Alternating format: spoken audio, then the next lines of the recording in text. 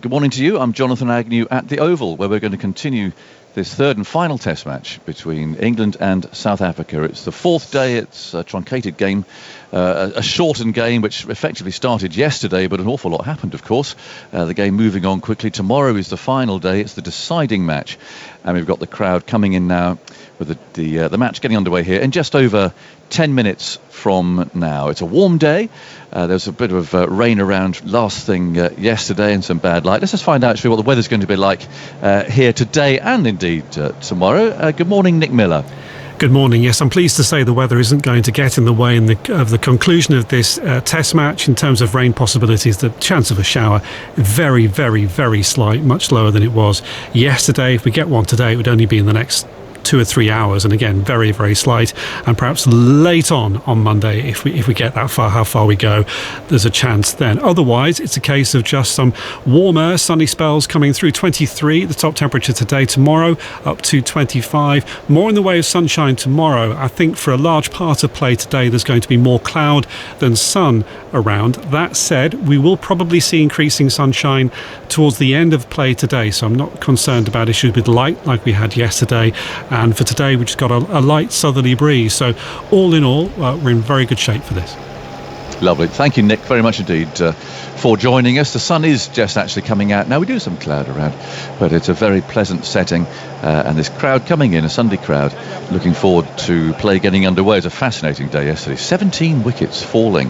And, of course, play resumes with England still batting. They're 154 for 7.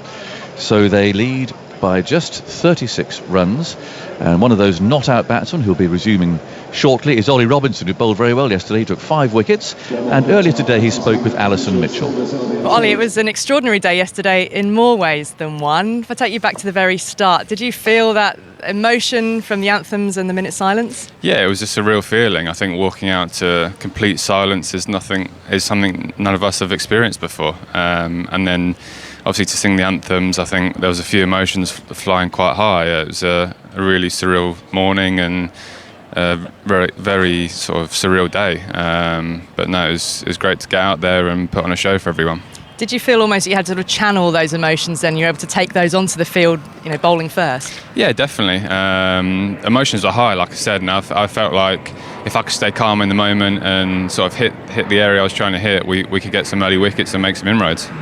Conditions seemed ideal. I mean, how did you actually feel then with ball in hand and the way it was zipping? I felt better at Old Trafford, if I'm honest, but I think it was one of those days where if you got the ball in the right area for long enough, you would take wickets. And I think, fortunately for myself and Brody as well, it was us who got the wickets. You bowled a lengthy spell. Your speed's getting consistent throughout, which we saw at Old Trafford. Is that part of the result you're now seeing of the fitness work you've been putting in? Yeah, definitely. It's something that everyone knows I've worked hard on over the last 5-6 months, and it's nice to see the rewards with the speeds and the wickets as well. So yeah, it's very pleasing to see that. You've described yourself as a gym freak now off the back of conversations with Ben Stokes. How does that actually translate? What is almost your routine? Give us a bit of insight. Yeah, so my weekly routine now would be probably going to the gym 4 or 5 times a week. There'd be various strength sessions, circuit training, and then I'd run in there a few times a week as well. And it's just become more of a habit than it was before. Before I'd say it was a bit of a chore, and now it's a habit. I wake up and I think, I don't need to go to the gym this morning, and it's just a different lifestyle that I'm living to maybe I was before. I'm probably living like an international cricketer now, and maybe I wasn't before. So that's fitness. What about skills-wise? We saw the wobble ball used to really good effect. Is that where you want that delivery to be now? Yeah, I think so. We tried to swing it early yesterday, and it didn't really swing. I think 3 or 4 overs out, we spoke about bowling wobbles, and then it was just a case of how big we bowl the wobble ball. If it was a little wobble or a big wobble, what would get the most reaction from the surface. So it was something that we spoke about early, and I think the lads adapted really well to that. How do you deliver a little wobble as opposed to a big wobble? What is the technical difference? Just how tight my fingers are on the seam and how straight the seam is. I'll go more to sort of second, third slip for a big wobble, more to first slip, or sort of leg slip for a little one. And then the odd swinger in there as well, just to keep the batsman honest. When you got your 5th wicket then, what was that feeling like, and given the occasion too? Yeah, just elation really. Obviously I've been working hard for 6 months, and to get that reward and that feeling was just magical. it feels more special this than the other two that I've got, definitely, just because of how hard it's been to come back and sort of prove people wrong. So great feeling yesterday. What about the stage of the match? Because you're batting now as well. Yeah. What's the route from here? I've just got to try and support Ben Folkes, I think, as much as possible. He's obviously in great form. If we can add 30, 40 together, and then we've still got the other two coming in, try and get 100 lead maybe. So fingers crossed we can get past that mark and then try and bowl them out again. Good luck today, Ollie. Great to Thank speak to you. Cheers. Well, a very honest interview, I think, there, with a very fine young bowler. A whole new language too, isn't it? Little wobbles and big wobbles. If only Fred could have been sitting here. Yes. Victor, I wonder what Fred might have made of big wobbles and little wobbles. Or indeed 4 visits to the gym in a week. But actually, he was very honest, wasn't he? He said that he didn't used to live like an international cricketer, and now he does. And we've seen the difference. He's walked back into the team, or come back into the team, and immediately in the 2 tests he's played, he's just looked as if he belongs there, and fitness permitting will stay there for a long time. He just looks so comfortable. He so much looks a test bowler. He's almost also, I'm catching up with the wobbles, but I couldn't help thinking of Shane Warne and his zooters, and even pace bowlers now are conjuring up images of, well, is he going to bowl a little wobble, or is he going to go for a big wobble? And how much difference will that make? The thing is, though, whereas the zooter didn't actually exist, I don't think. I mean, the wobble seam does exist. Well, I suppose so. But the little and the big wobble, and I suppose there's a medium-sized wobble if you aim for about second slip. I don't know. All I do know from my little lesson yesterday is that each bowler does have his or her own technique to make it wobble for them. Yeah, it's quite interesting. And there's no sort of set, like an outswing grip or an in-swing grip, or an whatever suits. Yeah, the wobble seam grip and technique does seem to vary from person to person. In fact, they're called about, do you want the Wokes wobbles, as Mark would yesterday, or do you want the broad wobble? Or they're all trying these different ways of doing it. Anyway, don't you think there's an element of mind games? The poor old batsman now, he's terrified of the wobbling ball. A single chime with a bell again reminds us of the backdrop to this match, as does what we can see in front of us, which is again images of the late Queen on the scoreboards with a black backdrop. No advertising hoardings, no sponge around the boundary rope, and just a quiet murmur from the spectators coming in. It was a very respectful day yesterday, and it was a sporting event as well, and it was a lot of drama, a lot of emotion, and a lot happened in the game. Well, I think it helped the occasion in a way that so many wickets fell. There was so much going on that it brought us back into a cricket match. And you feel that things are changing. I mean, Jerusalem we did not have yesterday, for instance. So you can hear it, and there'll be people joining in with that, I'm sure. The sawdust is being laid out. It's a little pile down at this end, and the groundsman there with his bucket will head off to the pavilion end and lay a little pile there as well. And the players will be coming out shortly behind the umpires. And let's hope we get another action-packed day, because just a 3-day game, it needed to get going yesterday. If you think of South Africa batting first, if they'd reached something like 250 for 3 or 4, you think, where's this game going to go? It might have been 2 quite long games in the days in prospect, but this game is very much alive. There's a lot going on, and I mean, it's possible it could end today. If you look at the possible scenarios, I mean, England have only got 3 wickets left.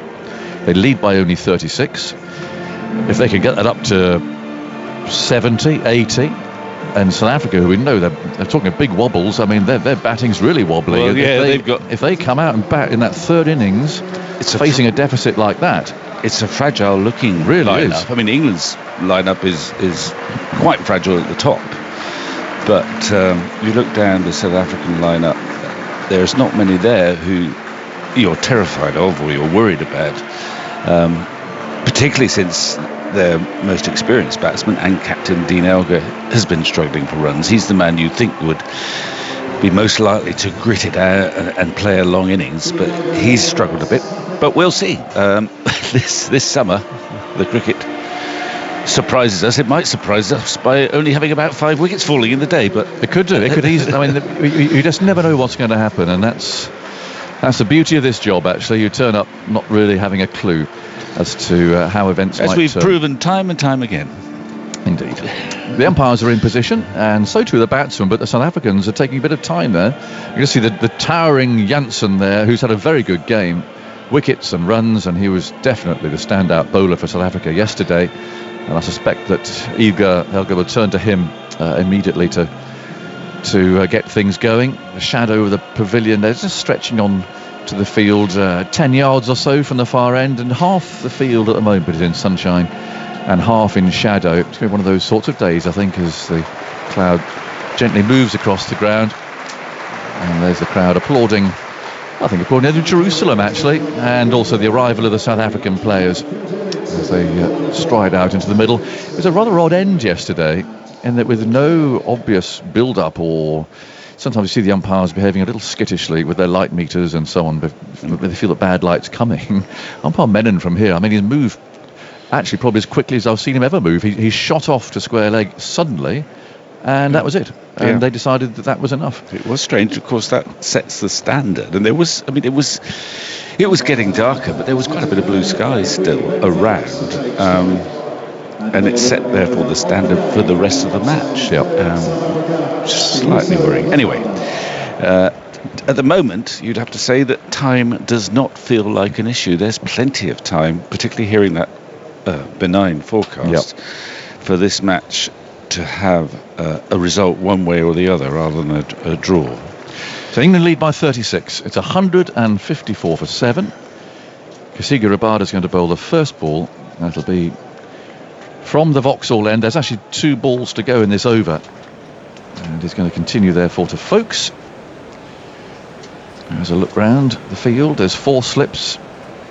Also 2 men out on the leg side for the short ball, and also a deep square third man. So the first ball of the day then, and Rabada runs up, bowls very full, and it's driven away, sliced away down to that third man position in fact, and they pick up 1 run. I don't know if it's a sunglasses day or normal glasses day, Victor. I'm sorry, I'm going to have another little swap here because the sun's shining right into us here. Zoltzman's gone for the dark glasses. Trouble is, when the sun does go behind cloud, is that to do with sunshine? I presume dark. it is, yes.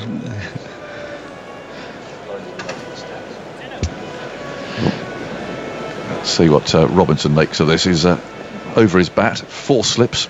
That man has come up now from the offside as Rabada runs in and bowls, and he's caught at mid-off. Well, first ball. What is that? Well, he timed it quite nicely actually, but it was a sort of tame push to a full-length ball that went quite sweetly off the middle of the bat, but with no great power, to head high to mid-off. Just rewind his interview a moment ago, which said, "Well, my job is to stay with Folkesy, try and get the lead to 100." Just drilled that straight to mid-off and walked off. Yeah, that is bizarre. He's looked every inch a Test cricketer, except when he's got pads on. Yeah, because actually, at county level, he has a reputation of being able to score useful runs down the order. At Test level, that barrier has yet to be overcome. Can you believe that? Well, I've seen it, so I believe it. And, well, another wicket goes down. I don't think Jack Leach will do that. I don't think Jack will do it. Well, who does know? Anyway, in comes Jack, and the sun's shining on him fully now, and the crowd applaud the arrival of one of their favourites, who wanders out now. And I wonder what Ben Folkes is thinking of that as well. And because have all the preparation, all the build-up, all the glove tapping. Come on, mate, in we go. Let's get this lead to 100, shall we? Oh, sorry. I didn't expect a slower ball first up. I think it was a slow one. Not really. No, I'd like to see it might replay. have been a bit of a loosener, but it wasn't a slower ball. He's actually got wickets with slower balls, usually Stuart Broad. Yes. But that, I don't think that was a slower ball. It was just a sort of second ball of the day. Yeah. A little bit slower than normal. I haven't seen a replay of it, so we'll keep a look out. Yeah. I mean, it's possible that it was, but even so, that was not something necessarily. And I said at the start, you never know what you're going to get in this job, and I don't think we were expecting that Ollie Robinson would drill his first ball to mid-off and be caught. 155 for 8. The lead is 37. That was the last ball of the over, and Janssen is going to bowl from the pavilion end. He's going to bowl to Folkes. In he comes, and he bowls to the right-hander, who guides that away. Well, it's gone down to deep third man, but they're not taking a run. Well, I wonder about that. I think Leach can defend, can't he? Leach, look what Leach has done. He's got first class. He's got Test 90. Well, that's true. Hero of Headingley. And I that wasn't a slow ball. I just looked at it. No, it was just a fullish length ball which he popped mid-off. No, I think you've got to take the runs. England have already got a lead, and Leach can get off strike now and again and go from there. Janssen bowls. That goes straight through. They're appealing for a catch. South Africans like it. The umpire doesn't. It's a good ball. It went straight through Folkes. Lots of jumping around, but in fact they're not going to review that. So Janssen saying, "You sure?" And no, they're not going to. I don't think there must have been some sort of noise, but they've decided it wasn't off the bat. And it's a good decision by umpire Kettleborough. 155 for 8. It remains, and he's not hit the bat or the glove. No, it's come between bat and pad or bat and thigh. Actually, it's a good bounce as well, and it probably brushed his right thigh, if anything. Yep. But it was a good ball. I'm with you about taking these runs, though. Yeah. I think should take them. Janssen left arm over bowls, and Folkes reaches for this and mistimes a rather ugly drive, which is fielded by Janssen as the ball trickles up the pitch. 155 for 8. Still that deep square third man. Long leg and a deep square leg. At 3 slips and a gully. As Folkes confidence high, I'd imagine, after his 100 at Old Trafford, which he played really well. Worried about Jack Leach. He's not a striker's end. He's played 2 shadow pool shots and quite an elaborate cut. Oh, good. Janssen bowls, and that's turned into the leg side, so they do take the run. That's the 4th ball of the over. But Jack's been here before, Jack. Yeah, but he's infected by the need to get on with it in the modern way. That's what worries me a bit. Anyway, we'll see. He's taking guard. He's had his moments. 2 great innings for England. Yes. 92 and 1 not out. Absolutely. And the 1 not out was actually the greater of the 2. It was. It was unforgettable. It was miraculous, the whole thing. Now, I think they should take every run that's going, if I'm honest, but there we go. So do I. 4 slips are spread out for Jack, and there's a sort of deep gully. No one out for the hook shot. As Janssen moves in, bowls to Leach. Outside his off stump, that goes through a good carry and good pace to Frayner, the keeper.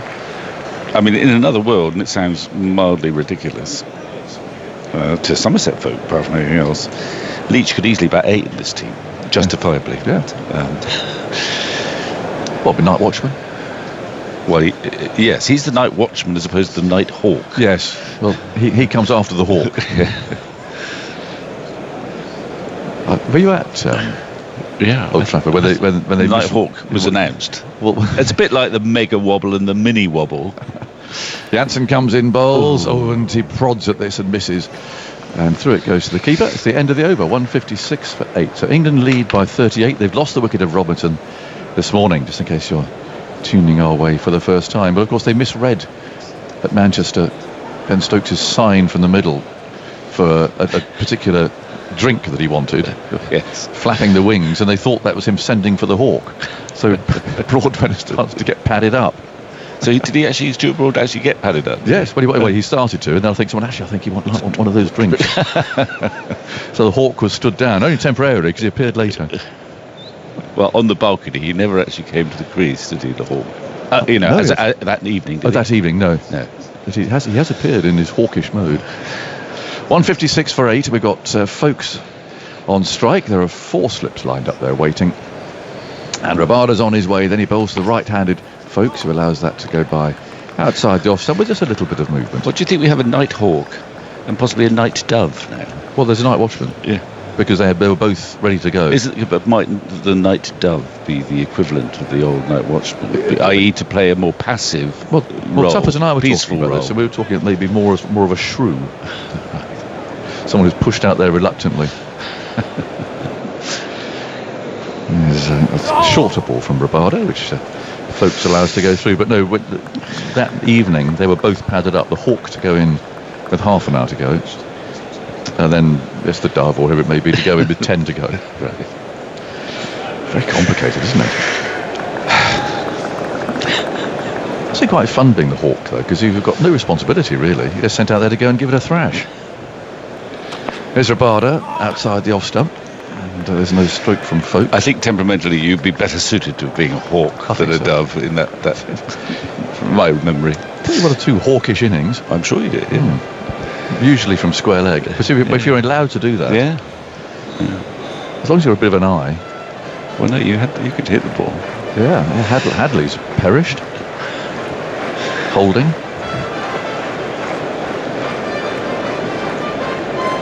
In goes Rabada again. Bowls on the pads, flicked away by Folks. So the fielder in the deep down there in front of the beds of stand. So it's another single. It's a no ball. 39, and it's a low ball. So Jack will have 2 balls to negotiate. 157 for 8. Ben Stokes, I see, sitting up on the balcony there. Rabada has rather extraordinary figures. At the end of the last over, he had 3 for 79 from 12 overs. I mean, your day used to play 60 over games in a county one day, isn't it? The only World Cups all played with 60 over. How would 3 for 79 have struck you as a 12 over bowling analysis? It wouldn't have gone down very well. No, that'd be very expensive. Although I did, yeah. I played in the World Cup game in 1983 when Martin Snedden went for over 100. Now Rabada goes round the wicket. Oh, he's bowled Leach. His middle stump's out of the ground. And the game rattles on. A disconsolate Leach heads for the pavilion. The second Englishman to be dismissed today. Just have to see if he got some bat on this or not. From round the wicket, there's a good chance. There's a little inside edge there that deflected the ball into the stumps, but Leach was in his crease, playing a defensive prod. And we'll just look again at Rabada here coming from round the wicket. There's a lot of bat on this. But even so, the middle stump uprooted. And I think you can fairly accurately judge that South Africa will be batting again shortly. With a deficit, well, it's only about 40, but there's going to be some pressure on them. Yeah, but not as much as if it would. No. At the start of play, England will be thinking, well, if we get 70 or 80 lead, that's really quite significant. 40 is 40, but it's better than South Africa had any right to hope for.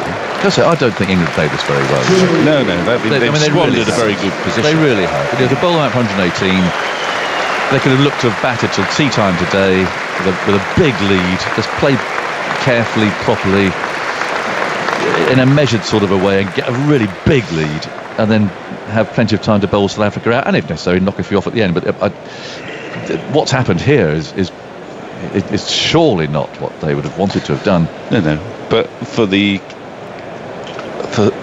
neutral, I don't suppose there are many neutrals here, but for those who want a game that you don't know how it's going to pan out, and there's a lot to be said for that actually, it's good for the game in that South Africa are right back in this game now. They still need 1 or 2 players to play a significant innings, but if that happens, game on. Anderson's arrived and is going to face Rabada. Round the wicket he goes, bowls a short ball down the leg side, flashing through to the keeper. And the lead then remains 40. England have lost Robinson to his first ball of the day, and Leach for a duck to his third ball. And it's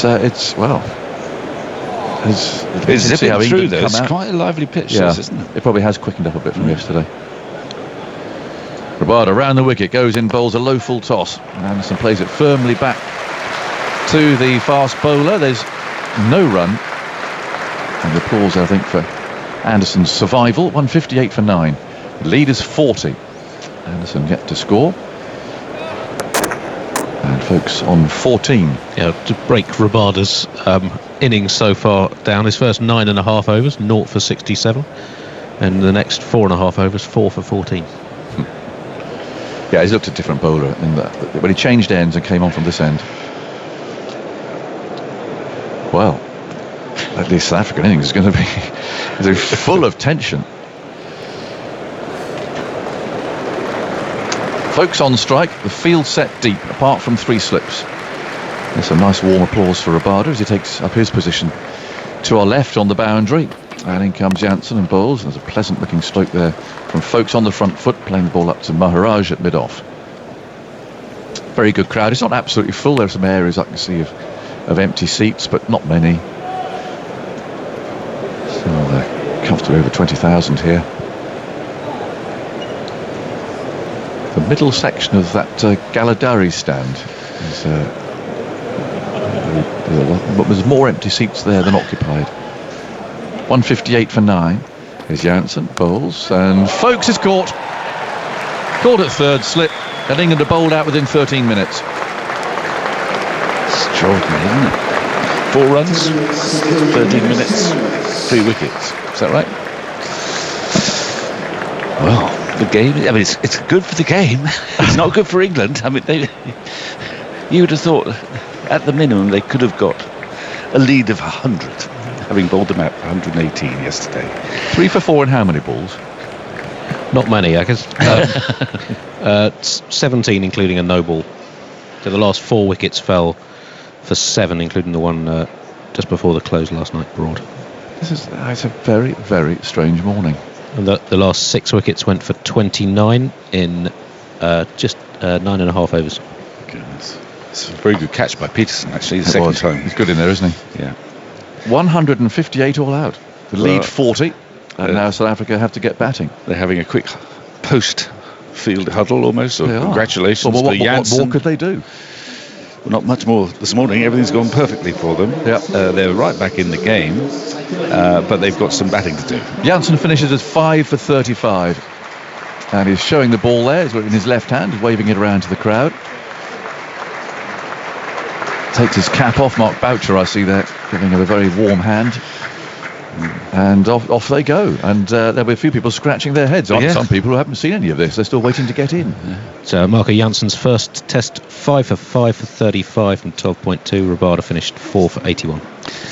Well, as ever, the South Africans remain very competitive, even when the odds were against them. And I was mentioning to me this morning, there's a future tour programme out now, and the South Africans, who've produced some great test matches in England, they're not down to come here.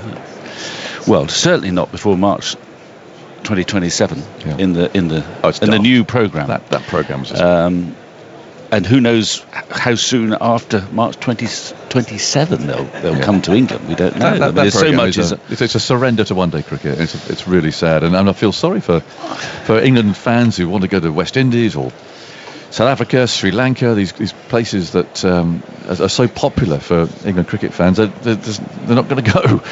There's no test matches there, and it's a crying shame. Anyway, England lead by 40 here.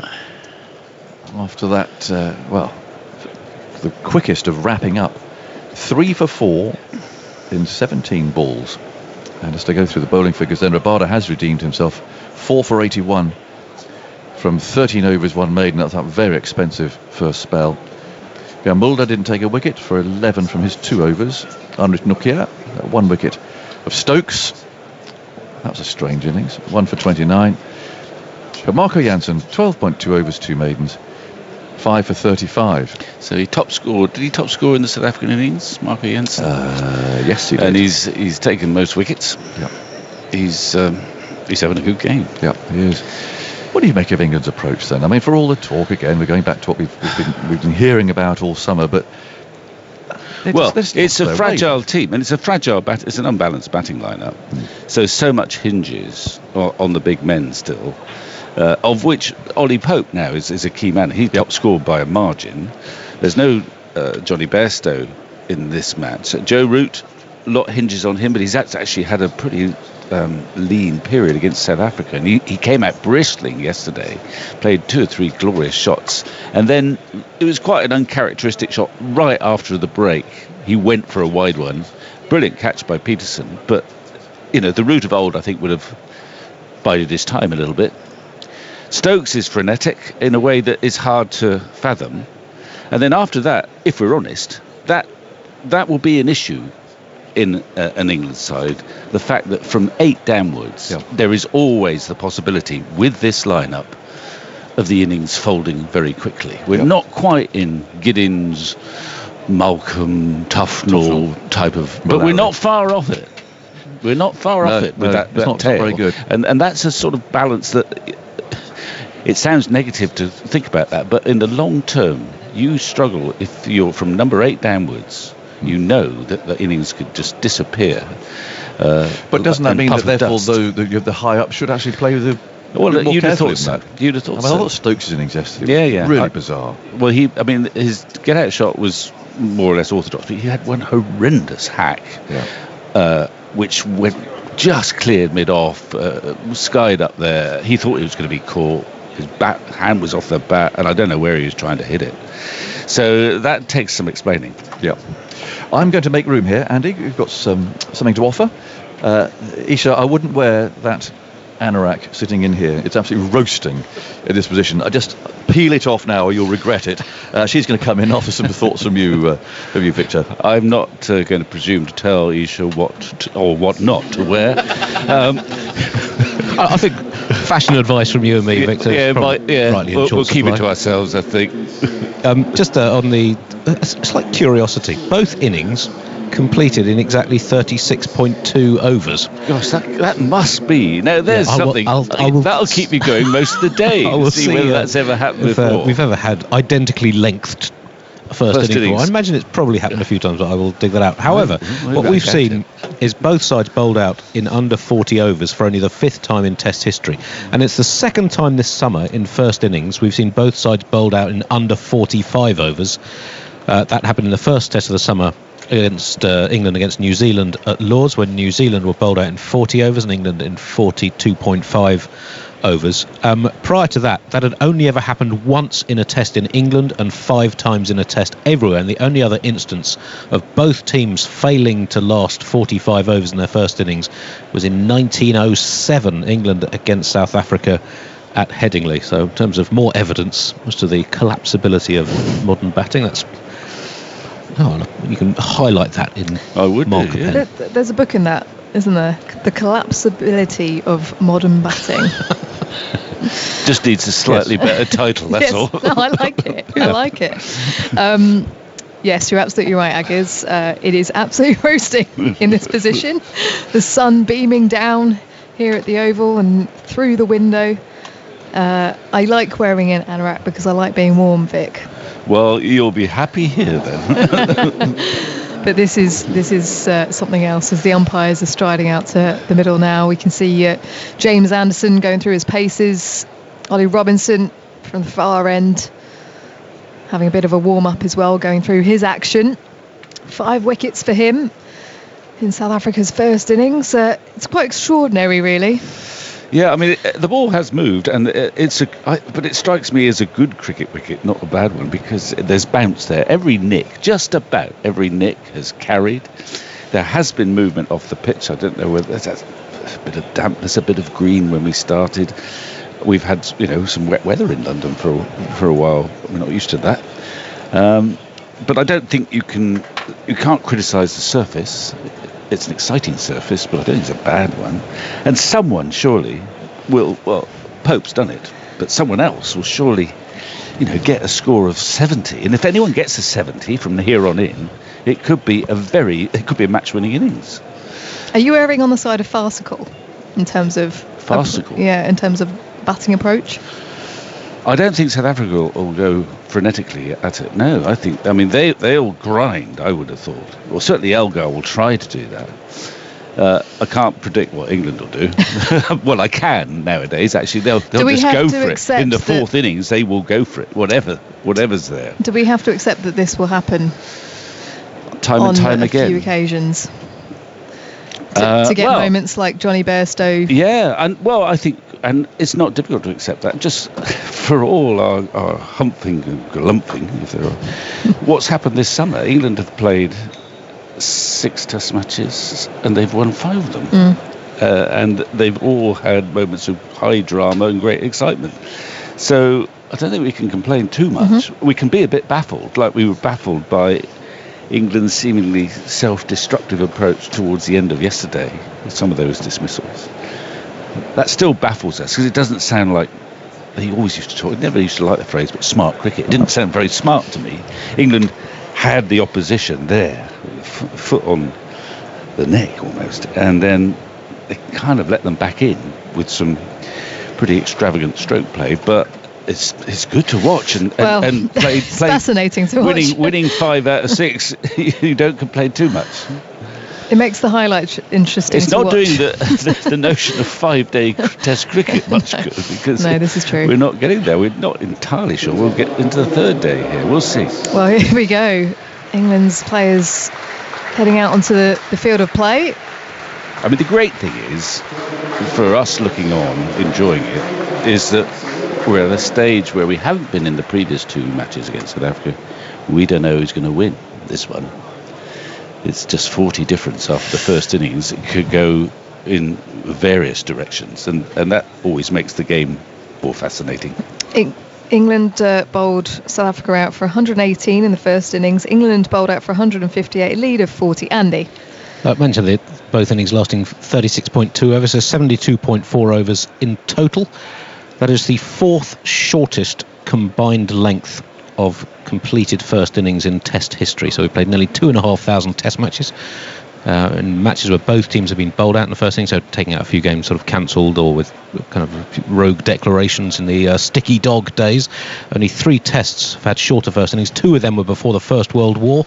England, Australia, the MCG in 1901-02, and that game at Leeds in 1907 between England and South Africa, and Australia, West Indies at Adelaide in 1951-52. So this at 436 balls for both first innings, just off the podium of batting disgrace. I wonder, there must have been some rain about in Adelaide, you'd think, or something like that. Or anyway, well, we've got cricket. Test cricket on caffeine. Yes. So I imagine this was the shortest combined first innings on a covered pitch, because they used to not cover the pitch. It's certainly the shortest in England. We've got Headingley and all that. Since 1907, a while ago. Different game. Well, here we go then. James Anderson in his 175th Test match, by the way, is ready to go from the Vauxhall end.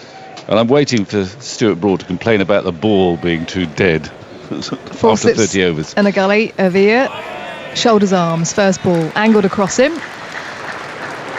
As the sun is beaming down here, I mentioned there is a bit of cloud cover. Gentle breeze that's got up. But it looks like pretty good batting conditions, although we have seen uneven bounce and the odd ball just spit off the surface. And plenty of movement extracted in the air and off the pitch yesterday, but it's not as overcast this morning as Anderson shuffles forwards. Ervia into the back foot, inside edge, past square leg, out to fine leg, but it will be mid-wicket who chases it down. They'll come back for a couple, so first runs on the board for South Africa. Just chopping that bat down at the last second, 2 for no loss then, and trailing by 38.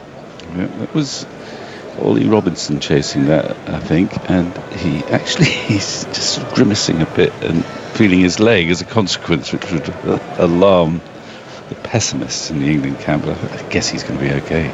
Well, I'm sure he's going to be okay to bowl, but he just feeling his calf. Anderson in again. Avia defending again, quite late on it. It stayed quite low actually as he plays it to Robinson, who shuffles forwards at square leg to take the ball. I think he gave Ben Stokes a thumbs up just a second ago, so I think he's okay, but we'll keep our eye on him. He's a big man. He's 6'5" at least, I would have thought, and a key man now in England's lineup. He's bowled so well since he's come back. Yep, upped his pace. We already knew about his skills and his abilities, but it's that fitness element as Anderson is in. A bit of curve back into the left-hander as Avia comes forwards and lets it go. But yeah, it was a good 3 or 4 months of hard work. He chatted to Alison Mitchell, which will be on the coverage tonight on the highlights programme, 7 o'clock on BBC 4. Well, he kind of acknowledged implicitly that he wasn't very professional when he first played for England, and he's He's learned how to get his body right. Veer lets that one go as well. Again, just a little bit of nibble back into the left-hander, but leaving on length on that occasion. Goes just past the off stump. Yeah, he's speaking to Alison about going to the gym 5 times a week now. He wakes up in the morning and it's the first thing he thinks about. She probably wasn't doing before, as Anderson is in again. Veer drives to a wideish mid-off, no run. The end of the over. South Africa 2 for no loss, trailing by 38. It's been an interesting morning, to say the least. Day 4 of this test match. England lost 3 for 4 runs in 17 balls. Yeah, they would have said beforehand, well, if we get to 70, we'll take 70 lead. It's not ideal, but it's good enough. But no, it's 40. And it just gives... It makes such a difference for a batting side if they can bat with hope. There's light there. If the knowledge that just two of us can get a significant score. We're right back in this game and we might control it. Rather than a hopeless situation, you're 220 behind, you think, oh well, the inevitable is going to happen.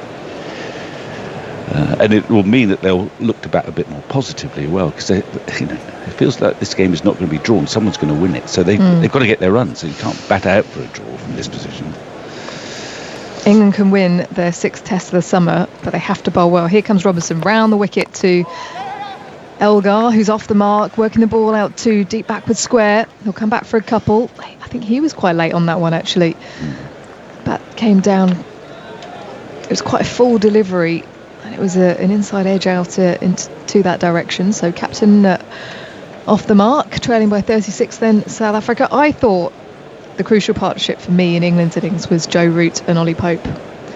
And well, it looked like that was going to be the decisive one, but it wasn't quite. It wasn't, because it was after tea. I think Joe Root came out, Janssen bowled a wide, long hop, and as Elgar was forwards and defending back down the pitch, Joe decided to go for it. We had seen his intent and his aggression for anything wide, but I just wondered in that moment whether he could have just got himself back in. Well, I think the Roosevelt would have done that. He would have done that. He would have been. And also, we've learned throughout this summer, because Stuart Broad keeps telling us that after 40 overs, you can't bowl with these balls. It doesn't do anything. I know that's maybe a slight exaggeration, but it does get easier. 4 slips for Elgar, who's beating the edge. Robinson, that was a hostile delivery, back of a length. It just jumped out of nowhere. Plenty of space on the offside. There's a long leg, a square leg, short leg, and a mid-on with the mid-off as well. But that one just leapt off the surface, Vic. Yeah, it did. It was too good. But could easily have clubbed him. It lifted and it just left him as well. Robinson again into his stride. He bowls Elgar forwards and defending the ball. Outer in the first innings, between bat and pad the ball went, and bowled him. He looked very uncomfortable out to Robinson through the gate. And that will be his concern, with Robinson round the wicket, knowing what to play and what not to play with that wobble scene delivery. Either big wobble or little wobble. Yes. Also, did that interview play out on Test Match Special, did it? Yes. Big wobble or little wobble? I think that was little wobble, as Elgar is defending to the leg side this time. Again, quite tentatively pushing at the ball. As a very modern cricketer, I rely on you to decipher whether it's big wobble or little wobble coming down, all right? I'll do my best from this distance. We're only 90 yards away. He talks about it, well, everyone does it differently, and he talks about it as how much pressure he's putting on the ball and where he's angling it. So big wobble, he'll be looking at second or third slip. Little wobble, first slip. Here he comes again. Elgar beats the edge. That line outside off stump. A good length delivery. Another probing over from Ollie Robinson. His first of this innings, as South Africa are 4 for no loss after 2, trailing by 36. Elgar on 2 and Elgar on 2. Just to mention, currently the highlights are scheduled for BBC 2 at 7 o'clock, and they'll also be on BBC iPlayer. We'll update if that changes, as for obvious reasons TV schedules are subject to alteration at the moment with the news events. Well, that's good, because I said it was on BBC 4 last night. As Alex Hartley comes in. Good morning to you, Alex. Good morning. Anderson pushes away for the Vauxhall end. Elgar on the back foot and working the ball to square leg, just jamming the bat down quite late again. Hasn't quite got the timing on this surface this morning.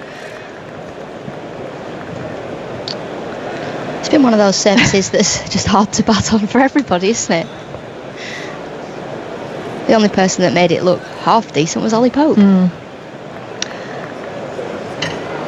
Yeah, it's been an interesting one, because you look at the way England approach their batting these days and you do wonder whether, if they'd have gone with a sort of in-between approach, as Anderson is into Elgar, beats the edge. That lifted off the surface too, just a bit of skid and nip off the pitch as he's drawn into the stroke. But yeah, if they were going somewhere in between, that and that's exactly what Ollie Pope did, that they might have been in a much better position than they are now. Yeah, I think the one batter that got it completely wrong was Ben Stokes. Anderson past the stumps, Elgar on the back foot, pushing to the offside into wide open space as he comes through for 1, moves to 3. And then on the other hand, South Africa in their first innings, they were almost just sitting there. The scoring options didn't come. England bowled incredibly well. They didn't look to score very often. And then they were chasing wide ones outside the off stump in the end and ended up losing a few quick wickets. 4 slips in the gully for Anderson, bowling round the wicket to Dean Elgar. Man at long leg, square leg, wideish mid on, and a mid off who's quite straight. So there is a big, massive, juicy gap for Elgar on the offside. Take it or leave it. Elgar taps his bat down as he tries to swat away a fly, I think. As he just resettles himself. Anderson has to turn back to his mark. Elgar still in his crease. Now bat raised. Anderson in. Elgar gets it through the slip cordon down to third man, and he really was fending at that one. He got onto the back foot, squared himself up, and then just let his bat fly out to the offside to try and keep it down, but looked very uncomfortable on that occasion. Yeah, he did. He just, as you say, just stuck his bat out outside his body. It actually would have dropped short of the slip cordon, even though it went in between the slips. It wasn't a convincing shot. High flow lost, South Africa trailing by 31. Elgar this time working the ball to the leg side, looking very uncomfortable. As Stuart Broad collects the ball, James Anderson will be smelling blood here. Another wicket to add to a long list of wickets across the course of his career.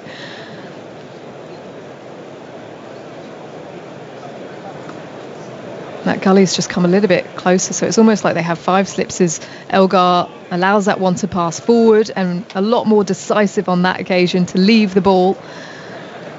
End of the over then. 9 for no loss, trailing by 31, South Africa. As well as the highlights from here on the BBC iPlayer, you can also watch highlights of England's win against India in the first women's T20 last night. Now that was emphatic, Alex. Yeah, it was. India were poor last night, really poor in the field and with the ball. They had a tactic of just bowling wide line. Well, you're not going to get anybody out if you just bowled at the wide line in T20 cricket, but England were brilliant, chased it down in 13 overs. It's incredible, really, when you think no Nat Siva, who's having a break to focus on her mental health, no Heather Knight, who's injured, No Catherine Brunt. No Catherine Brunt. So that was the first time that nobody from the 2017 World Cup winning side was in the starting 11. Robinson's decided to go over the wicket to Sorrel Ervia. 4 slips and a gully in position for him. As he comes in on an angle, Ervia struck on the pads. Robinson goes up. Where did it pitch is the question. Given not out, they're not going to go up for the review either. He's almost on his own with that appeal there, Ollie Robinson. Stuart Broad probably thought it was out. Yeah, wobble seam delivery. That looked like big wobble to me. Yeah, high as well. Big wobble. I had a query, Isha, about whether this was the first time that both first innings have been exactly the same length. 36.2. Avia crouching, the left-hander. Miscues that completely. Looking to work it leg side. Hits the outer part of the bat, I think, out to deep point. Ben Stokes is charging, collecting it and throwing it in. He'll pick up a couple there. No leg by signalled, so it must have been a bit of bat on it. So, yeah, that flew away. Avia to 5. I have crunched the numbers. It's in fact the 8th match in which the first innings have been exactly the same length in terms of number of balls bowled. The 3rd involving England, a test against New Zealand in Wellington in March 2002, and the Headingley Ashes test of 1921, the only other 2 involving England. How do you work that out in such a short space of time, Andy, as Avia defends to extra cover, no run? I just lick my finger, put my finger in the air, and the stat comes to me. Like a satellite. So sorry, it was 8. Yeah, this was the 8th time. Wow. But the shortest of those 8, 36.2 overs. I'm surprised it's happened so many times. Yeah. Been 2,500 tests nearly. Yeah, Test but matches. still. But it's the quickest Yeah. ever. That's staggering, isn't it? You haven't looked at women's test matches, have you? Avia on the back foot, working the ball to mid-wicket, no run. I can do. No, don't. Please don't. As I mentioned earlier on, it's the 4th shortest combined first innings in tests, where both sides have been bowled out in the first innings at 72.4 overs. Flag hanging limp in the distance as Ollie Robinson is surrounded by Ben Stokes and Stuart Broad, walking back with him to the top of his mark. So what's the plan here? They're just sensing something here, England. So 4 slips in a gully. We've got a wide-ish mid-off, mid-on, short leg and a long leg as Robinson is in, chasing his shadow. Avia, outside edge and taken. Is it taken? Yes, it is. That flew off his bat, a bit like the shot he played before, looking to work it leg side. And whatever they talked about, it's worked. I think umpires are going to come together and see whether it carried. But Avia, like I said, working the ball leg side. We saw it fly off his outside edge, and it was 4 slip taking the ball. Ben Stokes in that position.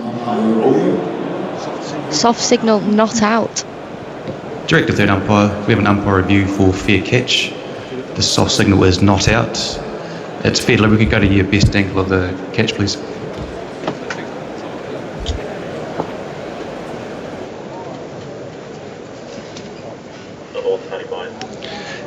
Just roll that back. In fact, it's Jimmy Anderson with the catch. Looks like it's bounced. Yeah, just go another angle for me, please. We can see it. Yeah, it looks like it has thank bounced. you. I can see the ball on the ground there. I'm ready to make my decision for the big screen.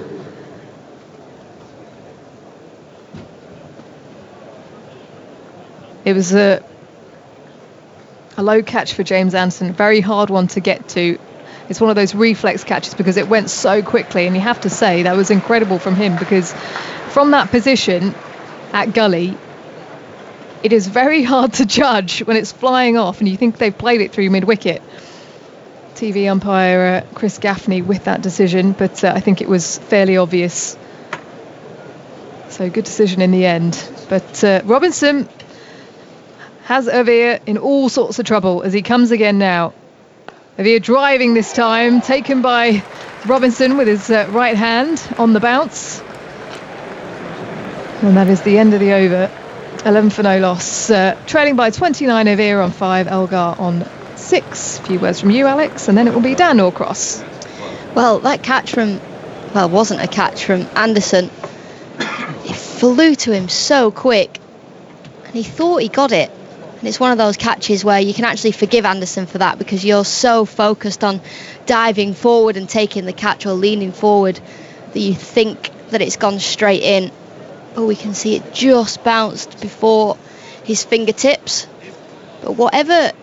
If the soft signal had been out, what do you think might have happened? Oh, I think it still would have been not out. Do you? Yeah.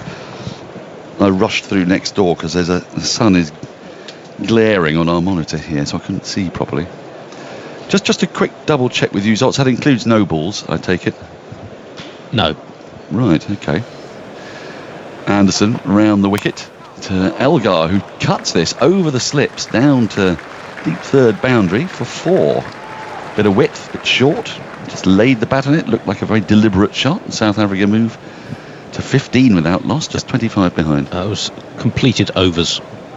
Completed overs, right. Okay. And it was the shortest identical completed matchingly overs. lengthed first innings here. Well, that's something. I'm pleased to see you getting excited about that. And that'll have done something to shortest combined first innings as well, wouldn't it? After this ball, as Anderson is in with 5 slips in place, and Elgar just gets slightly cramped for room as the ball tucks him up short into the ribs, and it goes at the onside. There's no run. Yeah, I mentioned that the 4th shortest, the game's shorter. England, South Africa leads 68.2 overs in 1907. Australia, West Indies, Adelaide in 1951 was 50.4 overs combined. And England, Australia v England at the MCG in the 1901-02 Ashes, just 47.5 overs That's combined. 6 ball overs, isn't it? Yeah. Right. So Anderson is in, 4 slips in place, mid-on, mid-off, square leg and a long leg. Elgar thinks about playing at a ball that rises steeply outside the off stump. There's a bit of bounce here, Alex Hartley. Yeah, it's a bit uneven as well. It's carrying through nicely. But then there's ones that are going over the shoulder of Elgar, like that previous one, and then others that are more hip height. This obviously depends on the length that you're bowling. Ravi Bopara thinks it might be a bit too pacey. I think Elgar feels like a bit of a candidate for the play on. A little bit, sort of closing the bat face a touch, playing towards the onside. Bowling's very much from round the wicket, round about off stump. Comes forward and defends that solidly back to Anderson. And there is no run. Knows this ground well, of course. Yeah, the shortest combined first innings of that game was New Year's Test, MCG 1902. Australia 112 all out in 32.1 overs. As Sydney Barnes and Colin Blythe ran through the very strong Australian batting lineup, but England could only get 61 in 15.4. As Hugh Trumbull and Monty Noble skittled them. Anderson into Elgar, who plays at one just outside the off stump, misses it. Folks has to dive a long way to his right, actually, to take that. It was close, very close to the outside edge. Anderson will be getting a little frustrated here. He will. It's one of those where you're creating half chances. The ball is nipping off the surface, that nipping quite sharply, hitting him in the pad. And you see what I mean? There's a little inside edge on that. It was very close to the inside edge, and that can come back onto the stumps. He takes the bottom hand off, doesn't he? It's gone a long way. Anderson into Elgar, and Elgar again maybe just pulls the bat inside the line, or maybe is beaten. Well, a terrific over from Anderson. Beat the bat repeatedly. It's very difficult batting conditions out there at the moment. South Africa end the over 15 without loss. Elgar has 5. Elgar has 10. There's not been a spate of England being bowled out for 61 at Melbourne. A spate? A spate. I think there have been 2 or 3 times that's happened. Really? Well, I think... I mentioned, what, 68? I think sort of 4 years apart. Have a little look. Right. Does that count as a spate if they're 4 years apart? Well, if you've not played in the interim. Well, batsmen couldn't concentrate in those days. 5 slips, forward short leg, mid on, mid off, and a deep backward square leg as Robinson comes in over the wicket to Surrell Ervier from the pavilion end. Ervier gets an edge on this, but it bounces in front of Anderson at 5th slip. They like this position for Ervier, don't they? Yeah, they do, and there's been a couple of balls that have gone to Anderson. Whatever Robinson, Stokes and Broad spoke about in the last over is working, because the next 2 deliveries have just fallen short of Anderson at 5th slip. Ball angling across. I don't know if I'm misremembering, but I've been at the Oval in September quite a lot. And it always seems to feel that the first session and the last session are more difficult to bat in than the middle session. As Robinson trundles in, and Ervier gets wrapped on the pad, a bit of inside edge back onto the front pad, rolls out into the offside. Anderson picks up at point, and there's no run. I think it's because in September there's just enough difference between the ground and the air temperature. It just makes the ball nip a little bit off the surface, a bit more. It's interesting. I mean, we've definitely seen the ball nip a lot in this test match throughout for both teams. I might be misremembering.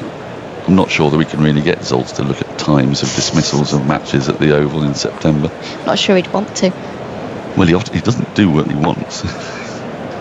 Robinson into Ervier, who defends relatively solidly from the crease into the offsides, picked up in the covers, no run. Are you talking about just tests or tests and county first class? What do you feel up to? Well, let's see what I can find for you, Dan. Your wish is my command, apparently. Of course, it could have something to do with the newness of the ball as well in the first session. Yeah, last session, would they have had the ball changed by then? You could get a new ball, couldn't you, New at ball 80 again. overs. It's doing a little bit towards the back end of the day. Robinson's in, and Ervier lets this go by. It's wider of his off stump. Goes through to the keeper, and there's no run. 15 without loss, the score remains. If you're just joining us, England's first innings was wrapped up in double quick time. Ollie Robinson said that his job was to hang around with Ben Foakes, get that lead up to 100. And with that in mind, he slapped the first ball straight to mid-off. It's one of those, as a tail-ender, I can forgive, because you think you're trying to play the ball along the floor, and you play it a bit early, it goes in the air. Robinson into Ervier, who drives, a little punch drive, gets it back past the bowler. It'll pick up at least 2 here as Jack Leach is in pursuit. It will be just the 2. It's very straight. And Leach had to move from mid-off to collect. 17 without loss. Then Leach was out and playing on. Oh, it's a no ball, so they pick up a 3rd for that. The ball will have to be bowled again. 18 without loss. Yes, Jack Leach dragged on from Rabada, and then Foakes the last man to go, nibbling. So England added just the 4 runs. You can see those wickets on the BBC Sport website and app, and on highlights on Today at the Test on BBC 2 at 7 o'clock, as Ollie Robinson was hurtling into bowl then, but the umpire's arm was outstretched. Tend to see the umpire's arm, don't you? Just outstretched saying don't run in yet. Just wait for the batter to be ready. But you always want to time the umpire pulling away their arm and you running in perfectly, so that you sort of get the batter a bit off guard. Robertson in. Ervier, he's struck on the pad. They really like that one. Foakes has gone up. Robinson's got the slips have gone up, and I think they'll have a chat about this, because that didn't look high, and if that's pitched in line, ooh, this could be close. They're going upstairs, right? Well, England like this one. As you said, it's the question of has it pitched outside. Player review for LBW. Original decision is not out. It is a fair delivery, front on when available, thanks. Foakes did the jump and skip, which is quite a good indicator. Ooh. Would just need Ultra-Edge just to confirm no bat. Looks like there's a gap between bat and ball. I'm through, flat line through the pad. No bat, ball tracking when available, thanks. I think this might have pitched outside leg. We'll find out very shortly. No problem. Just building. Ball tracking, listen. Chris Gaffney, TV umpire there. Here we go. pitching outside leg. Nathan will get you back on screen and you can stay with your original decision of not out. So it was pitching outside leg, only by a fraction. The right-hand edge, I don't know if you can have an edge of a ball, but the right-hand curve of the ball was over the line, but where the ball actually pitched itself was about 2 or 3 millimetres just outside the line. It would have gone on to crash into the stumps, but that is the law of cricket, which will not change, I do not think. So I think it's a strange old law. Well, you would. You're a bowler. Yes. Yes. I think it would be a strange old game if you were allowed to pitch it outside leg stump and get people LBW. Do you? Yes. People would have to bat very open stance. Bit of French cricket. Robinson in again, and that's played well, dabbed down to the left of gully where Anderson is situated, and he has to trot back to collect the ball. Picks up a couple more to Zervia. 20 without loss. He moves to 9, and South Africa going okay, but not without alarms. Andy Zoltzman. I've looked into sessions at the Oval. Oh, yes. Now, the info goes back to 2006. This is all first-class cricket on this ground. In the morning session, wickets have fallen at 34.0 runs per wicket and 1 every 63 balls. Afternoon, 34.7 runs per wicket and 1 every 62 balls. Evening, 35.3 runs per wicket and 1 every 62 balls. So very similar. Absolutely no difference whatsoever. Well, there you go. That said, you'd be getting out more top order bats on the first day, wouldn't you? Yeah, well, this was all days we're looking at it. It is all days, yes. Yes, okay. Well, just goes to show. When you think you're right. Thank you for doing that, though, Zolt. Now, if we could do the county game. Anderson in, and that beats the outside edge again. That's leapt again, Alex Hartley. That has flown through and been taken around about shoulder height. It has. It's going over the shoulder of Elgar's bat. Anderson, he's getting nip off the pitch back towards Elgar, but also getting the carry through to Folkes. It's a wonderful seam position here, but part of me wonders whether it's a slight optical illusion because Elgar's so crab-like in his stance, but the way it's been taken at shoulder height suggests it's flying through from the Vauxhall end. Here's Anderson again, and that's cut away by Elgar, not perfectly timed, but he'll get 4 for it as he'll race across the square up to the Harleyford roadside, and it was short and wide and slapped away for 4. Convincing shot, 24 without loss. It's good that from Elgar as well, because he's been troubled so many times. Anderson's beat his bat on a number of occasions, but when it's short and wide you have to be able to punish it, and he's done exactly that. Just rocks back onto his back foot and slaps it through the offside. Yes, well, you've got to take toll of the poor ball when it comes along in a low scoring match. 24 without loss. The deficit just 16 now. Anderson in, and that's solidly defended by Elgar up to mid-off.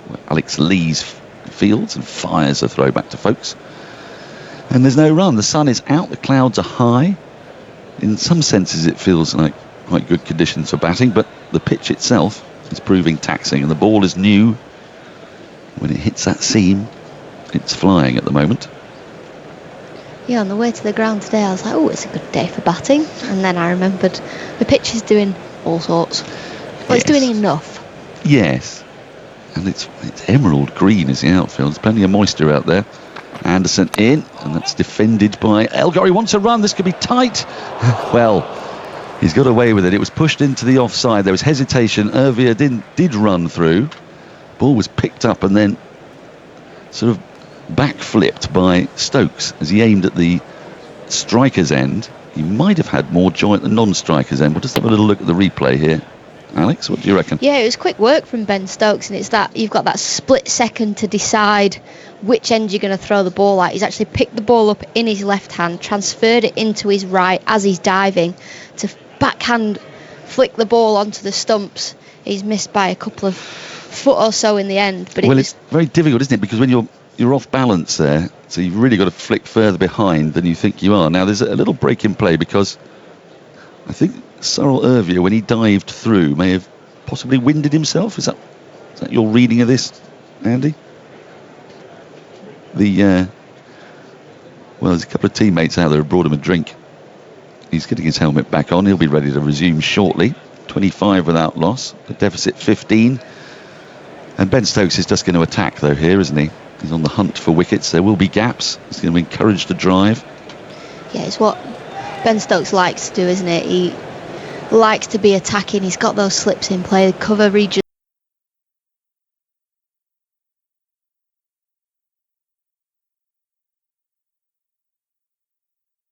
open to try and tempt the batter into that drive through the covers. And they're maintaining this line of attack as they have done all series, with the over the wicket line to Ervier, round the wicket to Elgar. They have deviated from that for just one ball, I think. That was at Lord's when Potts thought he got an inside edge off Elgar. Here's Anderson in again. That's left alone through to the keeper, and there's no run. Just a reminder that today, in theory, play can go on till 7 o'clock. Yesterday at 6:30, with the sun shining on the Galladari stand, the umpires took the players off, so I think we can gather from that. We'll be off at 6:30. We'll be off. Well, it might even be 6:28 today, because we lose another 2 minutes of daylight at the back end of the day. We'll see. But it seems likely. Anderson in over the wicket to Ervier. 5 slips in place. Ervier defends solidly. Back to Anderson. He's played that over pretty well. Ervier and Elgar. End of the over. South Africa 25 without loss. Ervier 9. Elgar has 15. Thoughts on this first 7 overs from Alex Hartley, and then it'll be Alison Mitchell.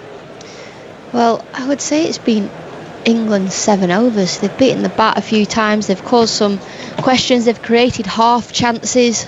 But South Africa, they've managed to stick around. They've managed to be there. I mean, Elgar, to me, looks like he's struggling more against Anderson than Robinson. But it's been an interesting start to today's play. Hi, Alex. It's been fast moving again, hasn't it? It really has. And England only managing to add 4 runs to their overnight score, bundled out themselves for 158.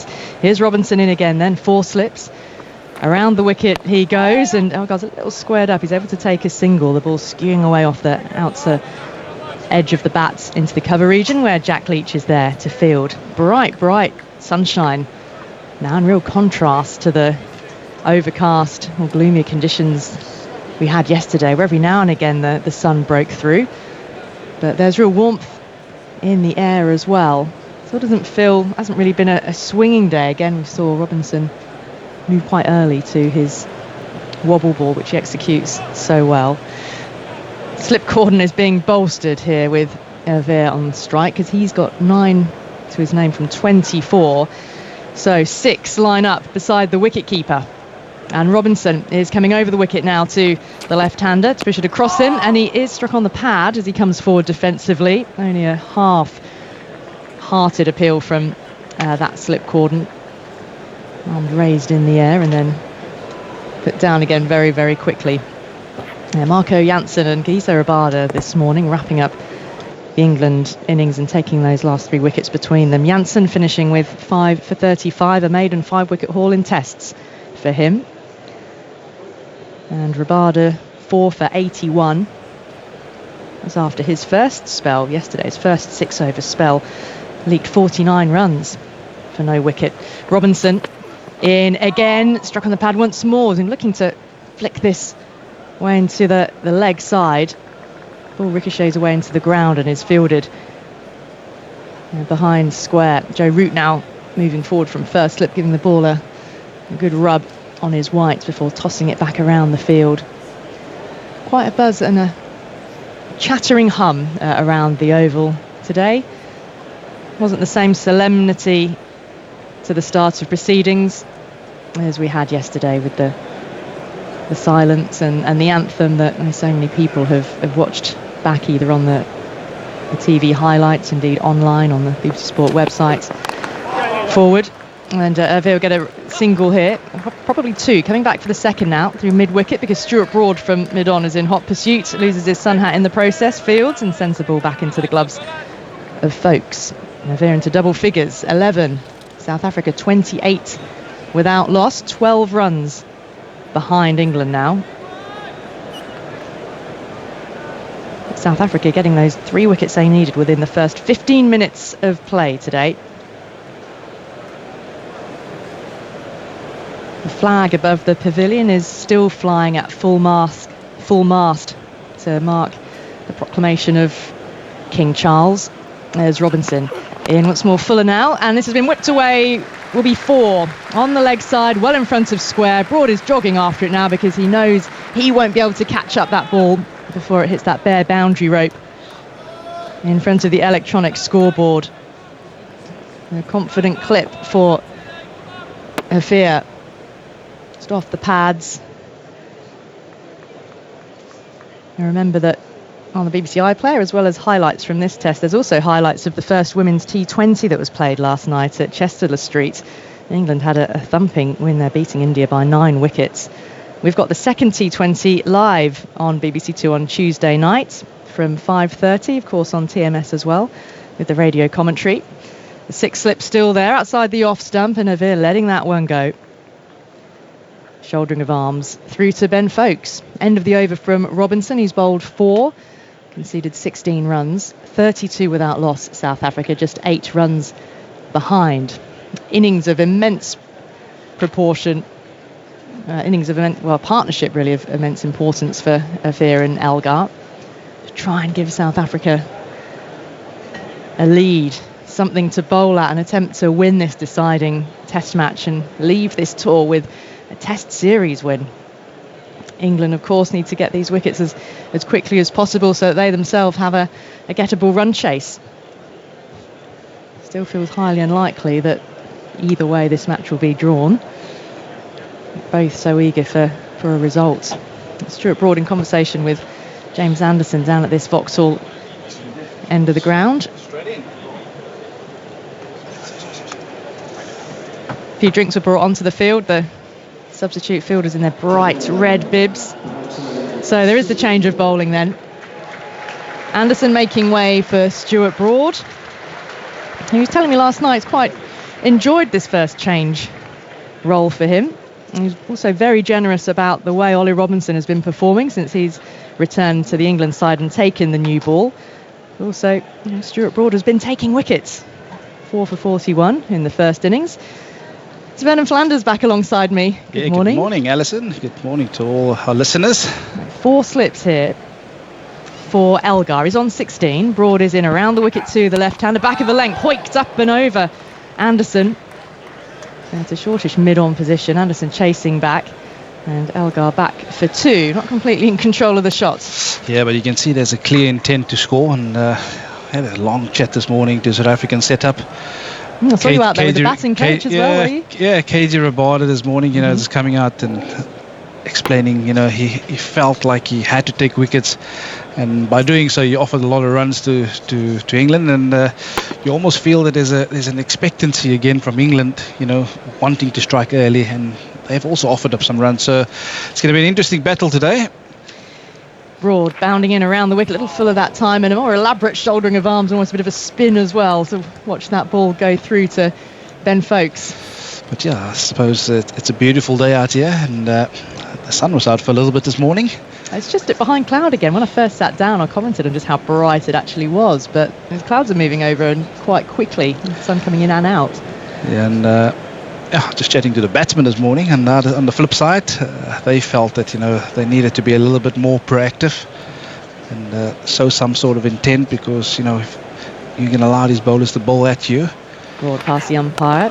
Fuller to Elgar, comes forward. You've got a good chance of getting a good nut. So you can almost see the intent being shown straight away. There's a half loose delivery. They look to be positive. They look to show intent. So they'll have to bat well, they have to bat long. It has been a tough series this far for the South African top order. The way Stuart Broad put it to me last night from their batting approach was that it was felt that if 6 good balls come your way, there's a bit of consistency in the bowling, then one of them will have your name on it. So therefore just look to score, because if you sat back you will be out cheaply, even more cheaply. Runs here through points. Back for 2. Yeah, Elgar on to 20.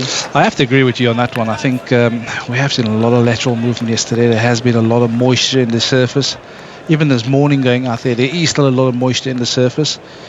But I think also the way that England has gone about their business has almost allowed South Africa back, because there's a couple of soft wickets if you have to go and analyse, the England batting performance yesterday. So in taking the ultra positive option, you'll always, have to still respect the good ball.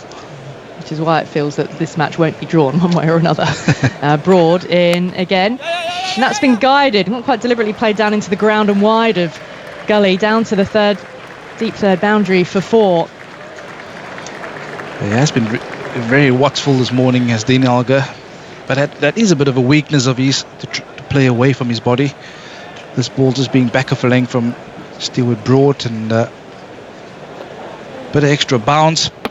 But you can see he's in full control of that, just opening up the bat, angling it through that gully region.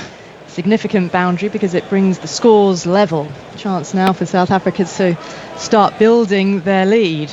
This is when you start thinking, and Elgar out there as captain, how much time have we got left in the match? How many runs do I think we need? And how much time to try and bowl England out before they could get those runs? 4 slips there, Broad again outside the off stump this time, with movement away from the left-hander as it's taken by tumbling folks away to his left-hand side. Last ball of the over then, South Africa 40 without loss. They're on 15, Elgar 24. Yeah, I'm a big believer of this game. Is a game of momentum, and having a chat to these guys this morning, they felt that they wanted to restrict England for as little as possible, not giving away too much, and you almost sense that they've had the perfect start this morning, picking up those last 3 wickets for only 4 runs, and you can almost feel that the momentum swung back to South Africa again, and all of a sudden you get off strike, you get a couple away, and you're on your way. So 40 for none at the moment.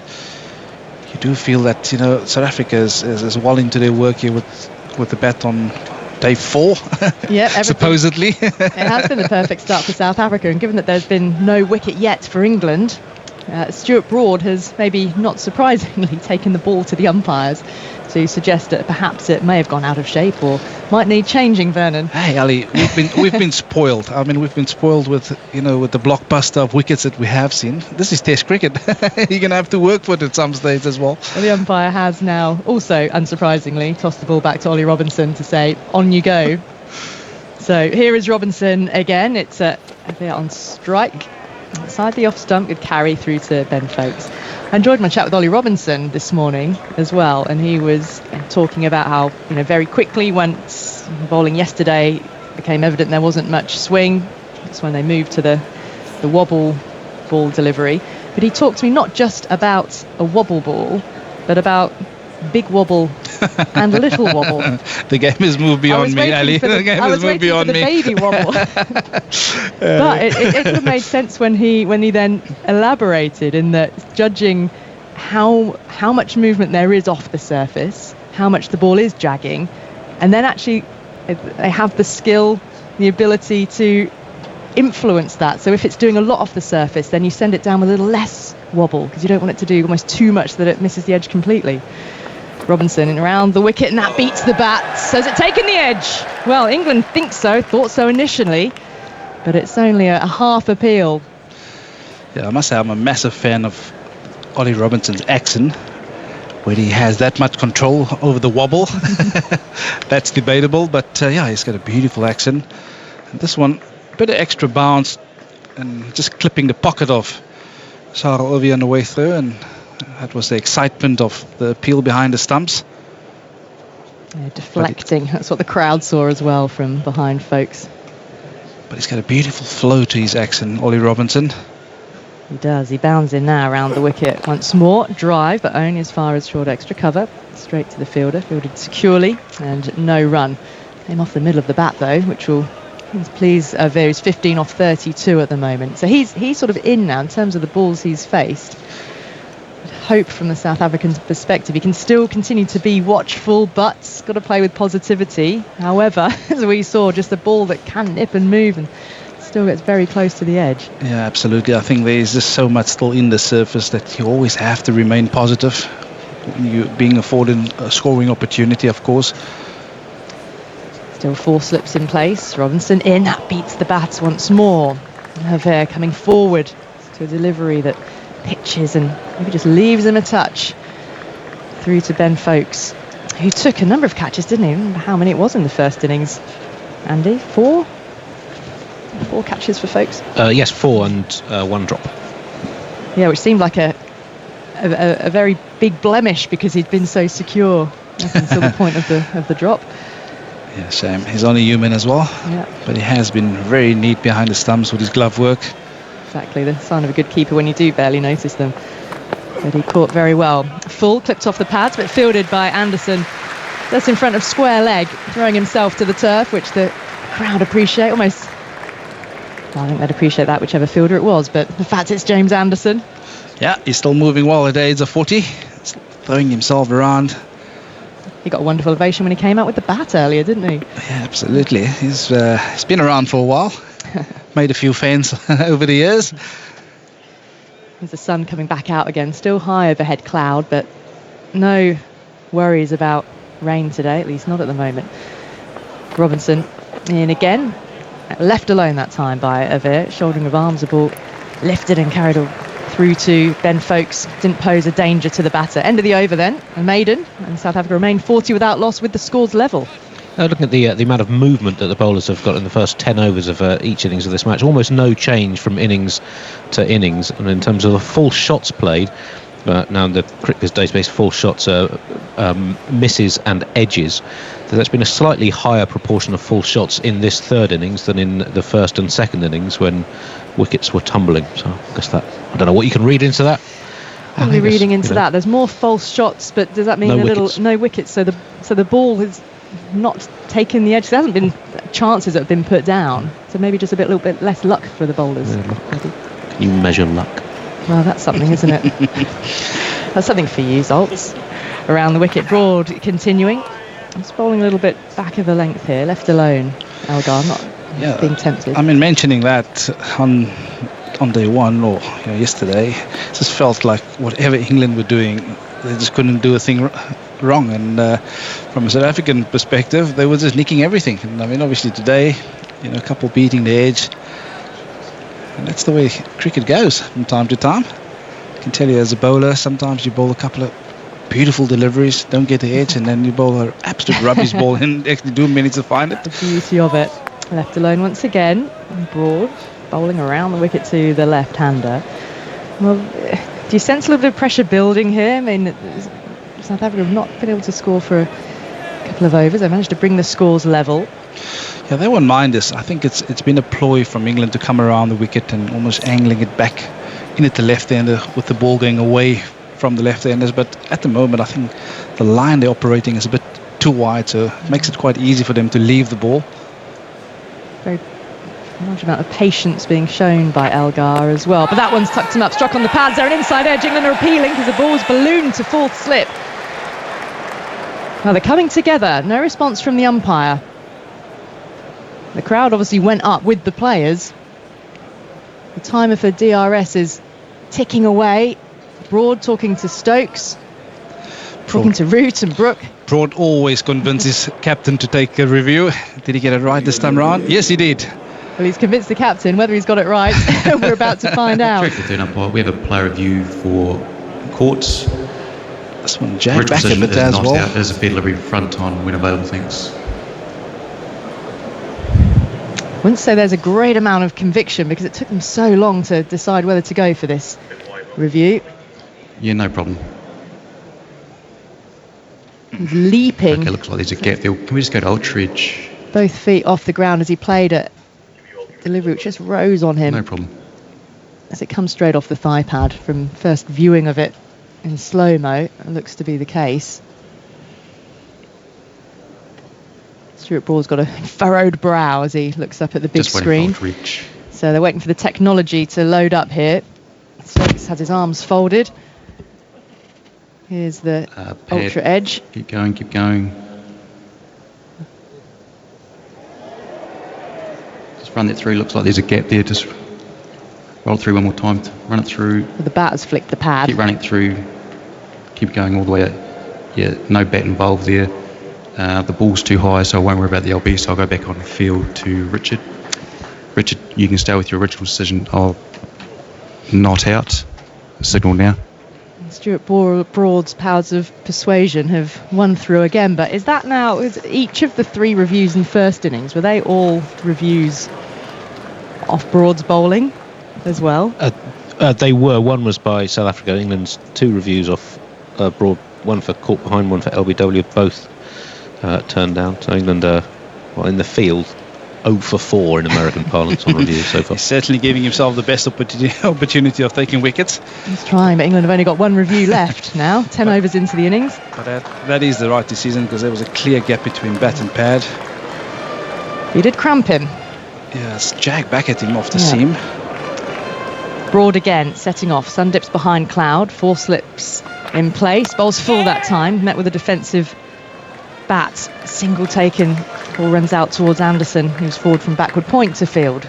So the lead now, 1 run. They're into the positive, Ellie. They're into the positive. Very often you don't want to be losing reviews, especially on those sort of reviews. You know, when you get an LBW review and it's umpire's call, you want to go for those ones, but when it's as clear as that, you probably don't want to lose them this early in the innings anyway. Well, they've got to hope that there isn't what you might call a good old-fashioned howler later the on. Season, yeah. And they do come around every now and again. But it's sort of less of them, really, aren't they, then? Yeah, umpiring is really step up in the last sort of decade. Hence why those reviews are lost on marginal calls, because fielding teams want to check. Broad in now to Hervé, pulls the hands inside the line quite late. The ball's gone through to the keeper. Broad, a bit of a gasp. And wondering again how he didn't manage to find an edge.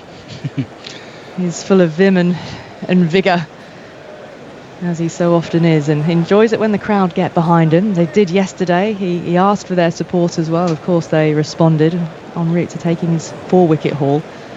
I just had a chat to Brendan McCullum this morning, and he was just alluding to the fact how well Broad and Anderson is bowling at the minute, and it is testament to hard work over the years. Broad back of the length, forced away past the vacant point region. Anderson is somewhat behind square and it will run away to the boundary for 4. So the lead extending to 5 now for South Africa. 11 overs of their innings gone and they're yet to lose a wicket. Stuart Broad is at level on career test wickets with Glenn McGrath.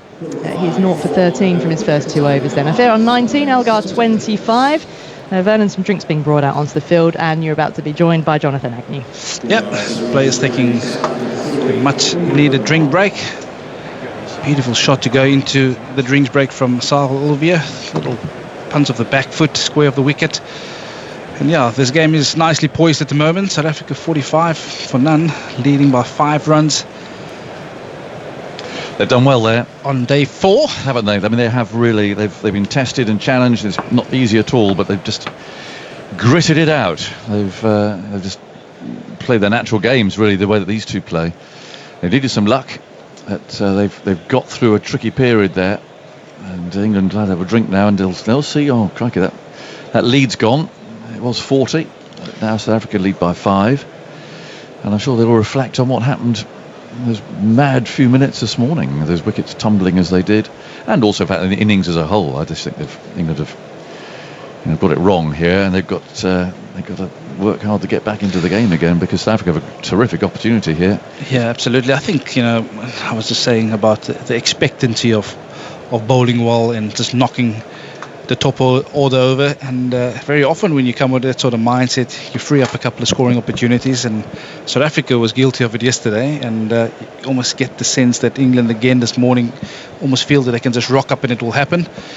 Yeah. But of course, this is test match cricket. You're going to have to work at some stage for them, and it's a beautiful morning here, sunshine. Wicket is not doing as much, but there is still a bit of movement on offer for the bowlers. But if you bowl a team out for 118, you don't let them back in again, do you? And I mean, I know it's not the way they want to play it, but I think the way would have been to have just batted and yes, not blocked it, of course not, but played carefully and looked to have put South Africa under real pressure, under a big lead. England still batting today and into the afternoon today, and then put South Africa in, I don't know, maybe tea time, something like that. Absolutely. And then see how it went from there. But to capitulate as they did yesterday and then again this morning. Yeah, I fully agree with you. I think if we have to look at the way South Africa lose their wickets, I mean, it was due to good bowling in that morning session, and then roles reversed when England came to bat. They're almost trying to be too aggressive, and in playing that way they offered South Africa a few wickets. Like you said, you probably sit back and say to yourself, you know what, let's try and get 100 ahead here. let's try and gut it out. Let's try and find a way of getting, so far ahead in this game where there's absolutely no way back. But of course, in the manner that they've gone about their business, they've given up a lot of soft wickets and they've allowed South Africa back into this game. And right now, they're going to have to work hard. Yep, a couple of wickets will change everything, of course. But even so, South Africa will be delighted to have erased that deficit. They haven't lost any wickets. They lead by 5. It's a long, long way to go. But to have lost a couple in that period up to getting parity again would have been a serious setback. Jimmy Anderson's having a change of ends. He's coming on from the pavilion end. He tortured Elgar from the Vauxhall end, beating both edges of the bat. But, now from the far end, here he comes then, past umpire Menon, and he bowls to Elgar. Oh, that's edged, but that's in front of fourth slip. Again, turned him round, it's from round the wicket, so the angle there, taking the ball towards the leg side, and that's where Elgar was trying to work it. But then a thick leading edge, and there's some gardening going on there. Elgar's trying to find where that one landed. We have seen it every now and again that this is extra bit of bounce. Jimmy Anderson again angling it back into Elgar. Just squared him up a bit, but fortunately for him, falling short of Ollie Pope at third slip. Could have gone anywhere, that. He completely lost his balance. Here's Anderson again, bowls, and that's on the inside edge this time. Runs to end the leg side. Elgar sets off, wants a single. The throw comes whistling in from square leg as he was sent back there. And quite rightly so. Elgar saying, no, I'm not running for that. He's already nearly run him out once. Yeah, these two, there's always a bit of hesitation between Elgar and Elgar. Elgar always wanted to single, but in this occasion, Elgar set off. I think that's the rightful call to turn back. Got sent back by Elgar. 45 for no wicket. And Anderson turns in the distance and is on his way again. Past the umpire, here he comes, and he bowls. That's Fuller. Again, not played with the straightest of bats by Elgar, but he's got a single. Picked up in the covers, throw whistles in there. Yeah, he does play with a big angle bat, and always keep the bowlers interested when he plays like that. Dean Elgar likes working the ball to the leg side, and of course England, they've stuck with this plan of trying to angle it into him, but actually shaping the ball away from him, coming around the wicket, of course.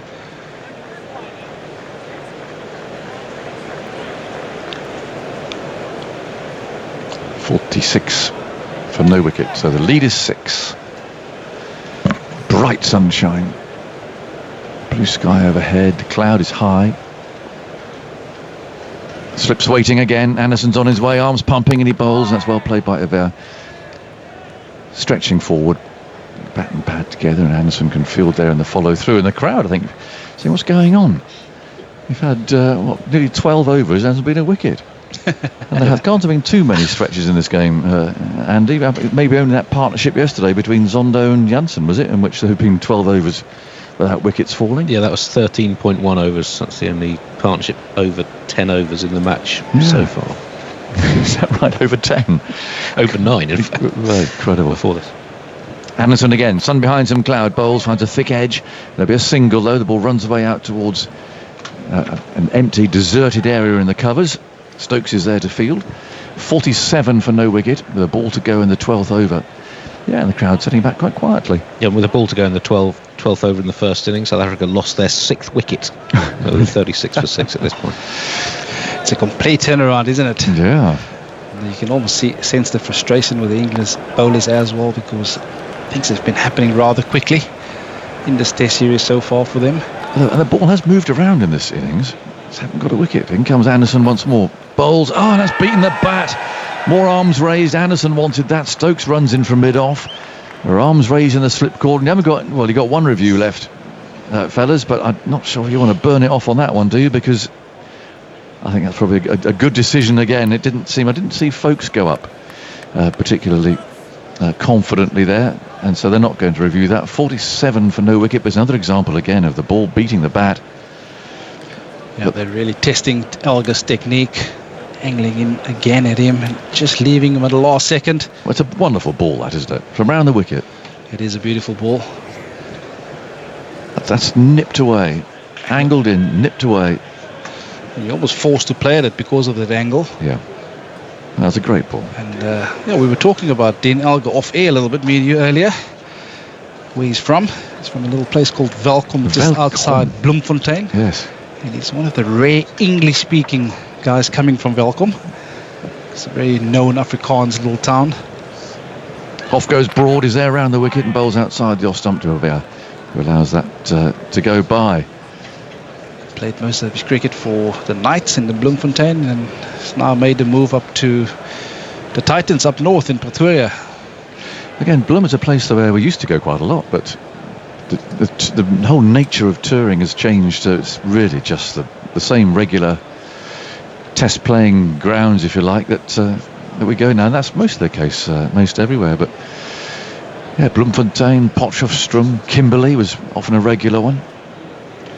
And goes Broad round the wicket again, and that's flicked away down towards fine leg. Leach is down there, great long strides, and he can't stop that. He put a bit of a dive in down there, but the ball's gone for 4, and the 50 comes up for South Africa. 51 for no wicket. Yeah, it's only the fifth time South Africa managed to get a 50-run partnership in this series, so I'd welcome that. Yeah, especially as an opening partnership as well.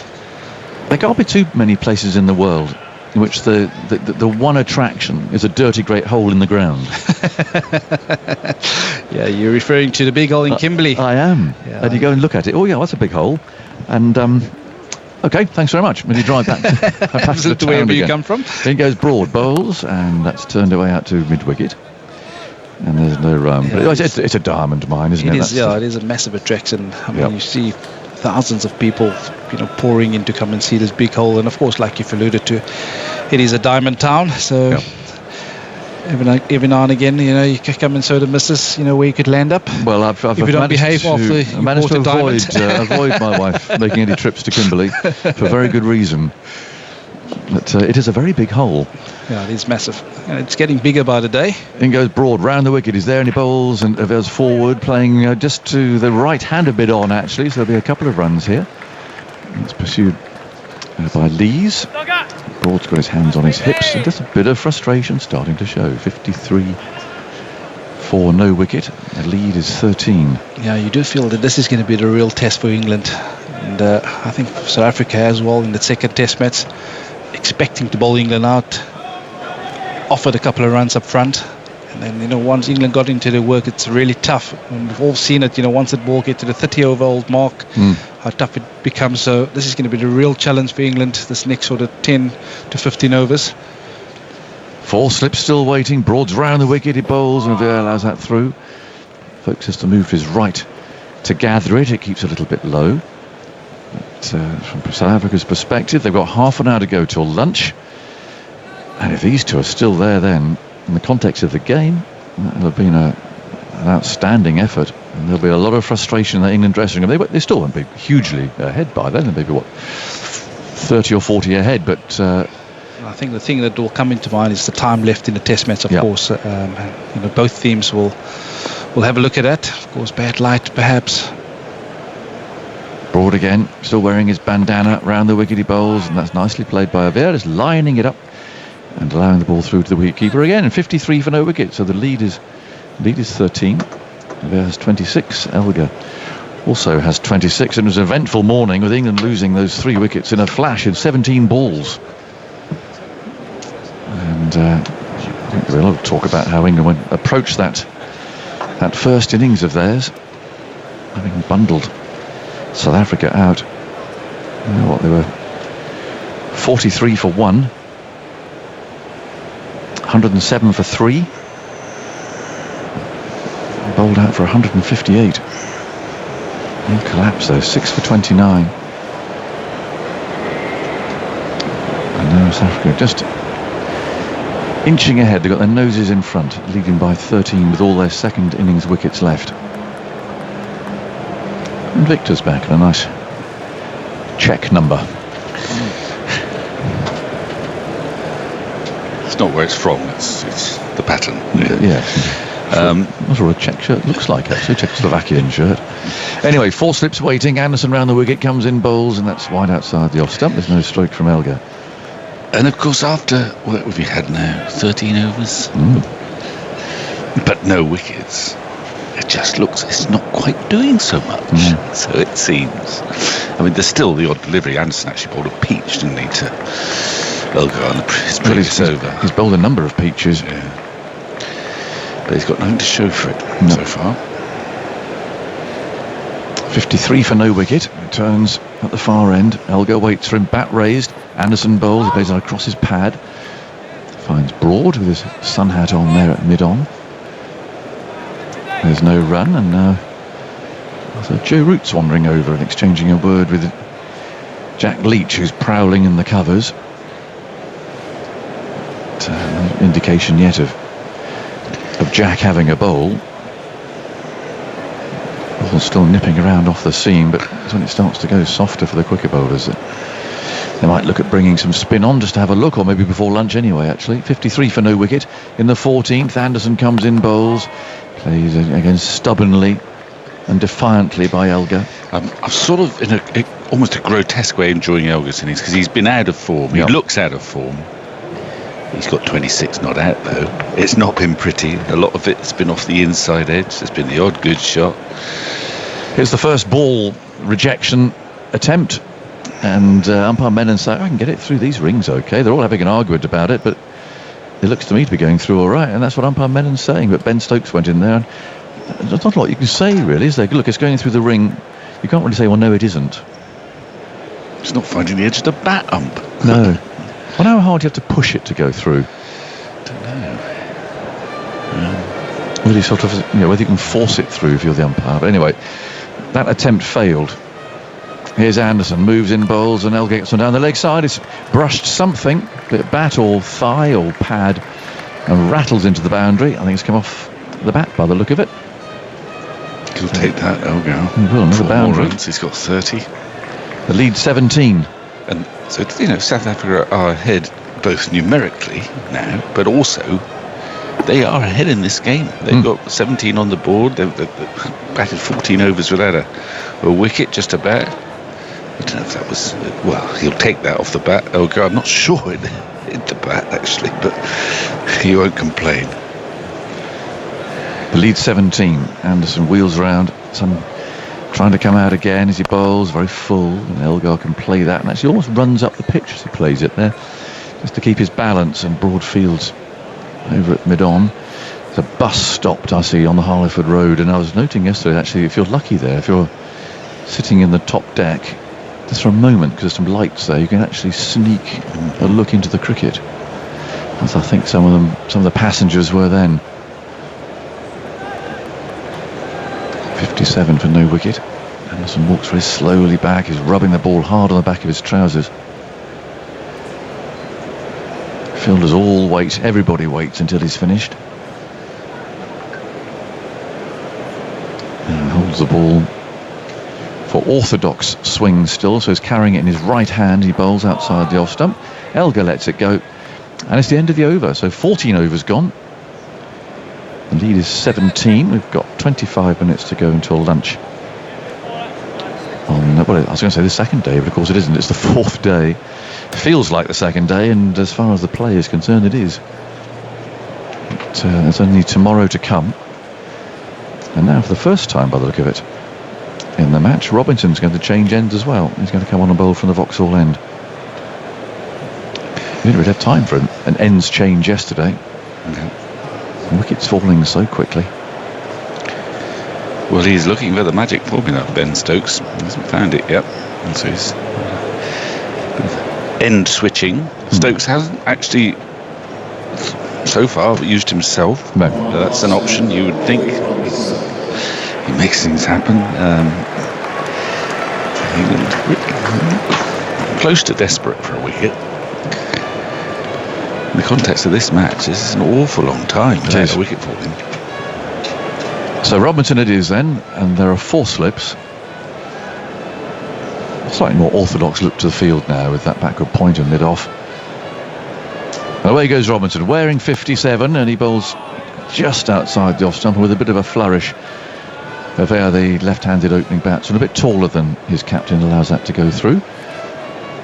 The lead is 17. A very warm day here at the Oval, and tomorrow I think it's going to be warmer still. It's going to be a pleasant day tomorrow. Now here's ball change attempt number 2. Root is making the suggestion, I think. Umpire Menon is again the umpire, and he was the one who okayed it only a few moments ago. And he said that's all right again, I think. And Root's holding it. He's holding it with massive suspicion, rather if it's some sort of like a hand grenade at the ends of his fingers. That's right. And then throws it on to Stokes, who also has a look. And it's as if Root was holding it as if it's going to blow up. Now they're carrying on, although Aville's swatting away a wasp or something now. That's putting him off down there. Now he's ready. 57 for no wicket. Robinson's there and he bowls. That's very nicely played on the front foot.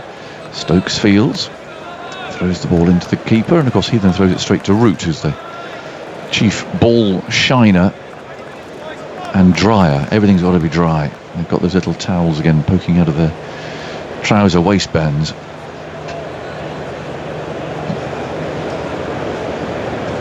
Doesn't feel like a reverse swinging sort of surface. No. We've had the drought, but the Oval, actually the outfield is emerald green. It is. Been recent rain as well. Keep a bit of moisture there. You can see the footprints, can't you? Yeah. The bowler's there running in. Robinson's there and he bowls. Well, just swings away just ever so slightly with the angle across there, but he's not interested. Stokes doing a lot of warming up as if he's going to have a bowl. Yep, going through his action. Maybe it is time for the captain, but he's only just changed Anderson and Robinson around, so not sure who he's going to take off after only 1 or 2 overs. He's at wide mid-off. Anderson's at backward point. Robinson again rocking the shoulders, bowls. That's pushed away towards Broad at mid-on. Loses his hat there as he scrambles to pick the ball up. 57 for no wicket.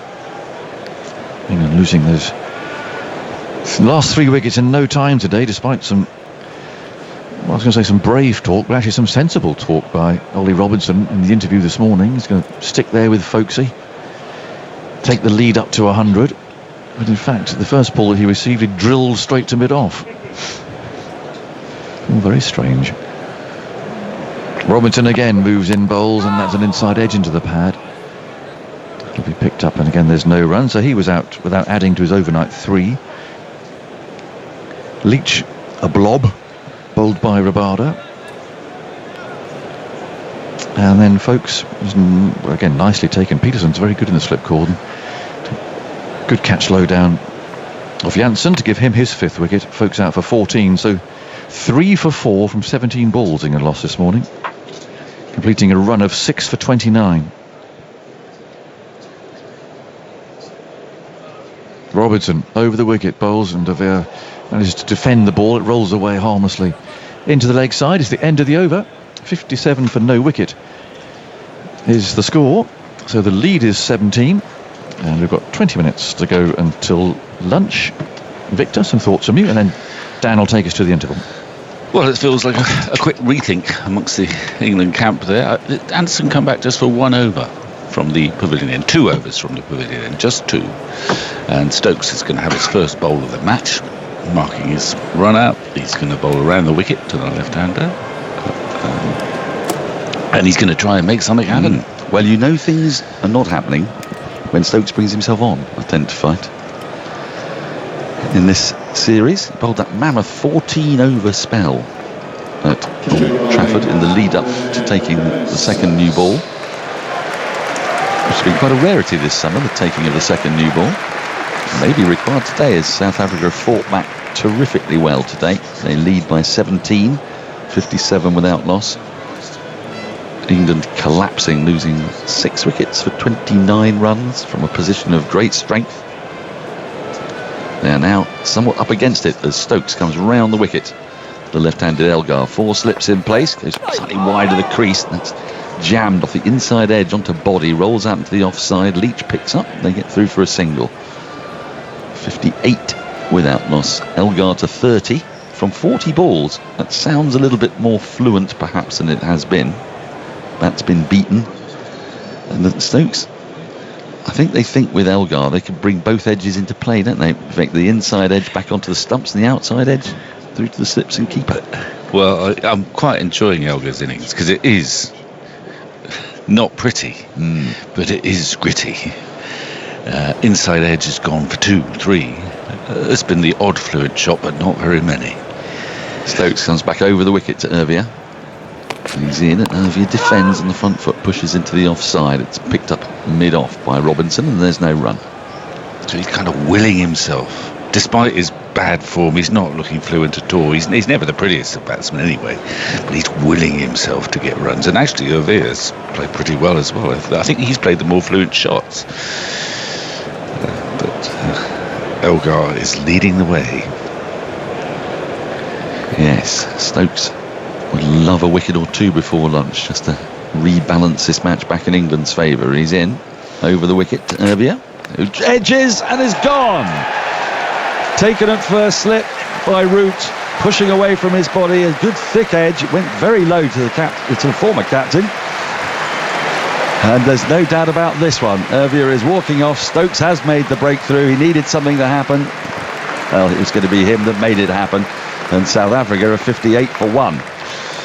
Well, it was full. He went for the drive, almost half volley, and it just carries a good catch by Root. He had to bring himself forward. No doubt that it carried, but it was only a couple inches off the ground when he took it, almost on his knees as he moved forward.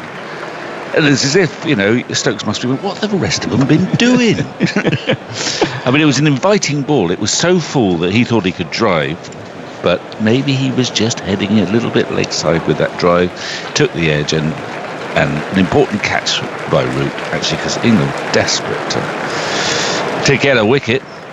It's his 16th wicket of the summer, Stokes. Is it? And he'd gone through a little bit of a lean patch with the ball. I'm sure Andy will be able to fill us in over the previous couple of years. But this summer, with the captaincy duties, he's sort of used himself at moments when he needed the game to change, when his other bowlers hadn't quite done it, which has been relatively rare, actually, this summer, because England's bowlers have had quite a fruitful summer. But they were feeling the pressure there with South Africa, well, not just right back in the game, but you might have said slightly ahead of the game with a lead of 18, but now they're 18 in effect for 1. 58 for 1 is the actual total. England's lead, if you're just joining us, advanced by only 4 runs this morning. The loss of 3 wickets.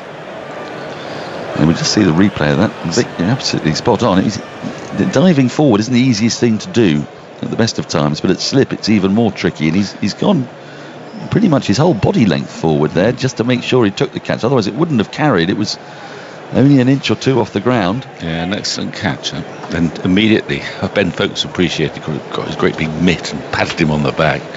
No doubt that it carried, but it was on the way down. So not the major innings from Ervia, but a handy one in the context of this match. Right, here's Stokes, the new bat. Keegan Peterson, who plays away from his body, pushes a short ball square of the wicket in the offside and gets off the mark straight away as Leach moves from backward point to field in the covers. That's Root's 162nd catch. 163rd. He got one in the first innings as well. That puts him in the top 10 for catches by non-wicket keepers in Test history. Leading the way, Rahul Dravid, 210. We have Mahela Joe Warden and Jacques Callis, Ricky Ponting, Mark Waugh, Alistair Cook in 6th, the England record holder with 175. Stephen Fleming, Graham Smith, Brian Lara, and Root's now tied with Ross Taylor, the recently retired New Zealander, on 163. Thank you. 4 slips in place. Stokes into Elgar. Comes wide of the crease again. Elgar jabs down on a very full ball, pushes it back to Stokes, who fields off his own bowling. And there's no run. Well, the door is open. I'd love another one before lunch. There's another 14 minutes to go for the scheduled lunch break at 1 o'clock today. Slightly different middle session. Middle session goes on from 1:40 to 4:10, and then the evening session in theory goes on till 7 o'clock, but I don't suppose that'll happen as Stokes is in to Elgar. Lets this go outside the off stump. Through to Folkes, end of a fine over from the skipper. He's made the breakthrough. South Africa 59 for 1. Elgar 31. Peterson 1. The man out, Cyril Ervia. Yes, Andy. Root, since Cook retired and Root moved to first slip, he's now taken 80 catches in 50 tests. He'd taken 83 in his first 74, so anything over 1.5 catches per match is fairly exceptional. It feels a lot. He could easily play another 50 matches as well, couldn't he? It's another 4 and a bit years worth of cricket. Yeah. That could take him, well, close to 250 catches, which would be a long way out in front. That is for the future. Robinson is in the attack from the Vauxhall end, and switched from the Pavilion end. 4 slips in place. Peterson facing up to him. He's in, right arm over, and that's played at and missed in the channel outside the off stump. And suddenly England have got their tails up here. They've got a little sniff. It's a horrible time to come out to bat if you're Peterson. Yeah, it's a good delivery. That just left him a little bit. Maybe he could have left it, but you want to feel bat on ball. But he's getting it to jag both ways, isn't he? Yeah. Robinson, if that had come on with the angle, I suppose that's what he was feeling. He was covering up. It's just a little wide of off stump, perhaps. 4 slips, backward point, cover, mid-wicket and a mid-on as Robinson is in. That's left alone this time. Good carry through to Folkes, around about waist height. And the crowd just giving a little more of a thrum. They've been energised by that wicket. It's wicket, frankly, is the first good thing to happen for England this morning. In an hour and 45 minutes play, they lost 3 wickets limply and carelessly. And then they've beaten the bat a few times, but they've burned 2 reviews and let South Africa right back in it. That wicket may lift them as Robinson. He's into Peterson. Peterson drives nicely away from his body, square of the wicket. It's running away towards the boundary. I don't think it'll get there. 2 fielders converge. Stokes and Anderson. Throw comes in, and they've trotted back for an easy 3. Slightly risky shot away from the body, but I think Robinson quite likes to do that, doesn't he? He's thrown in some tempters in this match. Well, that was certainly, it was not a great delivery, but it's the sort of delivery that Root nicked a third or fourth slip yesterday. He went for it. I mean, the situation is such that South Africa have got quite a reputation of backs to the wall blocking, but this situation does not require that. Runs, they could win this game. Yes.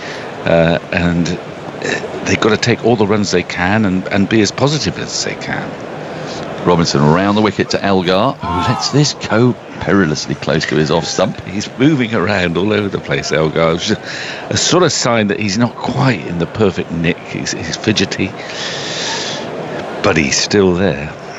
Well, this is the thing that England feared at the start of the series, was Elgar still being there. Sort of Gary Kirsten-esque still there. And that's instantly brought back traumatic memories for Andy Zoltzman. Here's Robinson into Elgar. Elgar's wrapped on the pad. Robinson falls over in his follow through, and the ball rolls out to the offside. Lees picks up. There's no run. Not seen him fall over too often, Robinson. No. Mark Wood's speciality often falls over, doesn't he? But Stephen Finn used to do it a lot as well. Yeah. But he sometimes clipped the bails, didn't he? Which caused well, South Africa against South Africa. It was Graham Smith, wasn't it? Yeah. Yes, the left-handed top order South Africans have tended to be a thorn in England's side in many ways. Robinson in. Elgar gets hit the pad again. The ball rolls square of the wicket in the onside, and they'll amble through for an easy run. It's a leg by signalled by umpire Kettleborough. 63 for 1 at the end of the over. The lead 23. Peterson 4. Elgar 31. It's quite a nice dynasty of left-handed openers, really. If you go Kirsten, Smith, Elgar, they're different, all of them, contrasting players, but none of them none of them Gower-esque. No, not elegant, not fluid, not beautiful to watch, but great run scorers. And actually, Smith played some fantastic, dominating innings.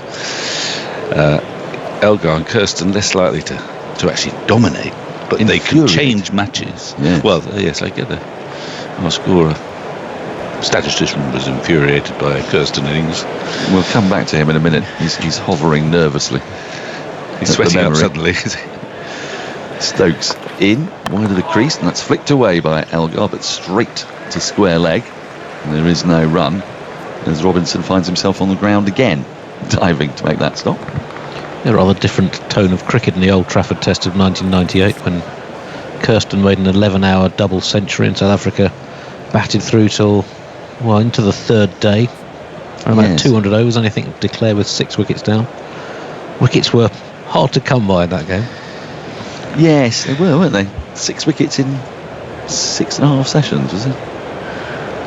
Stokes in, and Elgar plays around his front pad, but manages to caress the ball up to mid-on, where Broad does the fielding. There's no run. We've seen a rather different tone of cricket this summer. Today was the 4th time that England have been bowled out this year in 45 overs or less. So, half a putative day of Test cricket in the modern era. So 4 times this summer in 7 Tests bowled out in 45 overs or less. Still won 5 games. I don't know how they've done that. Stokes is into Elgar, and that's very full on the pads, and worked away again to Broad, just slightly to his left on this occasion at mid-on.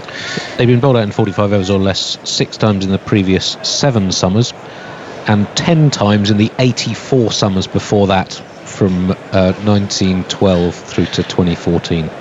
10 times in total? Yep. But 84 summers and 4 times in one summer. Yep. How often have they won games where they've been bowled out in less than 40 overs? Well, it seems like their ratio's very good this summer. We know that much. Stokes in again, short bouncer. I haven't seen one of them this morning, and it flew past Elgar's nose. 63 for 1. I wanted to ask, finish your point, and then I've got a very simple task for you. Well, they won one of those games. So they bowled out in 42.5 overs, batting against New Zealand, who also been skittled in under 45 overs. I think I mentioned earlier on, I think we've had 2 matches this summer in which both teams failed to get past 45 overs in their first innings. I think it was the first time in over 100 years in this country. Stokes into Elgar, down the leg side, taken by a tumbling Folks away to his right, and there's no run. The Lord's Test, the very first Lord's Test of this summer against New Zealand, feels to be very similar to this. New Zealand was something like 39 for 7 at one point. South Africa were 36 for 6. Then England got a meagre lead despite having bowled New Zealand out cheaply. New Zealand then went ahead, didn't they? And thought that a target of 278 or so would be enough, and then England of course won it. So if you could give us those scores, we'd get a mo. Stokes into Elgar again on the pads. This time he finds a gap between square leg and mid-on. It runs away towards the boundary. It's still going. Fielders in pursuit are not going to get there, and it rolls over the rope for 4 more. 67 for 1. The lead 27 at the end of the over. Peterson 4. Elgar 35 with that boundary, and that was a nice shot. Yep. Andy. Yeah, it was 132 all out. New Zealand, so you said that they were 36 for 6. As well, same as South Africa, then really? 45 for 7 for a bit of a tail end recovery. The runs from de Grant home.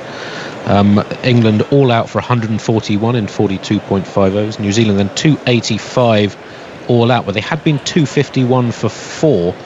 And we had that thrilling spell, Broad bowled. There was a team hat-trick, wasn't there? De Grant was out, run out by Pope. That's right. Yeah, so 3 wickets and 3 balls, including that run out, and then England chased down 279 for 5 with a characteristically imperious 100 from Root, and 54 from Stokes after being out for no ball by de Grant home on 1. Folks as well, 30 odd. Yeah, useful 32 not out. Robinson's going to start a new over. He's into the relatively new batter here, Keegan Peterson. 4 slips in place, and that hits the pad. He really likes that. I don't think it's out. The umpire's not as moved as Robinson was, and Robinson wasn't really that moved because he's turned on his heels and walked back. That said, had England not thrown away 2 reviews earlier today, this morning, they might have had a go with. I thought the inside edge one was very hopeful.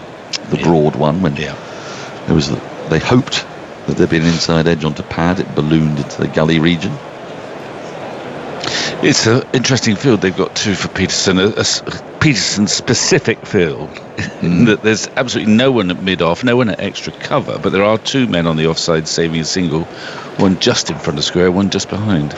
Robinson in, and that is dabbed into the offside square of the wicket to a point fielder, and there is no run. They wanted to drive, clearly, with that lovely gap at mid-off. and he's a little man, Peterson. He tends to play off the back foot, and he tends to hit the ball quite square of the wicket. So, in fact, they're reinforcing that area now.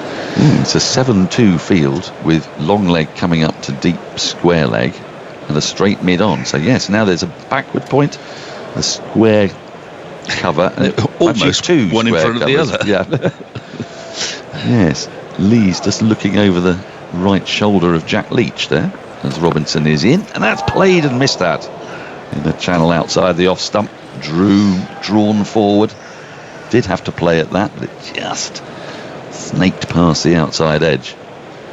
Stokes does have these plans, doesn't he? We've seen them develop all summer. He's a very proactive captain. That's right. I mean, it can be quite difficult to bowl to, because the danger with this field, 7-2 offside field, is that as a bowler, a few little conservative instincts come into your head, and you end up bowling just a little bit too wide of off stump, because you know you've got no cover whatsoever on the leg side. Robinson in to Peterson, who comes down the wicket and sees the gap at mid-on, and he's pushed the ball through it as Broad's sun hat falls off. Now Broad is in pursuit. Is he going to get there? He has done. He's dived in the most. I'm not sure how necessary it was. The ball was just grinding to a halt, but he's shown great keenness, and he's supported his bowler, and he's run all the way to the long-on boundary and scooped it back. They come back for 3. Peterson to 7, 70 for 1. There are 2 balls left in this over. We've got just over a minute until 1 o'clock, so I imagine this will be the last over of the day. Or even the session, perhaps. Session, yeah. Might be the last over of the day. Yeah. They're just checking, first of all, to see whether Broad touched a rope whilst touching the ball as he tried to flick it back. This will take a minute or 2. Well, I think he's all right. Probably. I don't think England would have minded awfully if they were bowling Peterson again, though. So 2 balls to go. Will be now 2 balls to go before lunch. After that check, 4 slips in place and a backward short leg. Round the wicket comes Robinson, and Elgar flicks this off the pad, and it's picked up by that backward short leg, Pope. And there's no run. It's certainly been South Africa's session, if you're just joining us. England losing their last 3 wickets in double quick time. Robinson to his first ball, the second ball of the day. He drove almost a half volley straight at mid-off. Jack Leach played on. Folks nibbled and was gone. So that substantial lead that England would have hoped for when they bundled out South Africa for 118 did not materialise. They had a lead of just 40.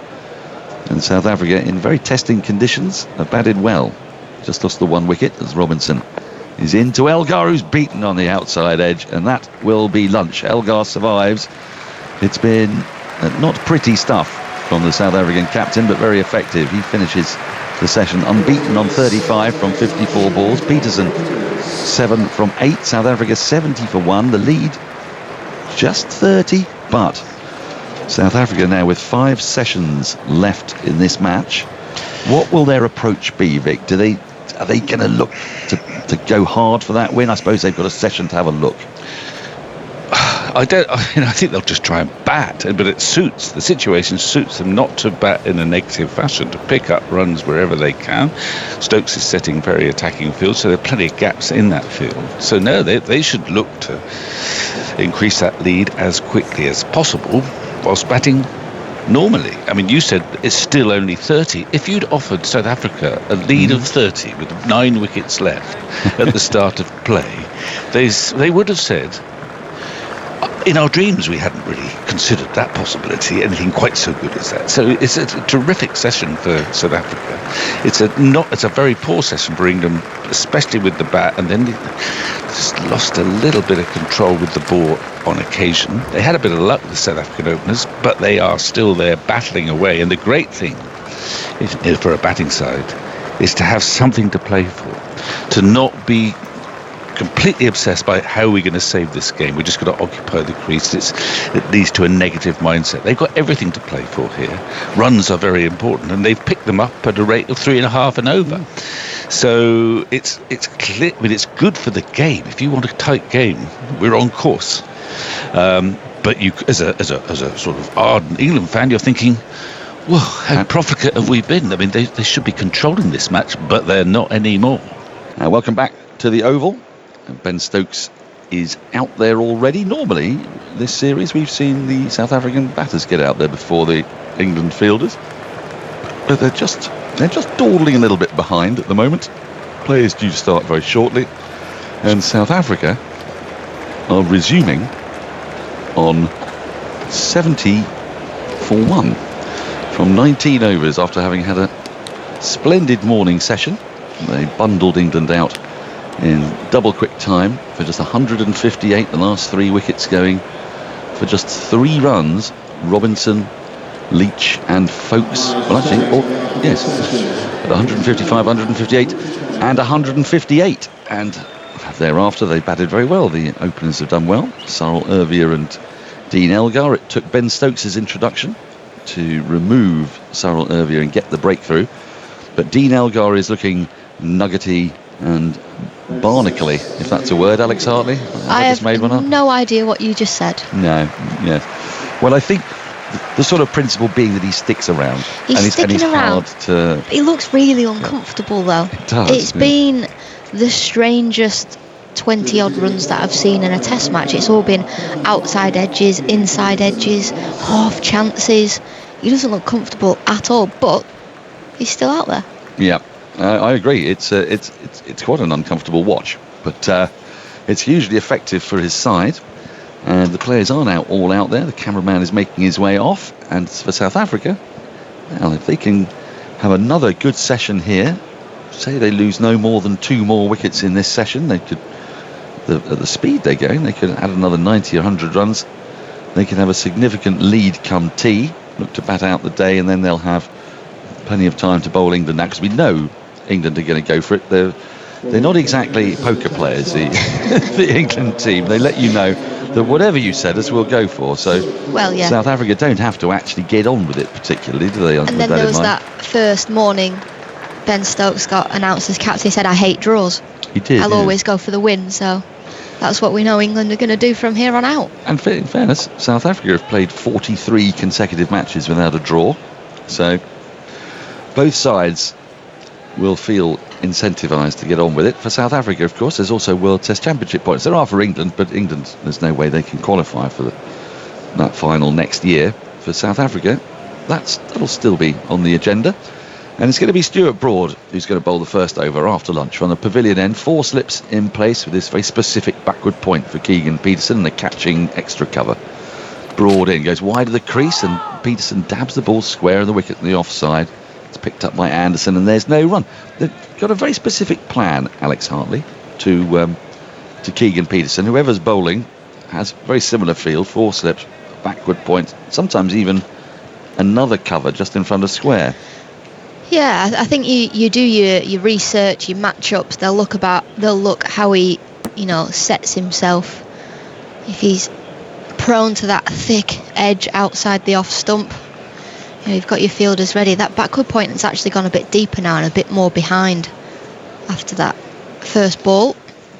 Broad in, and Petersen is edging, but just in front of Pope at 4th slip, and played it relatively late with softish hands, but it still flew towards that 4th slip. Pope bounced, I would say, about a metre in front. So we've seen the ball beat the bat, we've seen the ball hit the edge a few times. In the first innings, South Africa got no real luck as they succumbed to 36 for 6. Every tiny little feather, every time the ball beat the bat, it sort of almost grazed the bat on the way through, or it jagged back sharply enough to hit the stumps. But today, they're just reaping a bit of good fortune here as Broad is in and Petersen cuts for 4.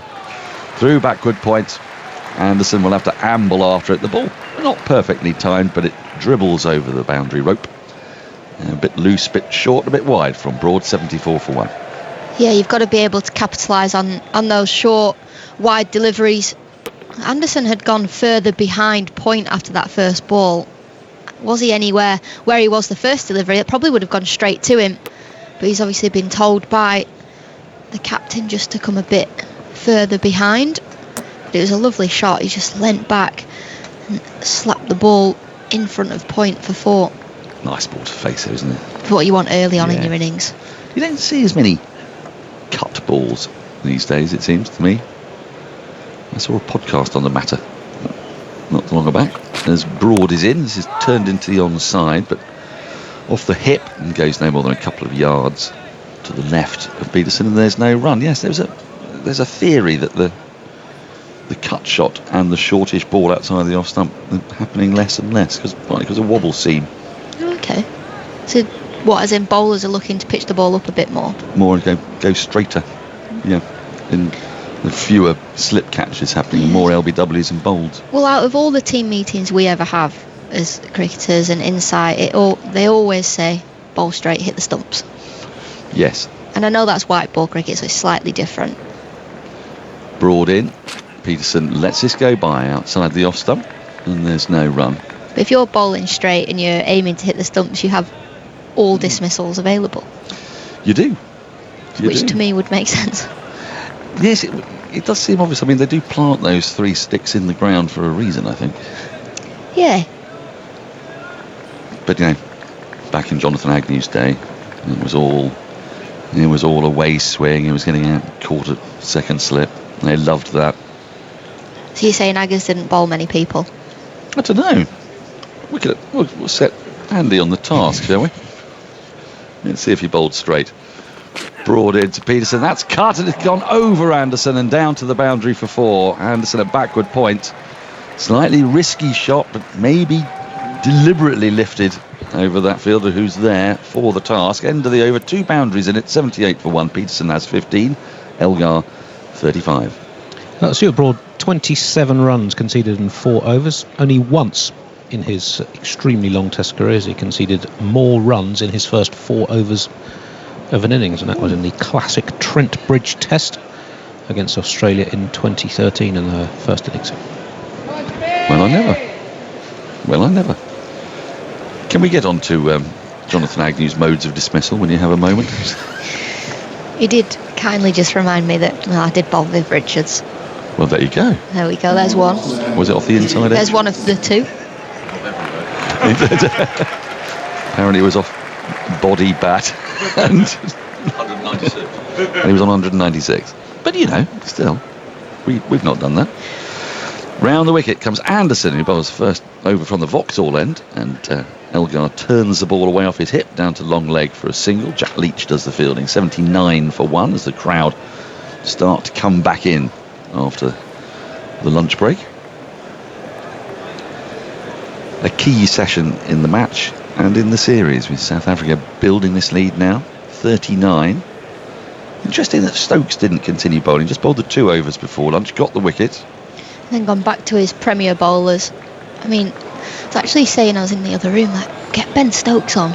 He's got this knack of taking wickets and getting breakthroughs, and he did exactly that as soon as he came on. I think he sometimes forgets that he swings the ball. As Anderson is in, right arm over the wicket. It's a right-handed Peterson who pushes at a ball outside the off stump, full of length, and it leaves him, goes into the gloves of folks. And this is what I mean. And yesterday that might have just taken the edge. Today, the South African batters are riding their luck. Yeah, it just lifts off the surface as well, that one, going past the shoulder of Peterson's bat.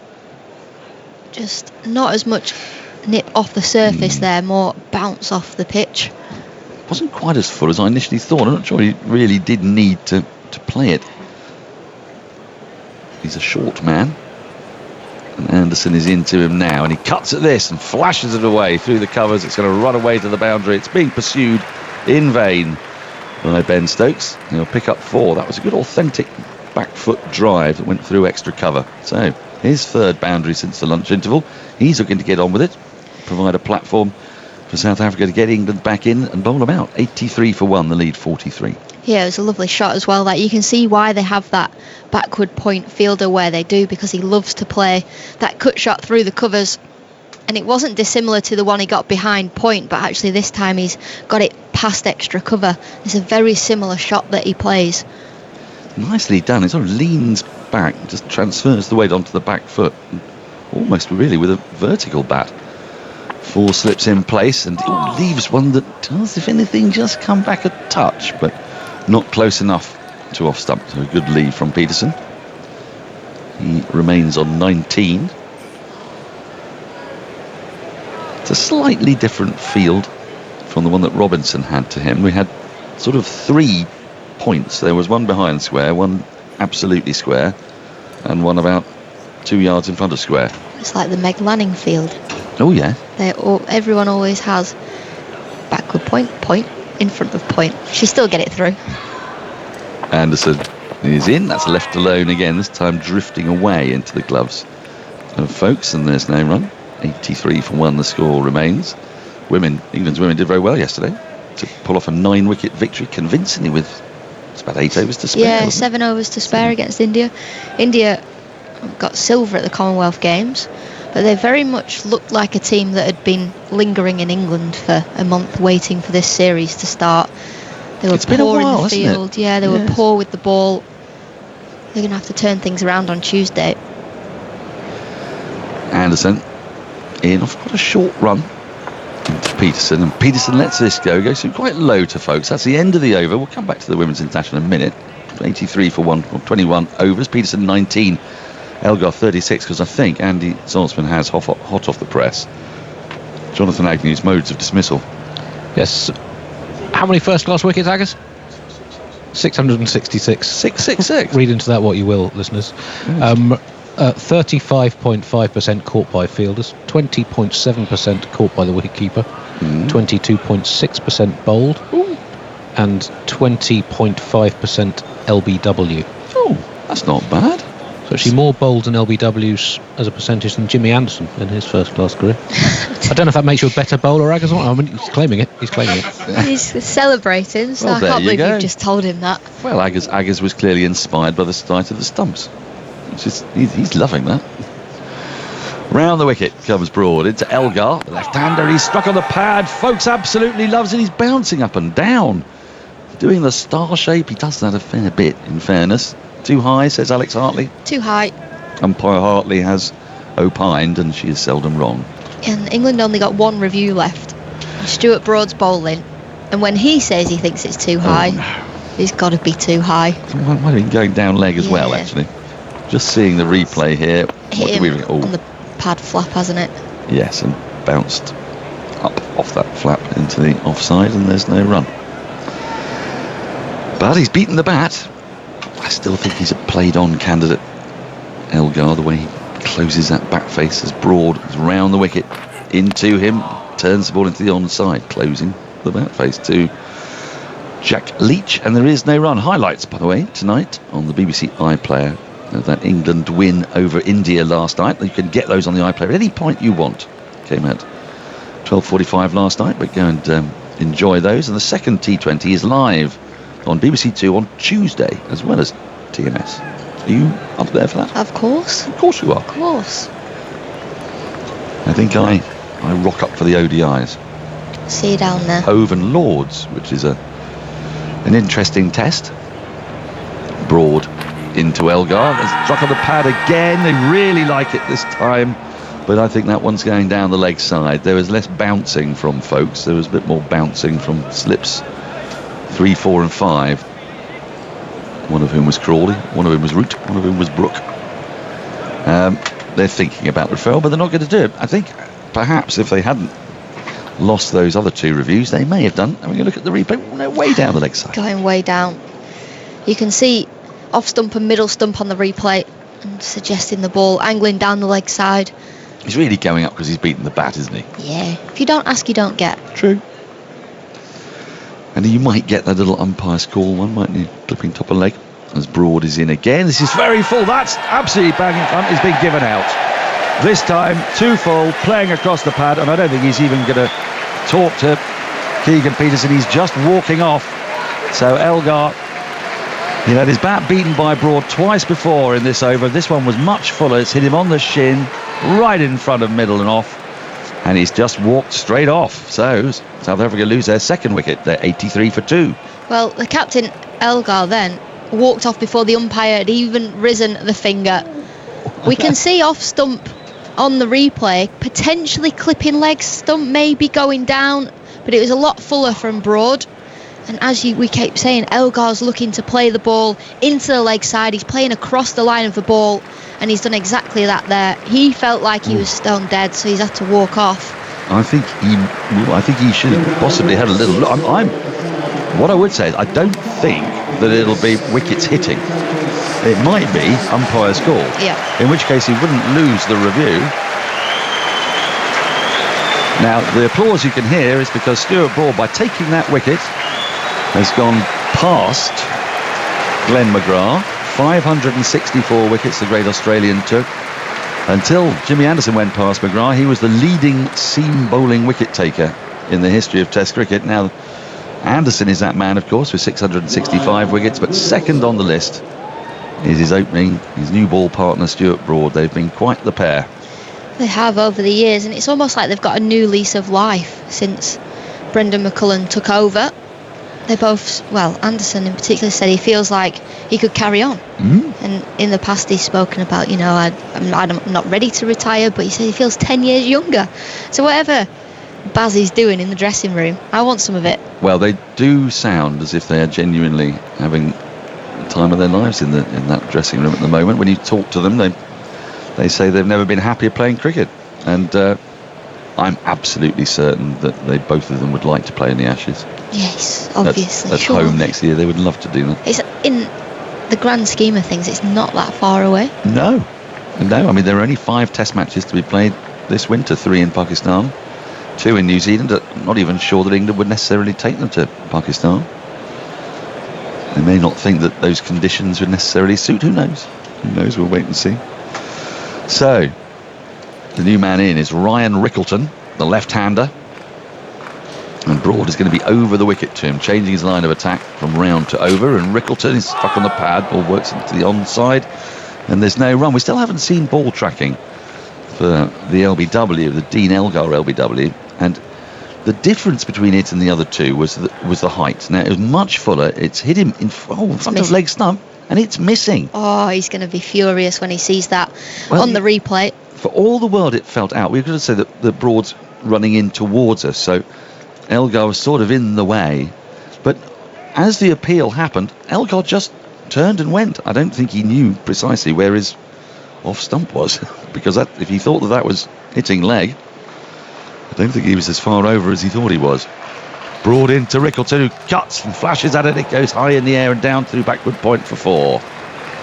Bit of width. We've seen Rickleton like to play that shot in the first innings. So at the end of the over, Broad's made the breakthrough. Both openers are now out. South Africa 87 for 2, lead by 47, and this game is once more very much in the balance. Alex Hartley. It is indeed.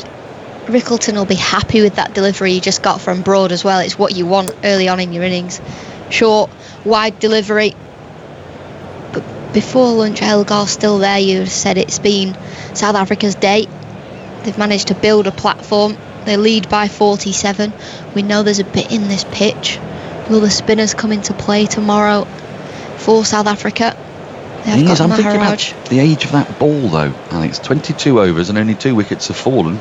They've got the chance to get into the 40-50 over mark.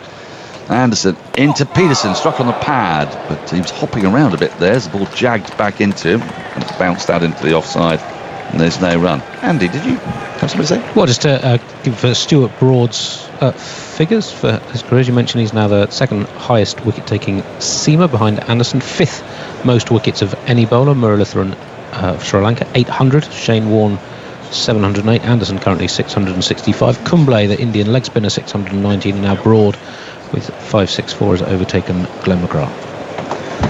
I mean, I couldn't even get my head around taking that many wickets. Anderson is in, it's tucked into the onside, goes to mid-wicket where Alex Lees runs in and fields. There's no run. It does seem like a lot. Yeah. googled how many games I'd played the other day for, Lancashire, England, all that, and I thought, How many? I can't remember. It was like 100 and something.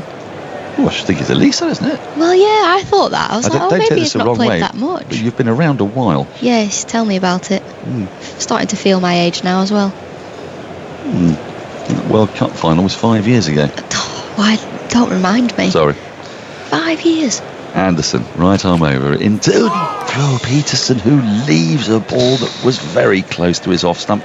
I think he left that on length, so it's a very good leave because, well, it was tight. We're just watching the replay of Elgar's as well. I don't know if Jonathan Agnew has seen this, but he was going a long way down leg side, and he walked off. The thing that got me is he walked off before the umpire even gave it out. I know. So it's almost like he felt like he was so out. He must have thought he was batting further over, mustn't he? He sort of maybe his head's fallen over a bit. Anderson into Peterson, lets this go, and it goes through very low to Folkes on this occasion, a little bit wider and drifting further wide. 87 for 2 the score remains. Peterson 19. Rickleton has just joined him. Does that show the importance of checking your guard often, just to make sure you know where you're standing? Because I know every time you go to the crease, each individual batter has a different guard, and there can be so many lines on the pitch. Yeah. Whether or not he's not checked it, he's just stood a few centimetres out. Anderson in. This is nicely worked through mid-wicket around the front pad. Had he not hit that, there would have been a very loud appeal, but he did hit it. Broad's chasing after it, and they're going to come back for 3. As the throw comes in, that takes South Africa to 90 for 2. Peterson into the 20s now. He has 22. Andy. If you're your team's captain and only player ranked in the top 40, and the only one with batters, 1,000 runs apart from Maharaj, and have scored 13 of your team's 1,500, I don't think you'd maybe have a look anyway. When you've got 3 referrals. Well, I mean, he must have thought that he was hit sort of in front of middle and off, I guess. It was a scratchy innings as well, wasn't it? Really scratchy. Yeah, but batters don't like to just stop being scratchy, do they? I mean, they keep going, don't they? Yeah. Jeffrey, if he's listening, he'll tell you about many of the innings that he had to battle through, and what a rewarding feeling that can be. Anderson into Rickleton, who lets this go outside the off stump. It goes through to the keeper, and there is no run. That is the end of the over. 90 for 2 from 23. Peterson has 22. Rickleton has 4. More from Alex Hartley as we ponder what was going through Dean Elgar's mind, and then for the next 20 minutes it'll be Jonathan Agnew. Yeah, I can only imagine he thought he was further across his stumps than he was. He was looking to play the ball into the leg side. He fell over ever so slightly, so maybe the thought process is his head was further over off stump than his body was, so maybe from his view he thought he was dead in front, but the ball was going down. Well, it's another very strange incident in this rather fast-flowing, strange game, isn't it? I mean, incredible. Sometimes it is so out of nick as a batsman, you're not sure where you are, and whether he just thought that was hitting Midland leg, but the way he walked off was incredible. Really strange, because that was hitting a 4th stump down the leg side. So a bit of luck there for England. 90 for 2. South Africa lead by 50. Beautiful afternoon. The sun's shining. Shadows there to the players left as we wait for Broad to bowl again. He's going to bowl to Peterson, who's 22. Not a tall man. He's checking his guard. Slips are all lined up. Crowd wide awake again now. So they're going to take their 2nd wicket. Broad on his way now, bowls, and he shuffles forward, plays back to the bowler again, and there is no run. But as you and I both know, Alex, I think talking about form in batting is fairly sketchy. It's an experience maybe very rarely and fleetingly we enjoyed. Do you know your top score? Oh yes. Have you ever scored 100 in any form of the game? No. I would like to have done that. I got an 88 in a club game once. Even Andy Zoltzman scored 100 on a beach somewhere, no doubt. In comes Broad, bowls. That squares him up. The ball runs away out to extra cover area, really cover where Anderson fields, but he was aiming to flick that away through mid wicket. Thick leading edge. I've seen a lot of that in this game, whether that's a little bit of variable bounce or... I think the movement off the pitch, the ball in the wobble ball a lot more as well. That one again, the wobble ball from Stuart Broad, the seam just coming out on an angle. I mean, it is incredible how they all bowl it so different. Yep. There has been some very skillful bowling in this game. I don't want to take that away, but you have to look at the batting of both sides. Broad again over the wicket, bowls outside Peterson's off stump, and he plays no stroke. It's collected by Folkes. Go on then, Andy, where was it? I've kept you on tenterhooks for too long. Which one, Agus? Oh, no. Right, well, just for being smug, I'm not going to ask you about any of them now. Being on the computer doesn't count. No, but just don't indulge him anymore. He's going to be arrogant. Anyway, it's nice of producer Adam to put us on the radio together. Well, I know, we missed yesterday. In comes Broad again from the far end, bowls. That's pitched up and flicked away towards mid-wicket's right hand, going for a kick single there. Robinson picks it up, aims a shy at the stumps, and then wisely changes his mind. Not least, there was no one backing up, and you don't really want to throw the ball at the stumps and it ricochet off for runs when Stuart Broad's bowling. He gets quite angry about that sort of thing. The lead is 51, 91 for 2. It should be a really interesting afternoon's cricket, this. What can South Africa set? What do they need? 200 as a minimum? More than 200. Minimum 200. The way this England team have chased this summer in Test matches. Yes, Trent Bridge was, a road. It was such a good wicket. But you've got to say north of 200. It's only going to be a 3-day pitch too. Yeah. So it's not going to be like worn, and the bounce should still be predictable on the last day. 91 for 2. Rickleton waits. And so do the slips, and Broad bowls outside his off stump. He keeps it a little bit low. And Folkes collects it, standing back. Broad turns and strides back to his mark again. Yeah, it feels... We have more overs in the day now, do we? Because we lost the first. Well, we do, except the light, of course, isn't it? Yeah, so then we'll be probably coming off every evening tonight and tomorrow about 6:30. Yeah, that's what it was yesterday. There's still 70 overs to go today. I mean, we get those, but that's what should be bowled. 91 for 2. Broad again. Pauses for a moment. Now runs towards us. That familiar approach down the leg side, this one. Rickleton could do nothing with it. It's collected by Folkes. And there's no run, so 91 for 2. 24 overs have been bowled. It's a fast flowing game. And today, in front of a good crowd, it's not absolutely full today. Some empty seats in the members actually as well, the lower tier there, and that middle tier of the Galadari stand with that new extension which links the two, the pavilion and that triple decker over there at the far end. I've not been to that new area yet, but it does look rather nice up there. It's lovely. Get a good view and a good lunch. What about the lunch? But it's one of those again where you lean on the railings and on the balcony there, look outside. You always get a lovely view, but your legs start to ache after a while, standing up all day. At the point at Old Trafford. In goes Anderson, bowls, little swing away, pushed off the back foot by Peterson. And that's Robinson who comes into field. Well, I've got a new trick at the point at Old Trafford. If you can get to the front of the glass, you can just sit on the floor. So then you can just sit on the floor and watch through the glass rather than over the railing. You can't dangle your legs though, can you? No, so you have to sit cross-legged. So after half an hour or so, you have to keep changing positions. But yeah. Smuggle a cushion in. It'll be very comfortable. 91 for 2. It'll be a great view. Anderson bowls an outswinger. And it's played carefully to point on the offside there. Stokes is the fielder. And there's no run. Yes, the main here, of course, they're sitting back, reclining, enjoying whatever view they have.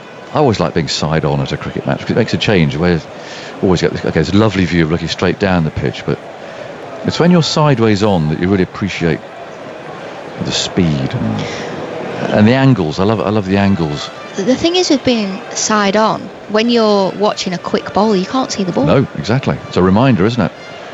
Here's Anderson bowling. It's edged, and is it caught? It is. Low down at slip, a lovely catch by Pope. The third wicket goes down. Is this the start of the procession, I wonder?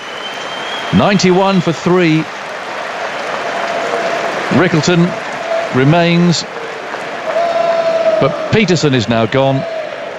And there is this soft middle order about South Africa that with Rickleton there, Zondo to come, it could just be exploited here. It's a lovely catch. I mean, that's a classy slip catch. It went quickly, it went low, and a terrific catch from Pope.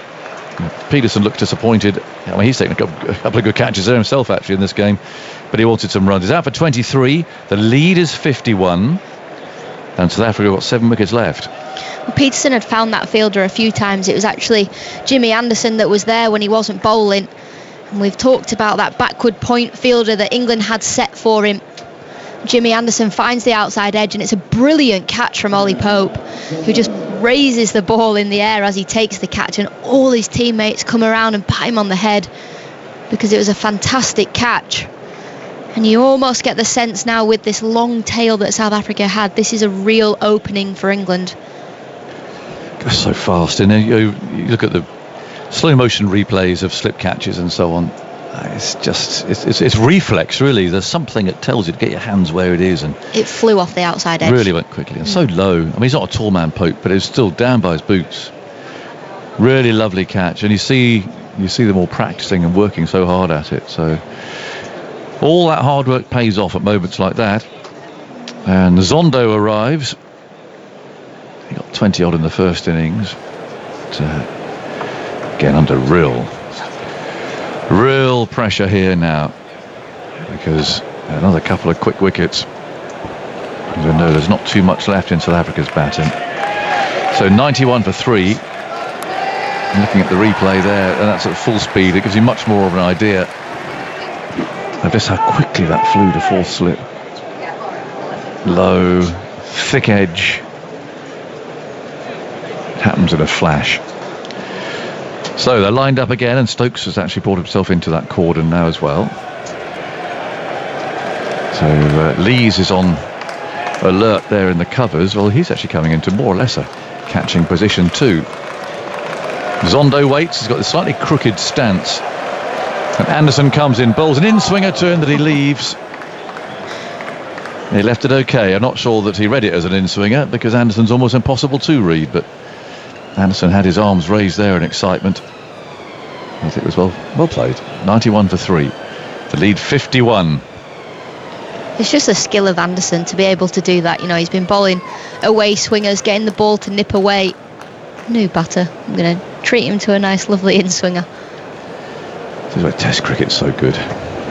Just the ebb and the flow and the pressure. Anderson over the wicket, bowls an outswinger this time, but he watches it swing away. Again, he left it. Was it okay? But, interesting. Anderson showed him both his cards there, in-swinger and the outswinger. Still got the wobble, of course. No doubt he'll give him in a minute.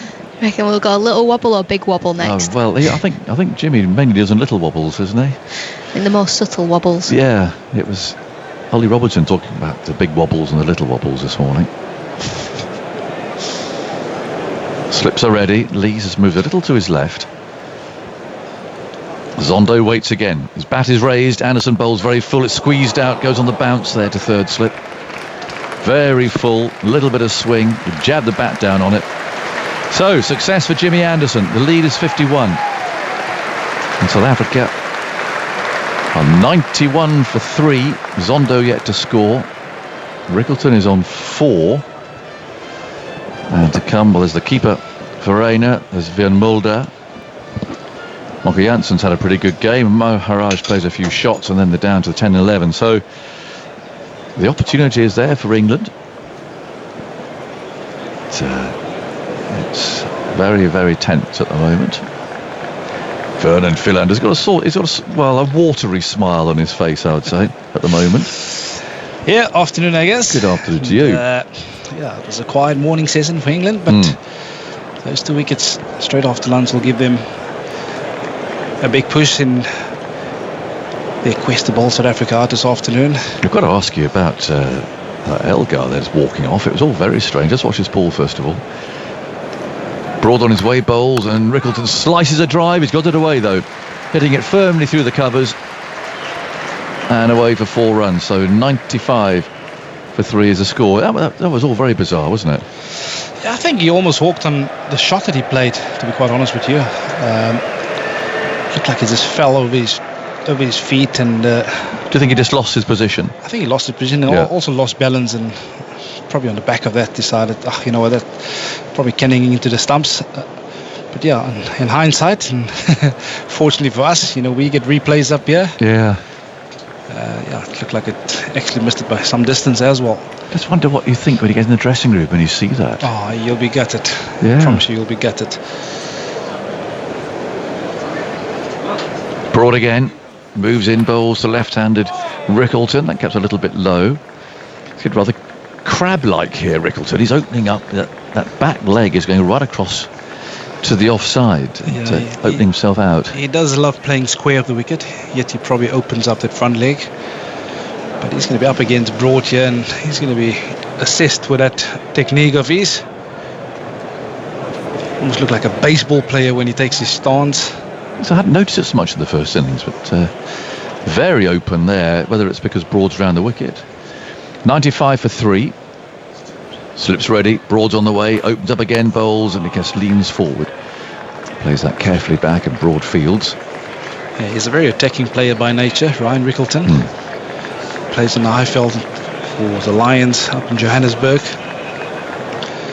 It's a big step back and across. There'll be people who remember back here in 1976.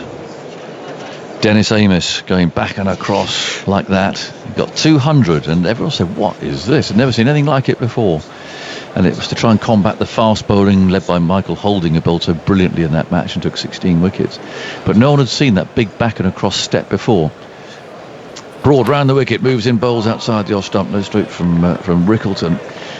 And it sort of summed up the flatness of that pitch, really. And that although Mikey got 16 wickets on the flattest pitches you'll ever see in your life, because the runs flowed. I mean, everyone scored runs. Did Viv get a double 100 as well, I think? Yeah, it was 14 wickets Holding got. 14, sorry, not 16. All the other bowlers between them took 14 in the match at an average of around about 90 odd, and Holding, I think, took 14 for 149. And 12 bowled in LBW. It was incredible. He was fast and full and straight. Where did Dennis get good? I think it was second innings when he's got his Rickleton outside the off stump. And he plays no stroke to that one either. I think it was second innings. But, I was lucky enough to be there for that game, watching as a young lad and thinking, poof. That was the first innings. West Indies made 687 for 8. Viv Richards 291, and a number of other decent scores down the West Indian order. Roy Fredericks, Lawrence Rowe, Clive Lloyd, Collis King all made over 60. How many bowlers used by England in that? Look at the little list there. There's Broad again, bowls, and Rickleton allows that to go through outside the off stump. 9. Who was the one that didn't? The one that didn't bowl? Dennis Amiss did bowl, but he bowled a bit of left arm spin, Dennis. Well, he might have fancied turning his arm over. 9 bowlers. Yeah, and Alan Knott, the wicket keeper. England replied 435. Dennis Amiss 203. Holding 8 for 92. With 6 bowled and 2 LBW. West Indies 182 for naught in 32 overs declared, and then bowled England out for 203, 6 more wickets for Holding, including 3 more bowled. Poor old Chris Bowlerson, my mate of Leicestershire. He got a pair. Tony Gregg blew his stumps out of the ground. It was very dramatic, and he ran from about the boundary edge down here, down below us. Just cruised in. Here's Anderson. Bowls a nice outswinger, but it's well played by Zondo. Playing down into gully. It was always a joy to watch those old West Indian fast bowlers. It was incredible. Like watching a Rolls Royce just ambling in. But the funny thing was, they were all so different. In that Mikey was very smooth and rhythmical. Andy Roberts, who was kind of the big daddy, really, of that new era. Yeah, bustled in for a bit of an angle. Quite slingy, but great bowler. I played with him at Leicestershire for some years. Van Buren Holder, who'd have played in that game, I guess, would he? Not as quick as the others, but a fine control. And there is Anderson bowls again. That swings away, keeps a bit low, as there's no stroke. Wayne Daniel. Wayne Daniel. Only bowled 10 overs in the first innings and not at all in the second, so I guess. Well, in those days, that's a young Wayne Daniel who was massively strong. Could kick his knees up and just hurled it all over the place. And it was, God, he bowled quick, but really not as accurate. I mean, the Wayne Daniel that developed from there was so accurate, but in that particular series, you kind of didn't quite know where it was going. I don't think it went. Poor old batsman. It's like a coconut shy. In goes Anderson, bowls very full, and it's played back to him. He can stop that with his left hand. And of course, there was the match at Old Trafford before this one, where poor old Brian Close and John Edridge were completely bombed, which you'll have seen in Fire of Babylon, no doubt. That spell from Mikey there. Oh, absolutely, and I think that's where I get my sort of indication from those sort of bowlers from that era. Oh, when you talk about that, sound like a bit your day. Yeah. A little bit before my time. But it's nice, but if they inspired you to bowl like that. Absolutely. Here's Anderson, and that's the in-swinger, but he's played nicely. Zondo getting his front foot out to the pitch of the ball and playing out to Lees at cover. How is Brian Somerset? Brian Close. Brian Close, yeah. How's he doing these days? Well, he's not here at the moment, but he was a very fine cricketer. And best to speak to Vic Marks about him. So he was my director of cricket when I played down in Somerset in 2012, I think it was. Was he? Yeah. Good lad. Used to field interesting conversation around the game. Crazy places at short leg. 95 for 3, 4 slips and a gully. And Zondo's crouched over this in a curious way. He gets very low. And now in goes Anderson and bowls too many drives. Can't defeat Lees though. He does get very low in his stance, Kaya Zondo. But it certainly seems like there's been a bit more swing on offer for the England bowlers. Definitely. Is it just cloud, I wonder? After lunch, yeah, there has been a bit of cloud cover moving in. We actually took a stroll across the ground during the lunch break.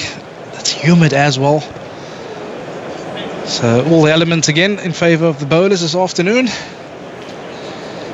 95 for 3. The lead is 55.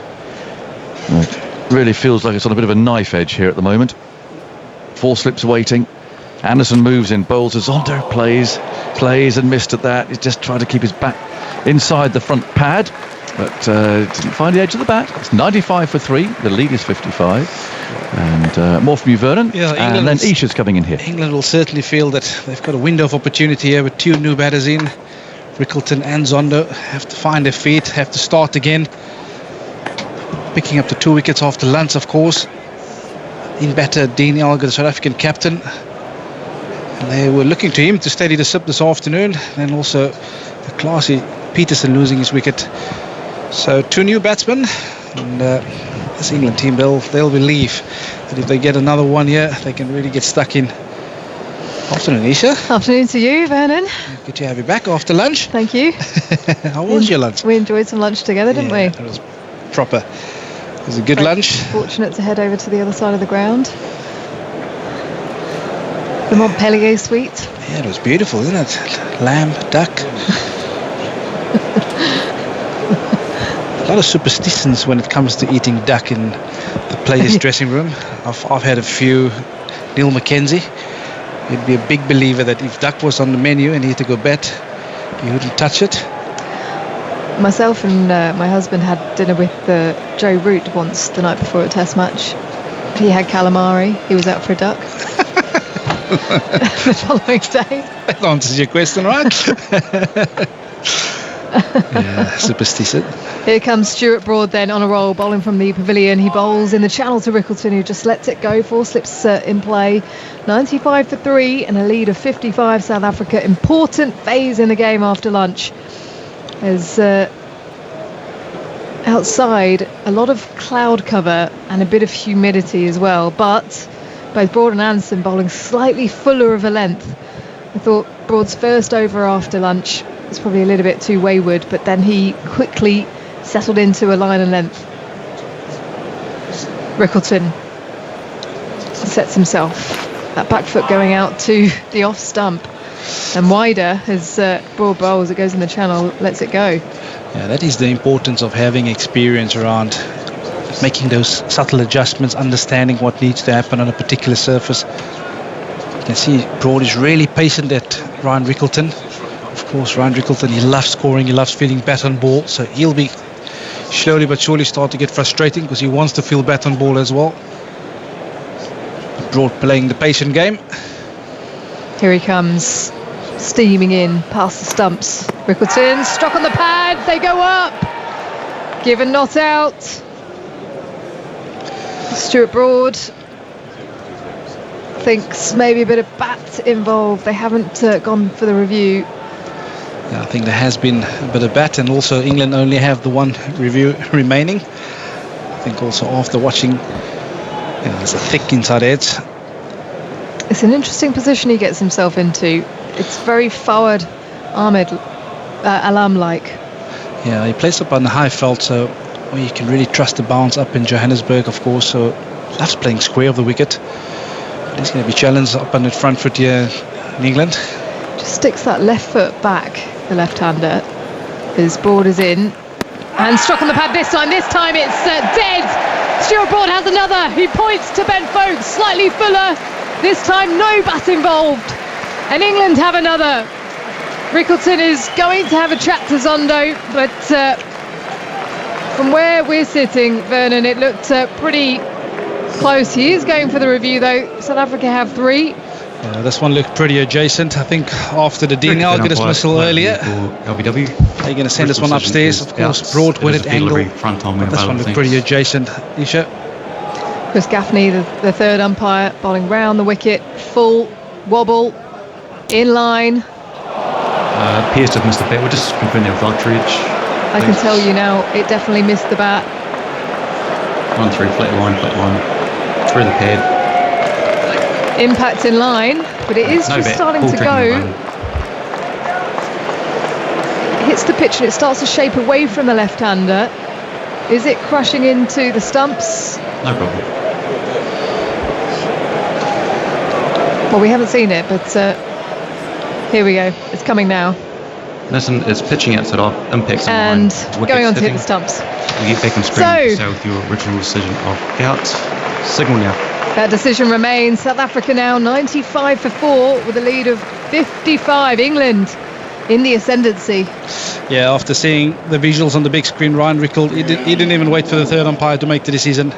He knew he was out. And Stuart Broad, can't keep him out of the action. It's like a fine red wine, gets better with age. Well, is he in the midst of one of those incredible spells that we've seen from Stuart Broad over the years? He's had a couple of them here at the Oval, Andy. And bowling from the pavilion end, that certainly seems to have got his rhythm going. Yeah, it's amazing how quickly this game changes. And you would feel that England has done a big investment session just before lunch. Bowled really well, didn't get the rewards, but straight after lunch managed to pick up the 3 wickets quickly. And you feel that the momentum is now with England.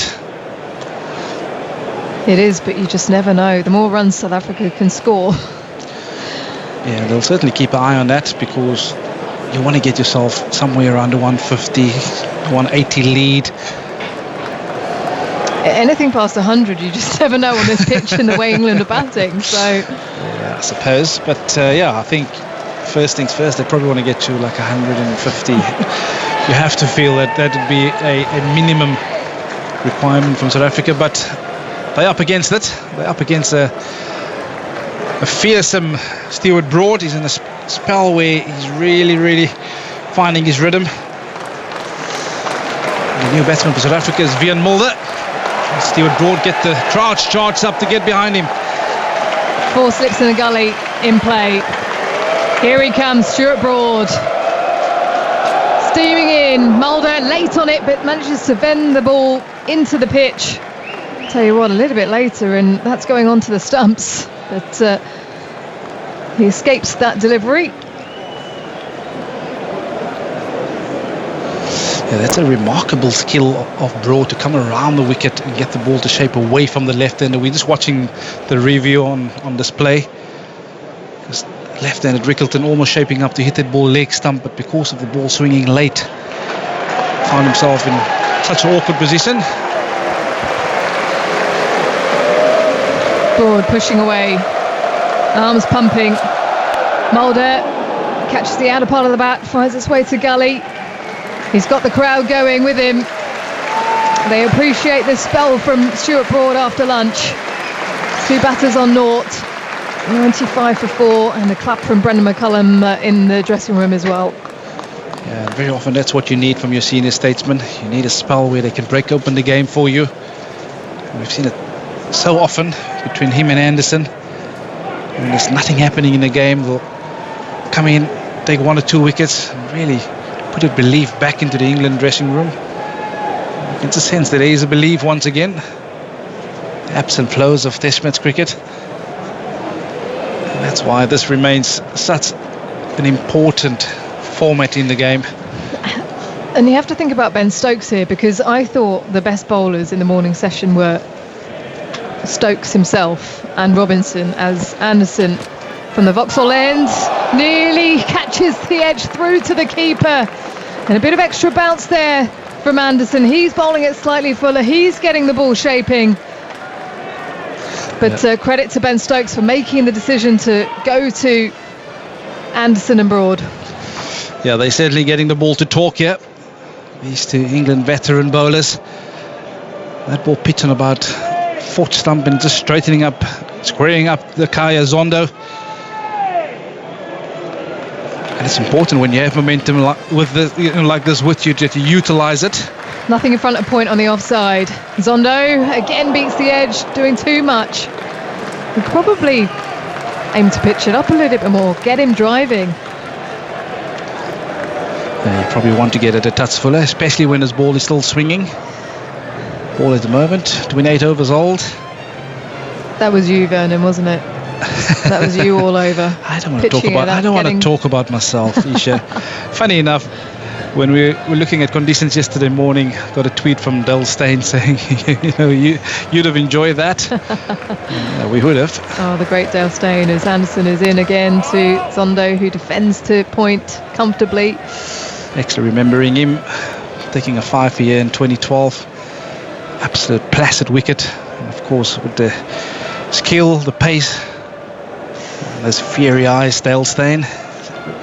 Always good sharing a new ball with him for a period of time. Test career cut short by injury. What's he up to now? A bit of fishing? Yeah, lots of surfing, fishing, yeah. Bit of consultancy here and there. Yeah, what a bowler he was. What a bowler he was. What a bowler you were. I told you I don't want to talk about myself. Especially at the moment with the ball swinging as it is. Zondo edges, finds its way to a diving gully to his right. And that was much better in terms of length, because he was drawn into the stroke. Yeah, this is a tough period because it's 2 youngsters at the crease at the moment, early on in their test careers, and they're going to be tested. Very often you want an experienced batter on the one side to guide you through the sort of phase, but they will have to front up, and it will do them, if they can get through this will do their careers the world of good. Here comes Anderson again, 4 slips in the gully.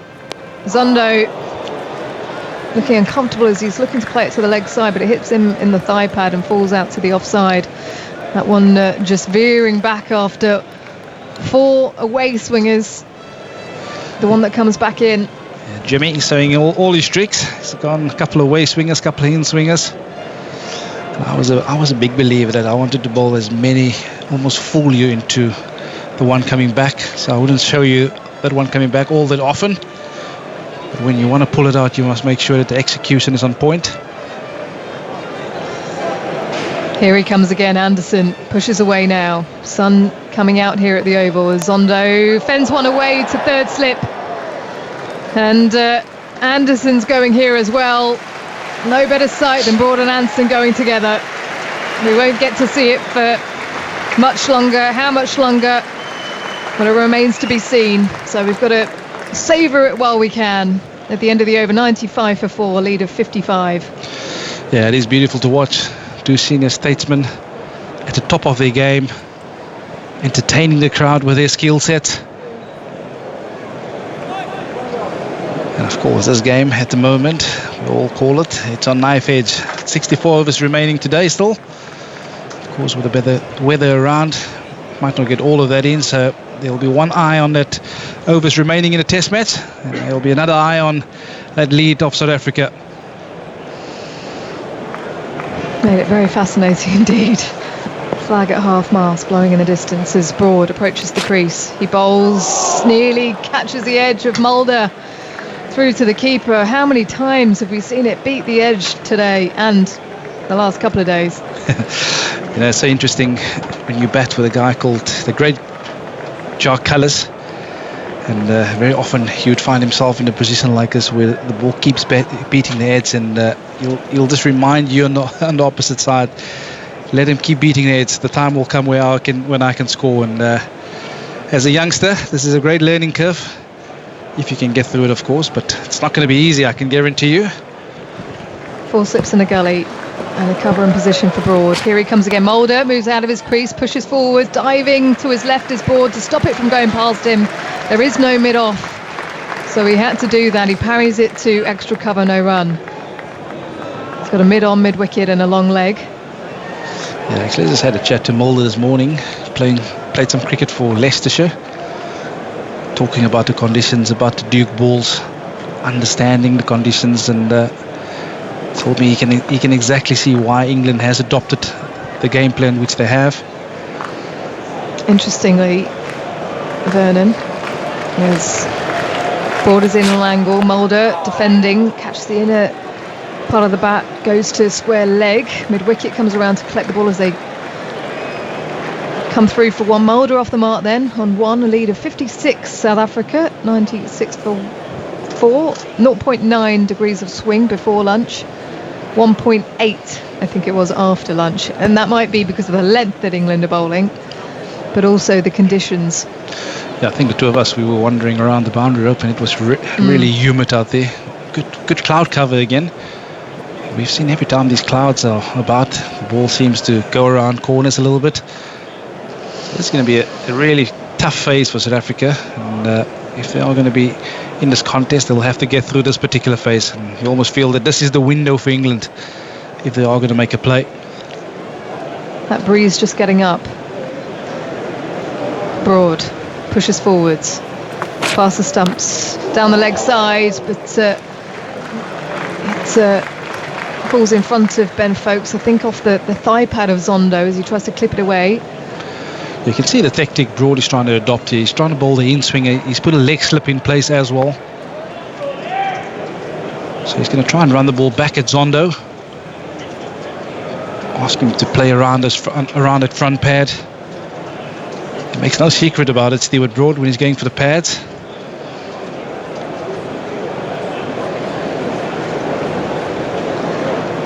Deliberately places the ball in his right hand as he bowls now in the channel. Zondo leaves.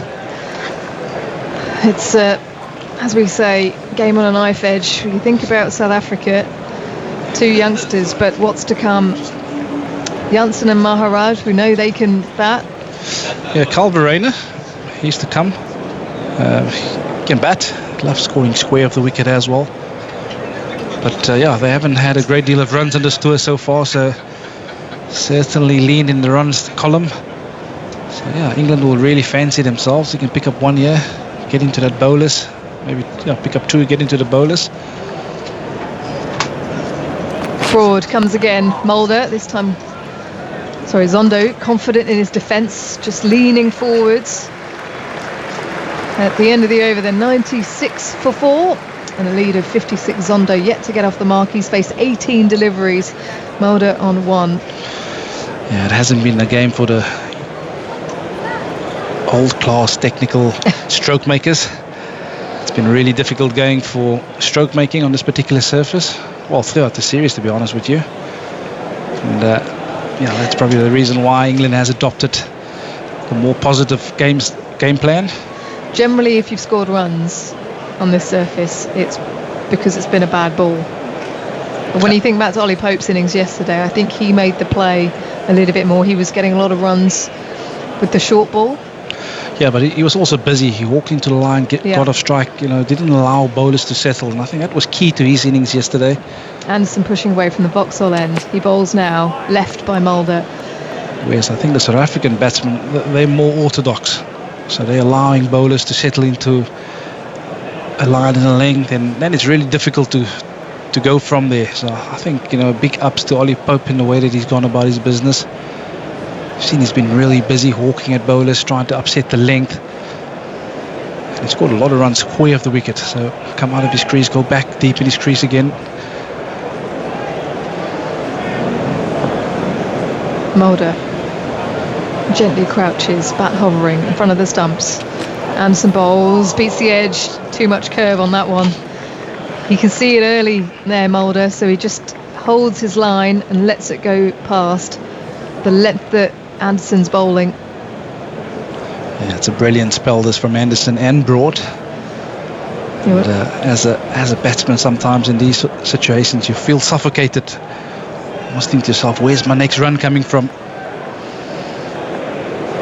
We're not seeing any wobble on the ball whatsoever now from Anderson. All perfectly placed seam presentation as that goes quite significantly, but he does drop it quite short. He needs to just adjust his length again, as we can see Ben Stokes warming up at gully. He could be vital here. Yeah, they probably need him as well. It just looked like that's a bit of a reverse swing on offer there, Isha. The shiny side on the outside, and it just kept going.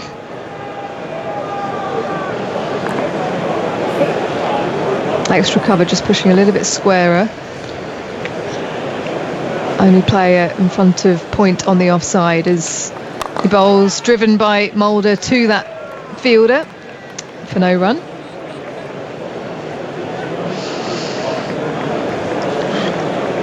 Lots of people in today. A few vacant seats on the far side of the ground. We saw plenty of movement during lunch.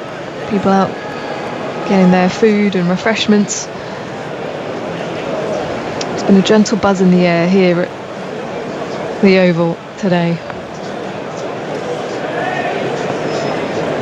Anderson shuffles forwards, coming in on an angle.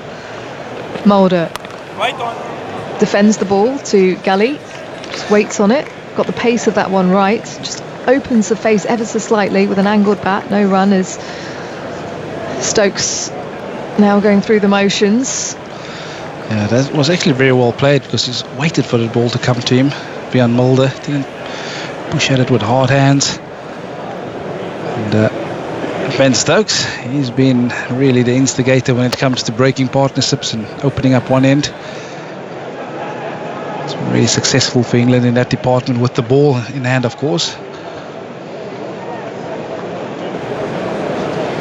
Mulder moves forwards, clips it down to long leg.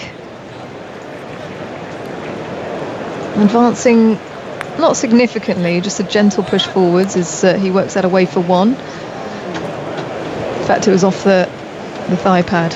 So 97 for 4, South Africa lead of 57. And we are poised in this test match, the series decider, with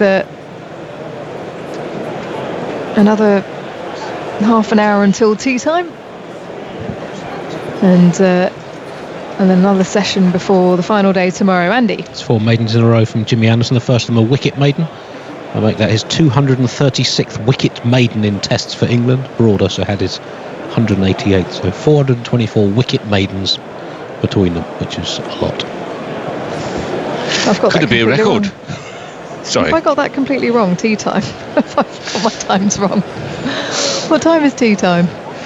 10 In about an hour and a half. Yes. You're getting a bit peckish then, are you? Sorry, Nick. So it's no longer, there are no buffet balls out there though at the moment. No, this is true. We saw a few at the start of this spell, but none any longer, with Anderson and Broad both getting their length right. Here comes Broad then. He continues to Mulder, who's gently pushing forwards and defending to the offside. Lead of 57 for South Africa, effectively 4 wickets down. I mean, it's been a terrific 45 minutes. I think just at the start of this session, there were 2 or 3 boundaries, weren't they? And you thought, hang on, England still haven't got control. And then for the last 40 minutes, the old firm have given absolutely nothing. Anderson is just going through his routine. Broad on an angle, driven by Mulder to mid-on. Anderson comes around, gets into a long barrier position, fields it, throws it back into Folkes, who tosses it to Joe Root and gives it a big old shine. He's got... They're not trying to change the ball so much just at the minute, I noticed. Are they? I mean, the ball is swinging. Anderson is giving one of his master classes of he's swinging the ball both ways. Essentially, he's been bowling a way swing today to the right-handers, with the odd surprise in the swinger and with wonderful control. There's only been one man saving runs on the offside, but they can't get a run in the last 4 overs. Legs pumping from Broad down the leg side. He's moved out that leg slip position, and Folkes dives to his left. And of course that Elgar LBW, who was all at sea, Elgar, to the extent that he had no idea that the ball was missing leg stump, if we trust the replay, which we do. He was more or a less horrible walked. innings, He by the way. Well, it was horrible, but it was 36. It's probably the second highest innings in the match. And that's a feature of his play, isn't it? Dogged entertainment. Yeah. Doesn't I mean, necessarily look the classiest to watch. He's out of touch. I mean, he's an ugly player out of touch, but a gutsy one. What does that make you, Vic? Because Broad bowls to Mulder, who turns it to the leg side. Mid-wicket sprinting in. Jack Leach there, no run. Well, if you're an ugly player out of touch, you still get 36. You've got some qualities. on a surface where nearly all the batsmen have struggled. But it has been the old firm coming back, just preying now on the batsman's patience. Nothing to hit. Broad's got the bit between his teeth. Anderson, as I say, it's a joy to watch if you like the art of swing bowling. He's going either way. Ball almost on a string. Well, me and Vernon were just salivating about the swing bowling as the leg slip comes in, as Broad bowl struck on the pad, but England a muted appeal. Doesn't look comfortable at the moment, Mulder. Well, this pair of batsmen, I think they've faced about 35 balls between them for 1 run. And that's, that creates a pressure. It doesn't necessarily have to be an unplayable delivery now that gets the wicket. The pressure's been building. A fair bit of shape on that one from Broad, coming into the right-hander.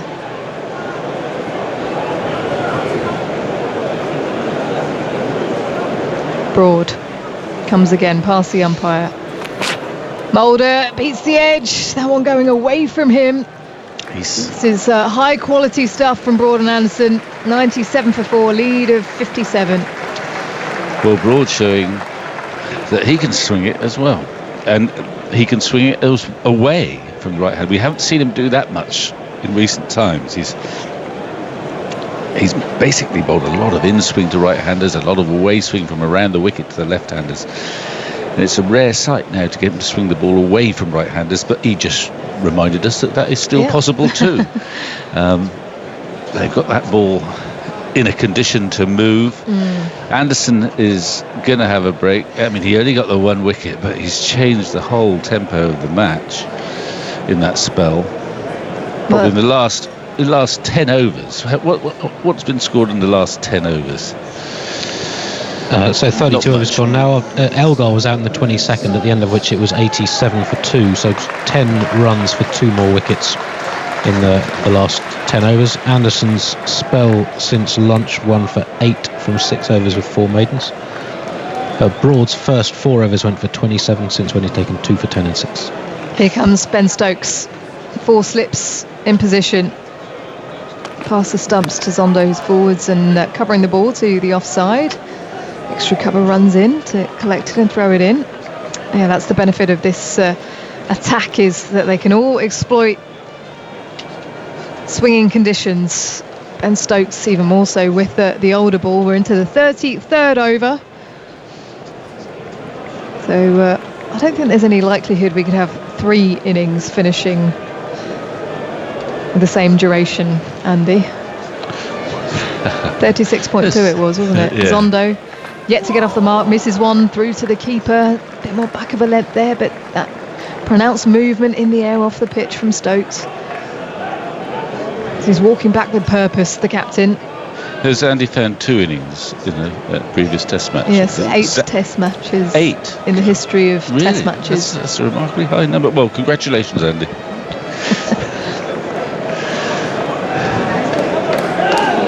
Significance of 36.2.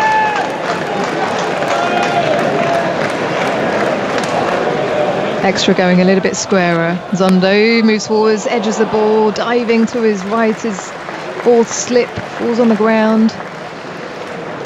As it goes along the ground, Ollie Pope in that position. Well, that ball is still swinging for a different bowler. Stokes got it going away from the right-hander.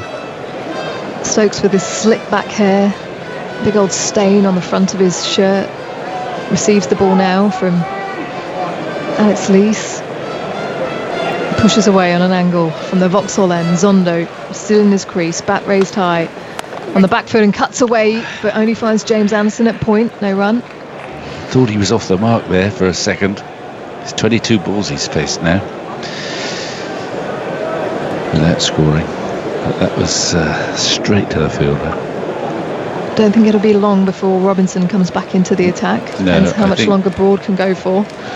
Well, he's enjoying himself, Broad, but he's done an hour, or just over an hour.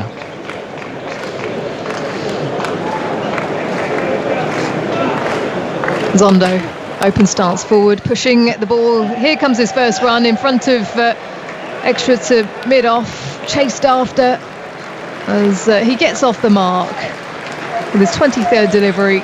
He's on 198 for 4 and a lead of 58. To be fair, it's been quite a good one from Zondo. A nice little push there, and away he goes after being at the crease, I should think, for about half an hour.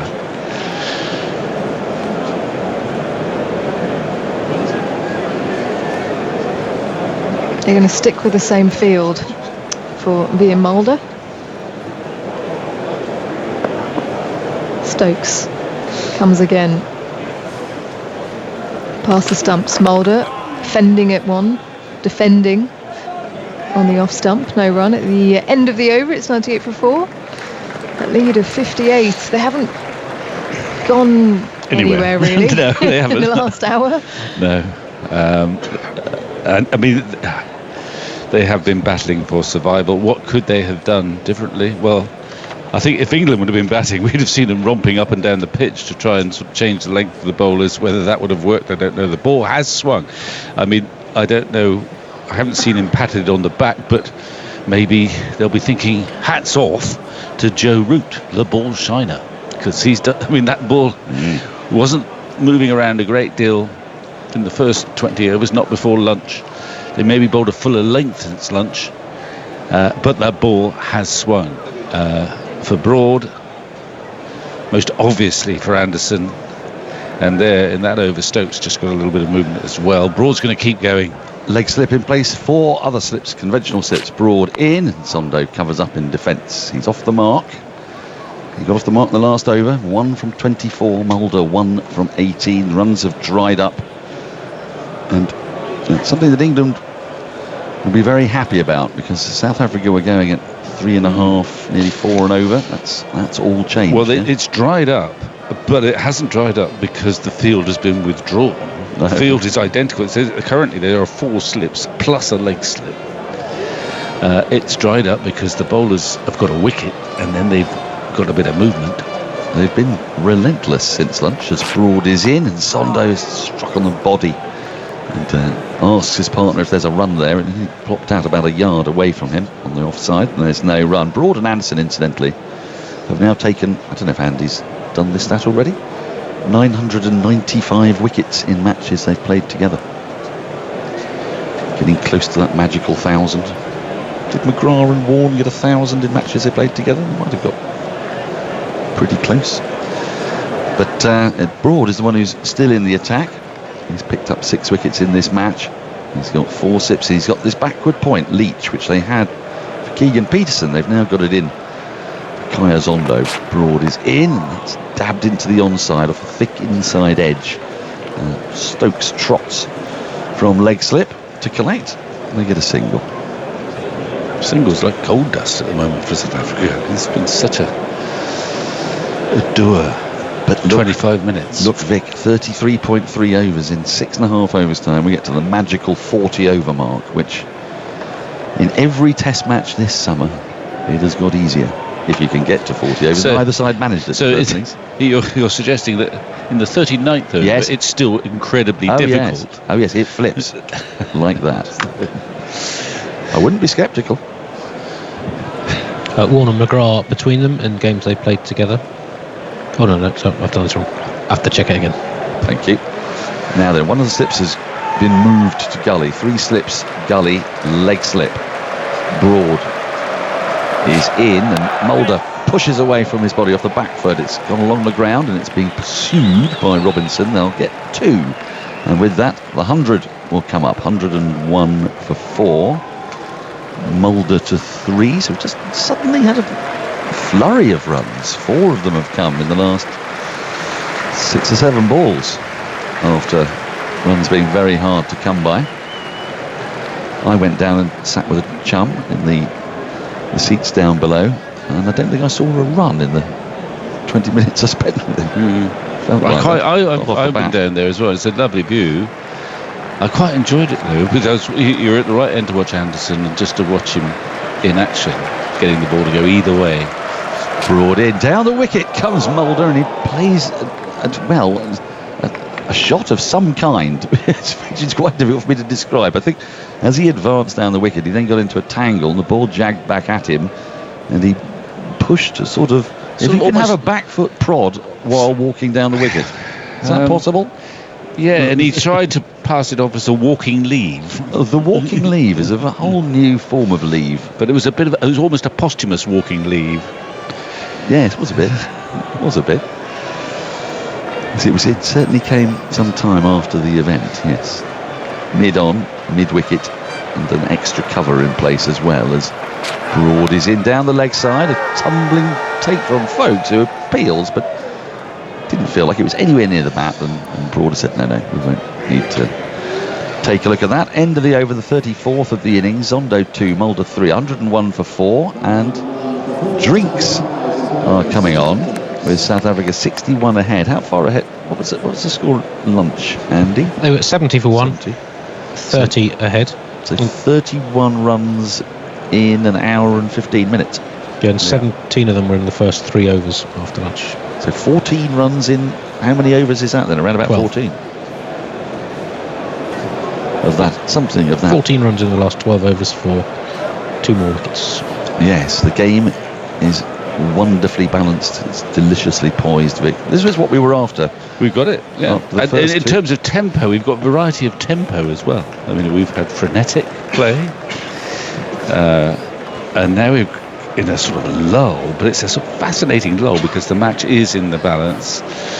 England have turned the screws, made life very hard for the 2 batsmen out there who are tentative. We've just seen Mulder come down the pitch once or twice, not to any great effect, but maybe just to try and disturb the length of Stuart Broad. I haven't quite worked out whether there's a reason why they've changed the batting order, because Mulder came in at 7, if I'm not mistaken, instead of Verena, but whether that's it happened at Lords, I think, and that was because of actually Verena. His father was ill, wasn't he, in the stand, which explained why Verena came in at 7 then, and Jansen came in at 6. Batted very well. Yeah, he did. Anyway, that is a minor mystery. Everyone's having a drink. It's a long session, of course, 2.5 hours. I guess, I don't think they'll be on the England camp. They won't be contemplating Jack Leach just for the minute. It'll be Robinson alongside Stokes, you would think, because the ball is moving. And let's keep the pressure on. Conventional swing, is it? I think so. I think we saw the in swinger was definitely rough side facing in. Yeah, I think so. Handy, but it is moving. Yes, that question about Warne and McGrath, they took 1,001 wickets between them in games in which they both played. 104 matches. So that's almost 10 wickets a match between them. Crikey. Well, they only played 4 bowlers in that team, so it's not so surprising. Well, I suppose actually, and Warren would bowl a lot of overs, wouldn't he? Yeah. So that'll happen. So Anyone else? Well, Murali and Vast, that's the only other one I can think of. I'm not sure. Vast had over 300, I think. Yeah, but he probably didn't play all of Murali's games. But Warren, wouldn't have done, 513 wickets, averaged 24.8 in the games he played with McGrath. McGrath 488 at 21.3. Broad and Anderson, as you said, 995. Anderson, this is in 132 matches that they've played together. 521 for Anderson, averaged fractionally under 25, and Broad 474 at 28.1. So they would become the second pairing to score 1,000 wickets in games they played together. You score a wicket. I don't know. Yes. I know what you mean. Well, you discount. You're the scorer. We have discounted Murali and Vast then as a non-starter. I'll check, but I think it's unlikely, isn't it? Because if Vast only got 300 and something, he won't have played in enough of Murali's games that he got to 800 in. You're probably right. It feels right. Yeah. Otherwise, Murali's taking 2.5 times as many wickets as Vast in every game that they played, and that's assuming that Murali played in every game that Vast played in. Anyway, I'll leave that to Andy because he was looking a bit bored over there for a while. Yes, I don't think we can squeeze Kumble and somebody else in to get close. No. But right, the players are ready to resume. Zondo is on strike. He has 2 from 26 balls. Stokes is in the attack. He bowled 2 overs before lunch. He's bowled 1 since in this spell. 4 slips, this backward point. It's quite squarish cover, mid-on, square leg. Stokes is in, forward comes Zondo, and he guides that square of the wicket. And the point being, that backward point, is to move to his right to field. And they'll get through for a single. We have a substitute fielder. Indeed. Out there. I imagine a man from the Surrey playing staff. Well, your territory then. Might be Reefer. We'll see. We'll get word through, I'm no doubt. From a long line of players called Reefer. Played for the West Indies and in county cricket in England. Stokes is in over the wicket, and that's dug out by Mulder into the offside, and there's no run. It is very difficult not to think about the X-Files whenever Mulder's on strike, but one must resist. 102 for 4. It's a nice atmosphere out there today. There's a warmth in the air, very gentle breeze. The crowd is pretty full as Stokes is in.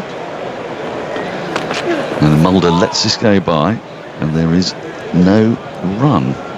I think it's Nathan Barnwell. It's not, I'm sad to say, Sheridan Gums, who's one of the most wonderfully named cricketers on the county circuit, just starting out his career. He's a very exciting prospect at Surrey. GUMBS, if you were wondering. No doubt he got some Royal London experience, did he? He did, yes. He did. A lot of Surrey's academy players did, as Stokes is in down the leg side. A good tumbling take by Folkes as he moves away to his left. Takes it two-handed and very low. When was the last time Robinson bowled, Andy? He bowled the last over before lunch. So he's had a break of 2 hours. Yeah, I'm sure he'll be detailed to possibly bowl the next over from the pavilion end. Broad's bowled an hour and a quarter spell. Stokes runs away from us from the Vauxhall end.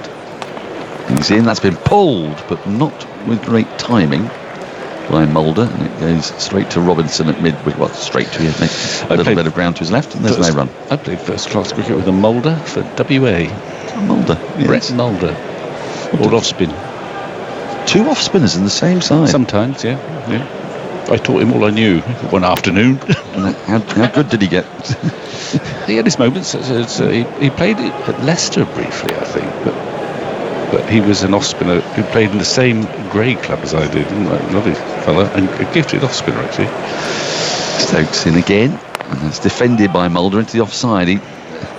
He asks for a run in that time-honoured way by putting out the right hand and pointing at the ball, but not actually running. So, end of the over, 35 gone, 102 for 4. This partnership 7 from 44 balls. It's heavy going for South Africa at the moment as the game is on a knife edge. Andy. And moving on from Vic Marks to another in the pantheon of great off-spinners. You asked about Muralitharan and Chaminda Vaas. They played 95 tests together, taking a combined total of 895 wickets. Vaas 309, Murali 586. Wow. Well, as we prefigured a moment ago, if they don't, Broad is out of the attack. And Ollie Robinson is back in the attack, the most effective bowler in South Africa's first innings. I suppose what he must decide is, and we've talked a lot about wobble balls here in this match, is whether he bowls wobbles or whether he looks to swing the ball, because we've seen Anderson swing it consistently, Broad swing the ball, Stokes swing the ball, and Robinson is capable of doing that, I think. So we'll try and work out what he's trying to do. So will Zondo. 4 slips in a gully. Root, Crawley, Brook, Pope in the slips. Stokes at gully.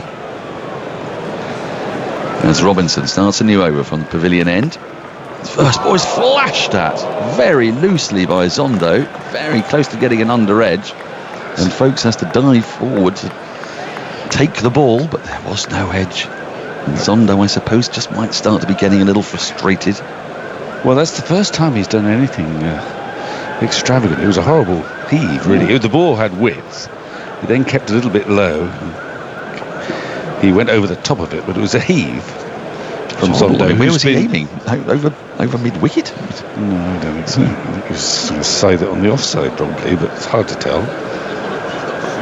Robinson's in. Again, that's very wide of off stump and left alone. Robinson did this a little bit in the first innings. He sent out some tempters. Not sure how deliberate that one was. It was a bit too wide. It's only 79 miles an hour. It'll be interesting watching Robinson's pace, because, of course, he played a full part in an albeit short innings yesterday. He's out there bowling again. He's bowled 8 overs. Did he bowl 12 overs in South Africa's first innings, Andy?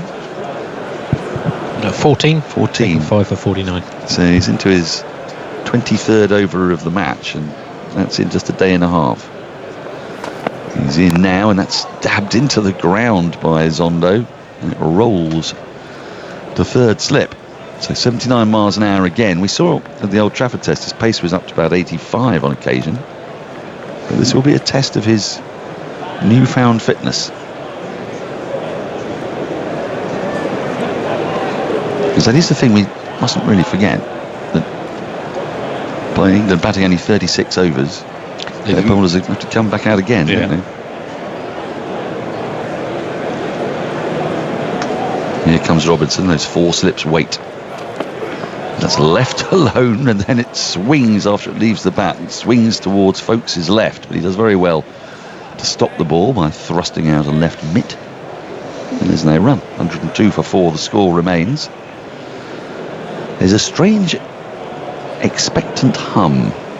When a wicket went down, the atmosphere was really very... Well, the England players have taken to the notion of orchestrating the crowd noise, which is quite unusual. Hasn't happened much until this year. Here comes Robinson, and that's all nibbled at again by Zondo. That's the best ball of the over, 82 miles an hour, and that's just bit on the surface and left Zondo as he pushed away from his body, and there's no run. Actually, did he leave him? He actually sort of went through quite straight, but he played down the wrong line, and it goes through to the keeper. The last ball of this comeback over from Robinson as the crowd and the ground bathed in beautiful autumnal sunshine. Robinson lumbers in. Zondo defends off the front foot, but not awfully convincingly. Thick inside edge rolls into the onside. And it's fielded by the substitute Barnwell. There is no run. 102 for 4. At the end of the 36th over of the second innings, South Africa's second innings, they lead by 62. Zondo 3, Mulder 3, and it's just, this is the nature of Test cricket occasionally, isn't it? That we get these passages, and this is one of them. We haven't had many passages like Not this really. this summer. No. But I'm enjoying it because the game is on the cusp. I think England have regained the initiative, having lost it quite dramatically in that first session. But South Africa have a lead, and it's creeping higher. It's creeping, isn't it? It is only creeping at the moment. The game's in the balance, even if there's not a whole host of stroke play. Stokes in. That beats the pat. Goes past the outside edge again. Mulder might just have been covering off stump. We need to see the replay, but that's moved away quite sharpishly. Well, he's always been able to swing the ball, Stokes, if conditions are right. He gets the ball to swing away. I think that's conventional swing, with quite an open-chested action. Malcolm Marshall could do that. Well, Malcolm Marshall do anything, but yes. Right, here you go, Stokes. In once more. That's left alone outside the off stump. Mulder shouldering arms. The ball slightly goes down low on Folkes. We've seen Folkes take a few balls this year with the long barrier, which you don't always see keepers do. He's had a fairly good summer with the gloves. Yeah, he has. I mean, he dropped one in this match, which he would certainly expect to take. In fact, he barely got the glove on it, and it would have been one of those probably that swung after it hit the bat. But he would still expect to catch that. Stokes in. And Mulder down the leg side, gets very little on it. A bit of body, maybe a bit of glove, and goes down into the ground, and Folkes moving to his left. Stops it. Again, there's no run. But I think it's fair to say that he now feels, I'm guessing that he feels much more comfortable out there, much more secure in his position. And by and large, he's kept well. He's bound to miss the odd thing here and there, and he's scored useful runs. Obviously, that 100 was a very good innings indeed. Stokes in. Mulder plays around his pad, pushes to short mid-wicket, and there's no run. I mean, I think there is an issue with England's lower order. Folkes, perfectly acceptable at number 7, has the capacity to score centuries. He's scored 2 already in his career for England. But it does look a wee bit dodgy from 8 onwards. It could fold very quickly. It's one of the understatements of the summer, that's it. Stokes runs in. Mulder struck on the bat pad, bottom of the bat, perhaps. Did he get on that? I think he must have done, because otherwise there would have been a very loud appeal. It was an extremely full ball, Yorker length, dug out. In swingers too. He's doing his Anderson impressions at the moment. Stokes has bowled away swing, a bit more away swing, and that was a full length in swinger. It was it didn't hit back, but it swung too much and was missing leg stump. But he had deceived Mulder, and without question, his bat was a long way from that ball. Stokes in to complete the over. Mulder plays at that and misses again. We've had the beauty of an in swinger and then a perfect away swinger.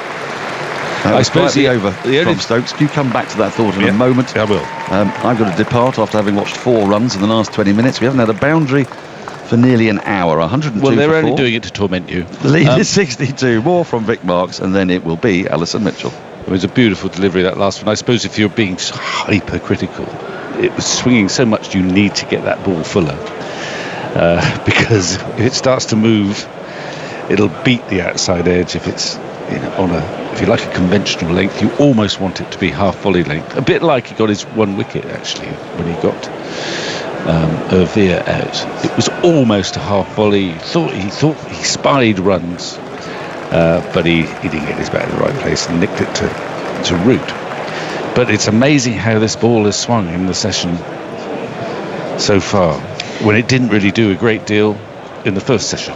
Afternoon, Vic. Afternoon, everybody. Here is Robinson in outside the off stump through to Folkes. A great movement with that particular delivery. But it's been a real marked contrast, hasn't it? And it's a scintillating passage of play with Broad and Anderson were both bowling in tandem there, and a string of dot balls in a row, and the South African lead It was going nowhere. Still hasn't gone really too far. It's only 62. And 6 wickets in hand, South Africa's second innings. So Robinson, ground under shade for the moment from high cloud. There's plenty of blue sky though. 4 slips down the gully. Robinson in, over the wicket, a little wider of the crease, chopped away, and that'll be 4. Out through deep cover, and whistles across the green outfield to that boundary rope. Boundary for Zondo. Well, that's the first for some time. Andy would tell us. 12 overs and 1 ball. Well, by modern standards, that's a long time. It was a very good shot. It was just a little bit of width. He's a little man, Zondo, but he stood tall and made room to cut it. No one there. Square cover. No need to run, really. Right out the middle of the bat. A rare sight over the last hour. Has been the lead has leapt to 66, comparatively speaking. Zondo facing up again to Robinson. Comes off the thigh pad into the onside. Picked up, and there is no run.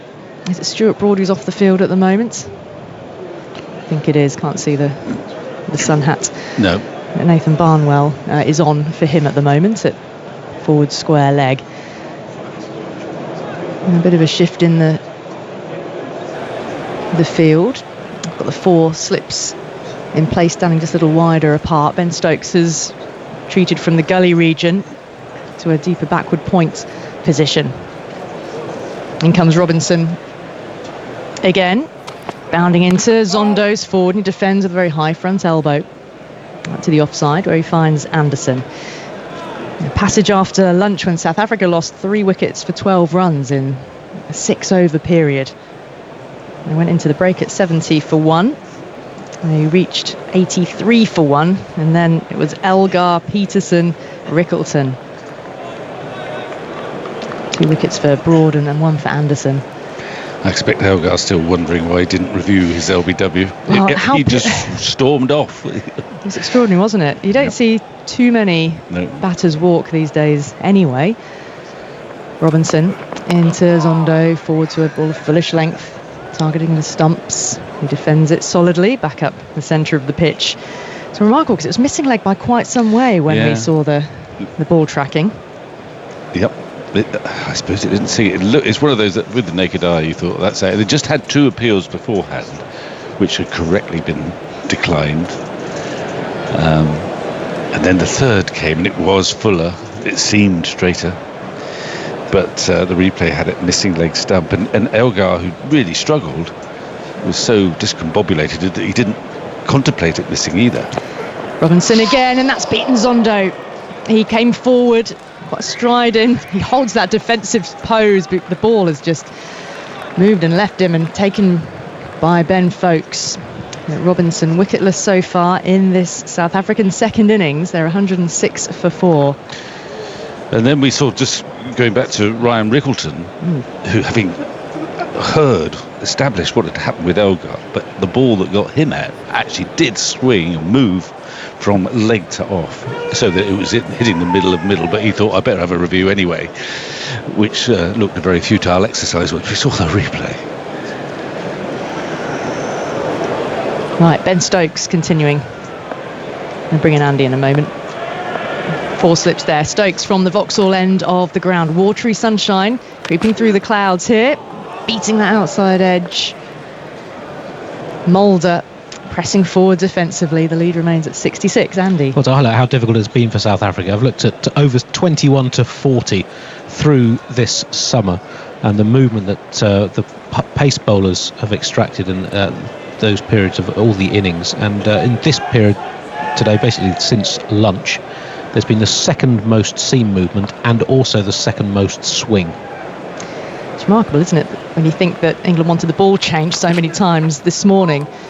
Bounce, lift from Ben Stokes, left alone that time by Mulder. So there's someone somewhere differentiating whether that movement toward the slip cordon is via swing or seam. Well, I guess see they measure the deviation off the ground. Yeah, but if it's changed direction just before it lands, or Has at it the point deviated? I don't know exactly how they do it, but in summary, it's been difficult batting. That's all we need to know. I'm with you now. He's almost done a mic drop then. Placed it down. Stokes, right arm over.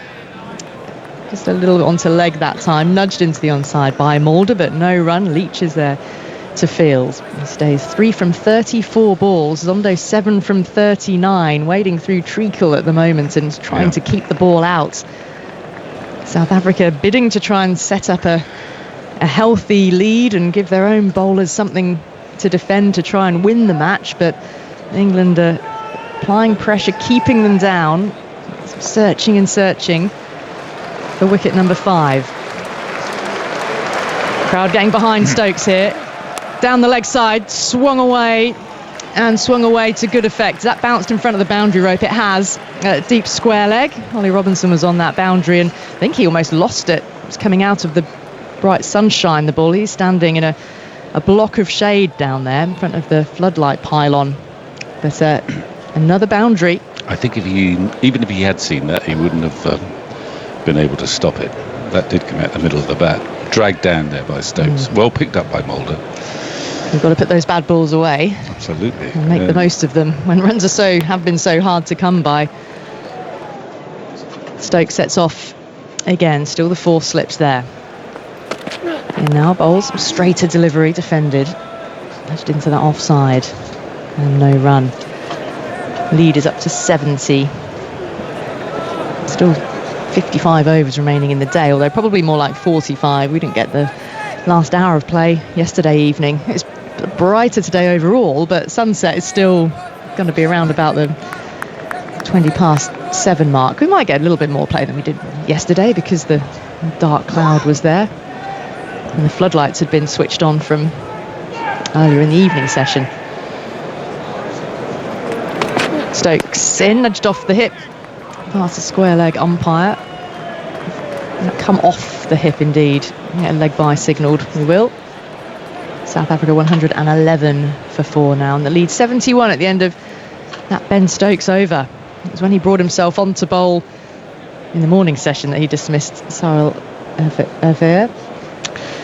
Just looking, Jack Leach has got the ball at the moment. He's had a quiet game so far. He's got this duck, and he bowled 2 overs in the first innings. No more than that.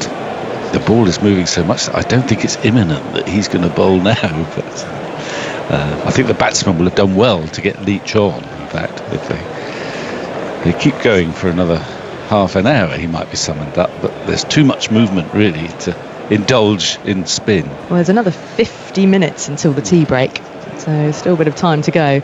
Robinson from the pavilion end, and that took him a little by surprise. It's come off the outside edge, then into the ground, and fielded in by by Pope. That 4th slip position moving forward. It seemed to come to the bat very quickly. Yeah, and a bit of extra bounce than he was expecting. Yeah, almost took the shoulder of the bat. He is a tall man, of course. Played a little bit low, but he took his right hand off the bat and it went down. But encouragement for Robinson, who's just taken a little while to get everything right in this spell. It's a funny old game, isn't it, cricket, when being such wicket-taking form one day. It's defended on off stump by Mulder, angled out towards the backward point region. Pope fields and there's no run. But that's teamwork in the bowling, isn't it? If you're not the wicket-taking bowler, you happy to see your fellow bowlers pick them up, and you're applying pressure in different ways, and still having a role to play even from the other end if you're not the one picking up the wickets. You want to keep the batsman under pressure. Enjoyable chat with him this morning. A quietly spoken man in interview, at any rate. Robinson in now to Mulder, left alone outside the off stump, a shouldering of arms. It carries through to Ben Folkes. Well, your interview has caused us much interest. We've been talking a lot about little wobbles and big wobbles. It's fascinating. And also the stuff, yeah, and also his attitude to fitness and the change that he acknowledges that he's been through is good stuff. Yeah, he said living the life of an international cricketer now, rather than it feeling like a chore to have to go to the gym. It is a lifestyle that you've got to be able to adopt. It's walking forward out of his crease there. Robinson's hurled the ball back in the vague direction of the stumps. He was quite wide, and Folks has managed to move to his left to gather it. But Mulder advanced on Robinson, fielded in his follow-through, and then rather an angry hurl. I have to say, how dare you walk out of your crease to me. Didn't manage to time it though, Mulder. No. Skip back. I'm sure he was back in his crease. I think it's fair enough to shy at the stumps there. Waits with his bat poised. Again, flexing his knees. Mulder lets that one go. That one did move away from him. Wanders away towards square leg. The lead wedged on 71. 2 boundaries in the last 10-15 minutes. There have been very, very few and far between before that. 25 dot balls in a row at one point before a single in the post-lunch session. Broad and Anderson were building that pressure. Robinson turns again. He's again been consistent with his speeds today. And draws a defensive block by Mulder. End of the over. 111 for 4. Had 40 of this innings. So South Africa have already managed to comfortably last longer than they did in the first innings. And indeed, how long England managed to last as well. A quirk of the game that both first innings lasted exactly the same number of balls. It had Andy Zaltzman very excited. England managed to score a vital 40 runs more than South Africa, however. Yeah, he's calmed down now. There's been much talk about the ball softens after 40 overs. Well, we've got to 40 overs, but I think it'll keep swinging for a little bit longer. In a curious sort of way, if this pair have done quite well, they haven't scored many runs, but they are still there.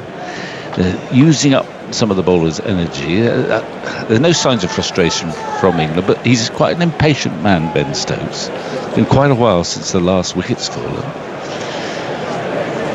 Zondo 7 off 39, faces up now to Stokes. Comes rushing in, forward, bat and pad close together. A half shout from Stokes before he turns on his heel and walks back to his mark. Yeah, I think that's high. There is still movement there. Stokes is going to swing more than Robinson, I'd say. Mostly away from the right-handers. The occasional in-swinger. Yeah, the partnership now 12 overs and 3 balls. Only the third partnership this match so far to last beyond 9 overs. And time is a factor in this shortened game. 40 balls for Zondo as Stokes in again, finds the outer edge of the bat. That's well backed up there in the field. Still got Stuart Broad. It's a no ball. Stokes overstepping this time.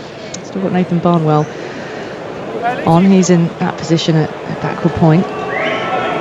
But when you say Stokes isn't showing signs of impatience, crucially Mulder and Zondo are not showing signs of impatience. They're having to really battle hard out there and concentrate hard, not make a mistake, because they've faced some real high quality bowling in this afternoon session. Stokes in, just straying down leg, able to turn it down to fine leg, and it is another 4. So 3 in this last 20-minute period. Robinson's away down at fine leg, couldn't cut it off. Just a simple nudge by Mulder. Well, he's done well, Mulder, actually. He's survived, and then he's had 2 poor balls from Stokes in the last couple overs. One short one, which he pulled away to Robinson's left down at long leg, and that was full, but just outside leg stump, and he just glanced it away, intentionally fine. No chance again for Robinson. Sunshine again here at the Oval. Stokes finds it. It's another one. Able to be nudged off the hip. Won't be a boundary this time though. Robinson is there, scoops the ball up inside the rope, but a single is taken. The lead is now 78, 118 for 4. All after England could only add 4 runs to their overnight score this morning. All out for 158. And their last 3 wickets fell inside the first 15 minutes of the day. So anyone who wasn't in their seats by 11:15 missed the remainder of the England innings. Zondo waits, bat held high here as Stokes is in. Gives him all back of the length and he gets up on his toes to fend this down into the offside. He's not a tall man, did have to get that high front elbow in place to control the ball down into the ground.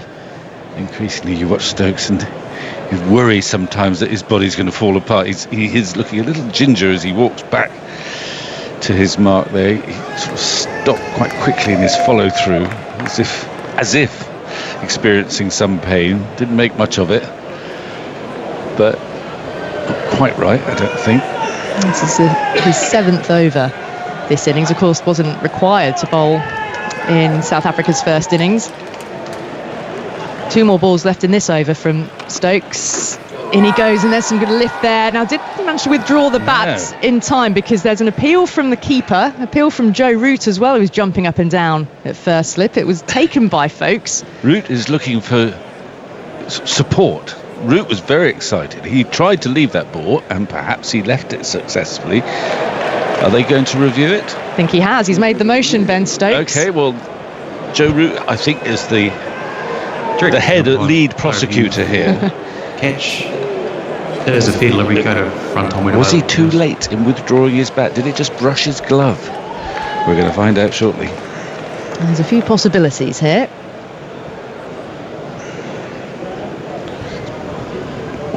I think he might have hit that. We'll need an ultra edge on that. It's nothing to do with glove. It would be the bottom of his bat as he tried to withdraw it. Thank you.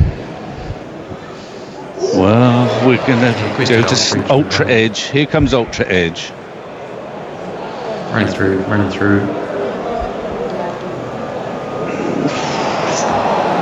Keep going. Nothing. Ultra edge is not looking good from an English perspective. Not out. Quivered Vic, but in Second one out. more of a quiver that's perhaps a whistle of air rather than. I mean, if he had another coat of varnish on his bat, or indeed the ball, a little bit of extra lacquer on it. So we can conclude that Joe Root has had a very good afternoon in terms of ball polishing. He's polished too much off it. But he's not been very good at ball watching. Because ultra edge, we trust ultra edge, suggests no contact whatsoever. So England have now used up all their reviews. Yeah, none left. An uncomfortable feeling. Zondo facing up to Stokes once more, nudge into the onside. Leach is there to field, and there is no run. I always think it's quite, in the modern game, it's an uncomfortable feeling for the umpires now too. The knowledge that England can't review, so they can make a mistake and no one's going to necessarily correct it. No, but people will know about it. Yeah, and we'll tell them. Right, so the lead is 78, 118 for 4. Stokes, 1 wicket to his name. Vic, you're going to be joined now by Aggers. Well, it's been a very slow session, but in a way a fascinating one, an unusual one for this summer. But the ball has swung, and who better to come and analyse it than the old swinger himself? Well, I can't quite understand. There's a bit of debate about it, but this is normal swing. If you look at that, conventional shiny side's on the right-hand side. Yeah. It's the proper answer. It's not reverse swing. It feels too verdant anyway, too green for reverse swing. In comes Robinson and bowls, and that's pushed away towards a bit off. It doesn't get there because Robinson puts a size at least 13 boot on it. And so there's no run, 118 for 4. And there will, I'm looking for your experience, if you can remember. But there will just, I would have thought, within the England camp be just a sense now, a little bit of frustration that the ball has swung. It swung for Jimmy Anderson. He got it going beautifully. Way swing, beat the bat, in swing occasionally. Even Stuart Broad got it swinging away from the bat, which he doesn't do quite so often now. Stokes has got it swinging, and yet there hasn't been a wicket now for some time. They haven't leaked many runs. There's Robinson bowling, and that's pushed away off the front foot by Mulder, who's 12 from 48, Zondo 8 from 44. So they haven't let South Africa get away at all. They're still in check. But you're probably right. Think that we should have got 1 or 2. It's a beautiful balls bowled. Yeah. Well, and so what do we conclude? I suppose the armchair critic will sit here and say they just need to be a fraction fuller when it's swinging, but it's so easy to say that up here, isn't it? I think they've got a lovely length, actually. It's because of that nice length they've bowled that they have swung the ball, and the sun's shining. It's not one of those overcast, humid days where you think, oh, the ball will swing today. It's not like that at all, and yet the ball is swinging.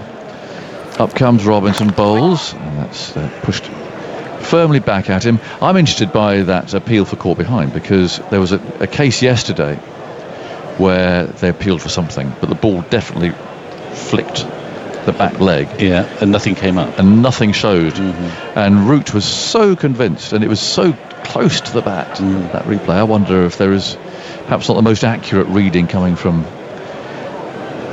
those microphones, because there was definitely one yesterday where it flicked the thigh and nothing came up. 118 for 4. Mulder on 12, and comes Robertson, bowls to him. And there's no stroke. But in the one thing you can say about technology is that though there are times where it doesn't seem to be accurate, you can't argue with it. No.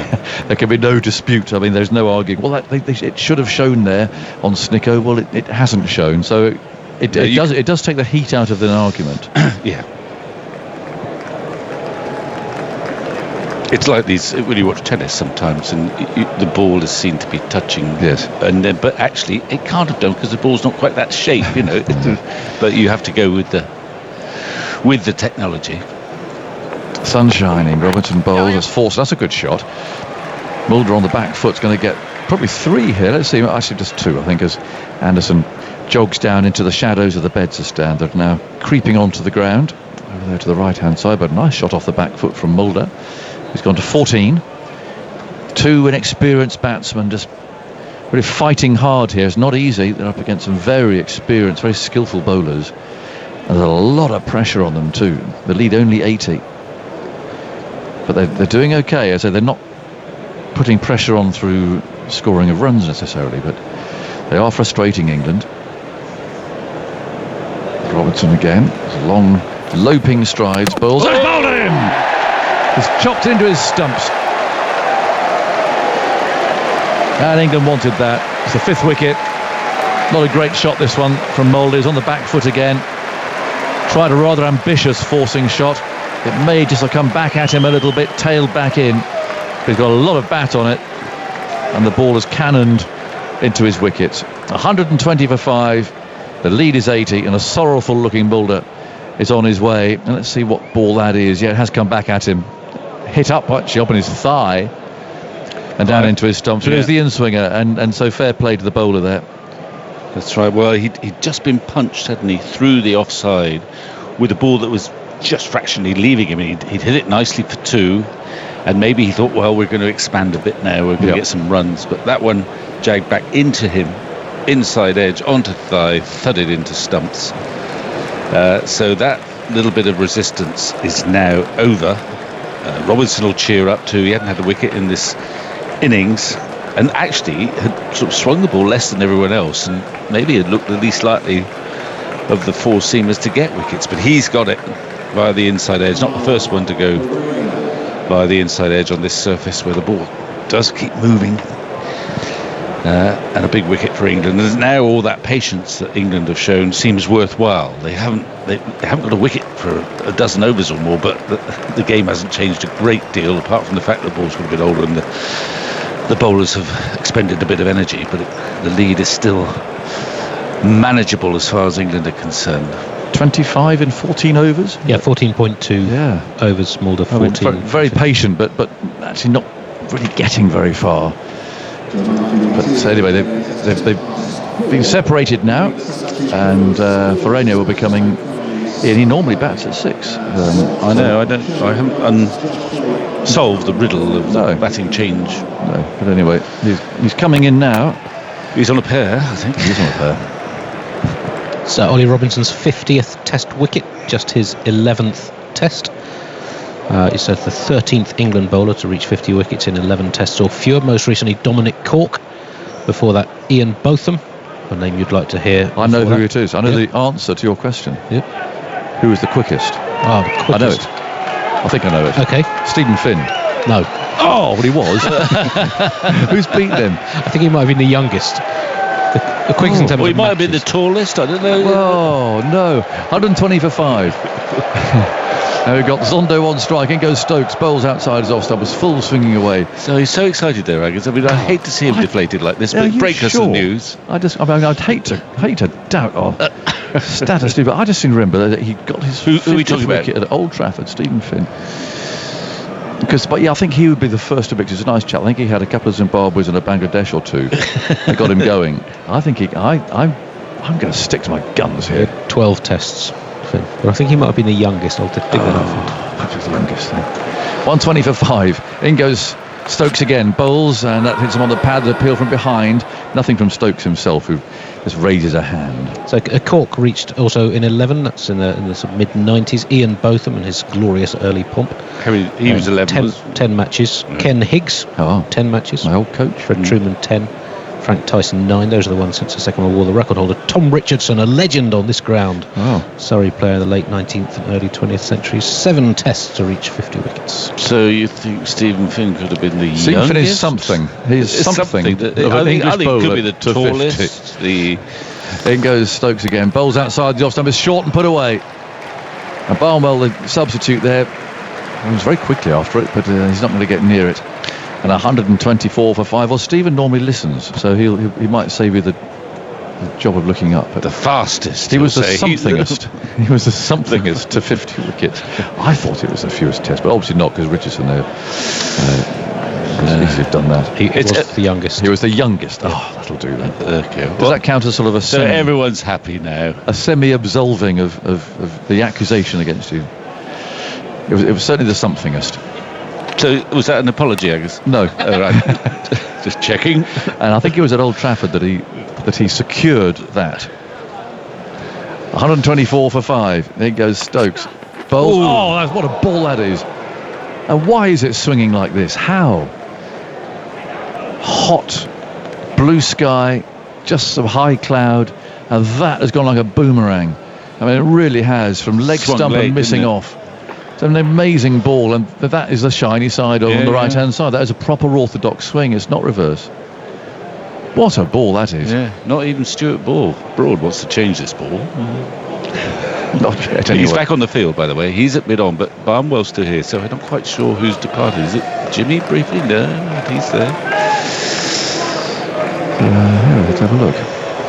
Where's Jack? And goes Stokes. Bowls again. It swings, but starts too wide.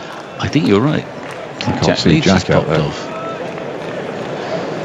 You spinners, you have a hard time. You field a few overs. 124 for 5. He hasn't bowled yet in this innings. But with the ball swinging like this, I think he's unlikely to. Maybe just having thought, well, I'll leave it to the others for a while. Yeah. That really did swing. It was an amazing ball. Well, that was sort of... Well, it's a long time ago now, but it's Bob Massey territory, that, wasn't it? Not way back. Really went. Slips awaiting. In goes Stokes again. Zondo waves his bat and he bowls. And that didn't swing at all. He's punched him through mid-off for 4. It's a fine shot. And Zondo moves to 16 from 50 balls. And the lead for South Africa now stands at 88. They've got 5 wickets left. Great cheer there for Jimmy Anderson coming down to retrieve the ball. Jack's back. Barnwell's off. 128 for 5. But I don't think he's put his bowling boots on, Jack, because I'm sure he was wearing them anyway. And I don't think he's going to bowl for a while. I wouldn't have thought so. I mean, that ball is still swinging for Stokes. It would swing for Anderson if he's ready for another spell before too long, just before tea perhaps. It's a very shiny ball, isn't it? Joe Root's done a great job. He has. He's the real polisher. But often it takes more than that. It's all sorts of things come together to make a ball swing. But you have to say that usually it's under cloudy skies, as we know. But today is absolutely beautiful sunshine. 128 for 5. Then the lead 88. And Robinson comes in smoothly, bowls up, brushes something. It evades Folkes' dive and comes down into the boundary below us for 4 byes. So it brushed absolutely nothing. It just went straight clean through. And handy extras runs for South Africa, who go to 92. And they're now 132 for 5, and Alex is back. Hello. Just very green today. I am very green. More of a emerald green, I'd say. Oh, okay. Yeah, I'll accept that. It's not quite an olive. Well, olive green. It could be olive. Or olive's a bit darker than that, perhaps. 132 for 5. Slips waiting. In comes Robinson. Bowls. That's steered away into the offside. They'll grab a quick single there as Anderson has some ground to make up, moving to his right. So it's 133 for 5. The lead 93. And I've been trying to explain, but failing, as to why the ball should be swinging so much under these beautiful sunny conditions, because you just don't normally think that. And it's orthodox swing. It's not reverse. It's beautiful shiny side on the proper side bowling. It's going a long way. The humidity, maybe? Could be. Dan Norcross earlier was talking about the temperature difference between the ground and in the air. Oh, okay. I don't know how true that is, though. Well, I can offer a little bit of light on that. There comes Robinson, bowls, and there's a peel flick before wicket is played, no shot. He's got trapped there, that in-swinger again, and he's given out. And Zondo's going to review it, but he thought that would be an outswinger. It came back in at him, just as Mulders did, and he's been horribly trapped there. Bat nowhere near the ball at all. And we'll just wait now to see. He's not a tall man either. That won't help him here, I don't think. And England think they've got their 6th wicket.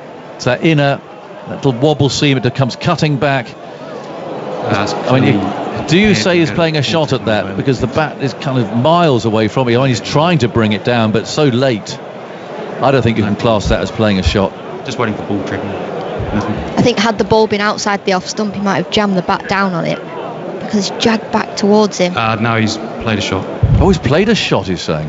Now, that's interesting. Ooh. I'm not sure about that. And nor do England. Look, they're saying no. They're saying he's not played a shot at that. But the ruling of the umpire is that he has played a shot. Now, can you call that a shot? Outside. Well, the wicket to umpire's call, so he's out anyway. Get you back on the screen instead of position. Just trimming the bails. Now, Robinson's done it again with that beautifully disguised in-swinger. Up goes the finger. Zondo's on his way. And whether he played a shot or not doesn't matter at the end of the day, because there's 6 wickets down now. There's 93 runs ahead, and still with a lot of cricket to go, because the tea is in 25 minutes. That's 20 minutes. It takes it to 4:30, and then it was 6:30 they came off yesterday. So England might still have a view on finishing this today, but they'll have to really whistle through these remaining wickets. But Zondo played pretty well there. He stuck to his guns. Didn't see many of his shots, but didn't that come cutting back again? Yeah, it did indeed. And England were questioning whether or not he played a shot. They didn't think he did, in case the ball had hit him outside the line of off stump. So had it have hit him outside the line of off stump? What do you think? I don't think he played a shot. I don't think he did either. I think he was completely defeated.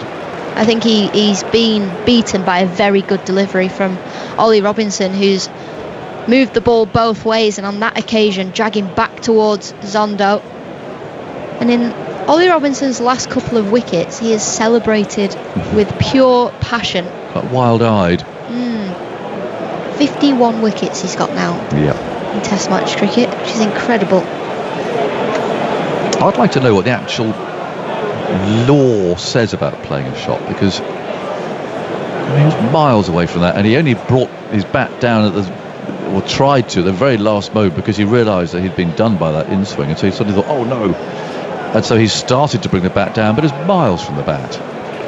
It's always been a bit of a grey area, that one. When you see a batsman leave a ball, you can see he's leaving the ball, the bat's held high and the ball goes through. I don't know if you can really claim that he played a shot at that. Anyway, it doesn't matter, because he's out, and we've got the tall left-handed Janssen coming in now, with, you have to say, South Africa in big trouble here. 133 for 6. Crowd again, he's here. Little uplift there, the noise level. Said left-hander, of course. Janssen bats right, but bowls left. 93 is the lead. South Africa will know, no matter what they set England, they're going to go for the chase. Oh yeah. They might consider they can do it tomorrow as well, though, mightn't they? Yes. they might want an extra Just day to off. win. Joe Root's revving up the crowd. He's like a Yehudi menu in there. He's waving his arms about as if he's conducting an orchestra. And in comes Robinson and bowls. And Janssen, who played pretty well in the first innings, allows that to go by. 133 for 6. It's been one of my favourite things about this Test team, that they do get the crowd behind them. Oh, yeah. They do get everybody up and cheering. And it looks like they're all having so much fun out there. And that's what Test cricket should be about. Should be about fun, playing cricket with your mates, enjoying every moment out there. Root's at it again. He's leading the hand clap now at first slip. Robinson's on his way, shoulders slightly hunched. Up he comes now, bowls a good bouncer, which flew over Janssen's head and was acrobatically gathered by Ben Folkes, tumbling to his left. Oh, it's another no ball. I was saying earlier, this is just the one blemish on Robinson's copybook at the moment. Oh, these number of no balls that he bowls. It's just something for him to work on. There'll be time after the summer just to try and get that front foot back and make sure it stays back. Because he's taken more than one wicket with a no ball in the past, and he doesn't want to deny himself that, but otherwise he's more or less the perfect bowler. And he comes again and bowls to Janssen, who drives him hard, and that's very well fielded too. At least stopped off his own bowling. He got up there and he gave Janssen a bit of a glare. Yeah, he's very fired up. 134 for 6. He's got his father watching. I don't know who annoyed him at lunchtime, but they're going to get an earful, aren't they? He's come out a different man. Yeah, well, perhaps didn't like what was on offer. Simple as that. And he's turning now in the shadow of the floodlight down there at the far end. Janssen's over his bat, a towering figure. Here's Robinson again over the wicket. He bowls to him, and that's nicely driven. Very well played. And Stokes will go chasing that, but to no avail, surely. He's going to make it over the ropes and towards the groundsman's shed.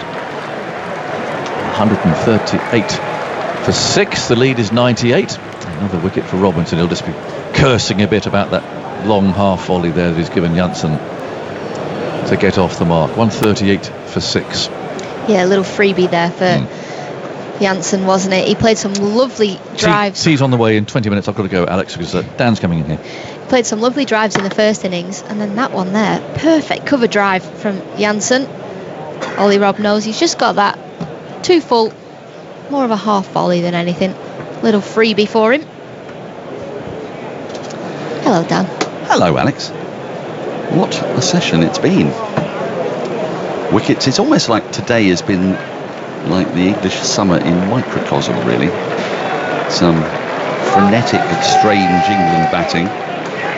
Then South Africa coming back and going ahead of England to being in charge, and then England roaring back in the afternoon session, led by their old-timers Broad, Anderson, supplemented by Stokes and Robinson. 4 slips are in place. Kyle Varena's only faced 2 balls himself.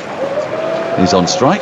Stokes is in, and Varena pulls at this and gets hit on, well, he gets hit on, I think it might be, yeah, well, where his hand is would suggest that it's that place, right in between the 2 legs, just above, and he's in some discomfort, let's put it that way, and he's receiving no sympathy from anybody. Oh, we just see the replay. As well. Yeah, that was well timed. That was right on the box. It was flush. I think it didn't even glance off in a thigh.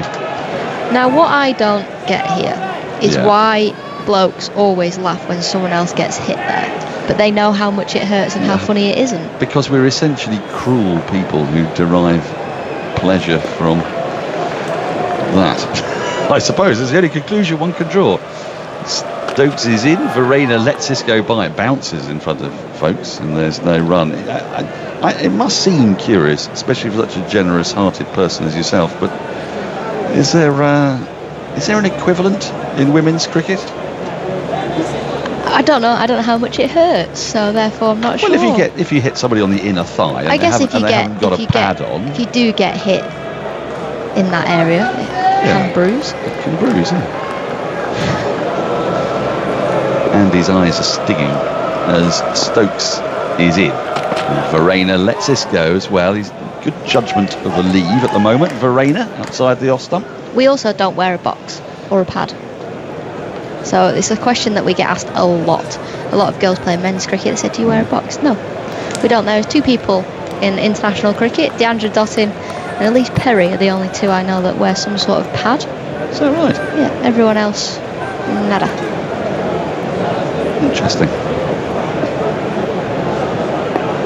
Might have to take this conversation offline as Stokes is in. And Verreynne lets it go again. There's no run. Certainly the kind of insight you didn't used to get from Trevor Bailey when he was doing your job. In terms of England's reviews this summer under Ben Stokes' captaincy, it's not gone tremendously well. 17 reviews in the field, none upheld, 15 rejected outright, and 2 umpires' calls. That's England, did you say? England when bowling. So they've never overturned a decision that's gone against them this 17 summer. attempts. Wow. That's not a great strike rate. Stokes in, and that's flicked away off the pads. It didn't swing. It just kept going down towards the leg side and has been worked away for a single down to deep backward square. The lead now 99 with 4 wickets in hand. And we have got 16 minutes or so to go until tea. So this game, you would think, is definitely going to go into a third day, which didn't look entirely likely. Andy's going to talk about the extra half hour, but that's for the birds. They will be off at 6:30 today, I would imagine. They went off at 6:30 yesterday. And there was sun shining on the Galladari Stadium at one point, and they didn't come back out. So we've mentioned it before in this programme. It seems strange they're not starting at 10:30, but there you have it. As Stokes is in, that's played at and missed. A little fence from Janssen, playing away from his body. The ball swings away into the gloves of the keeper. End of the over, 139 for 6. The lead 99. Janssen 4. Verreynne has 2. Can they start at 10:30 or not? Well, I don't think they can now because the conditions have been set. But I mean, this is something that should have been thought of, you would say, at the start of the season. If you're going to play a test match in September, if it then rains, then your extra half hour to make up Could be the time morning. and the extra half hour to make up the overs, and they always have to make up the overs, takes you to 7 o'clock. And there was no way we were going to get to 7 o'clock, especially when the umpires decided that relatively adequate light wasn't adequate enough. So I think it was dark yesterday. I think when they went Floodlights off. had taken over. You're a cricketer though, aren't you? You'd come off at the Yeah. drop of a hat if you could. If it's cold, I'm off. If it's drizzly, I'm off. Robinson in from the pavilion end, starts a new over down the leg side, flicked at and missed by Verreynne, and Folkes takes well, diving away to his left.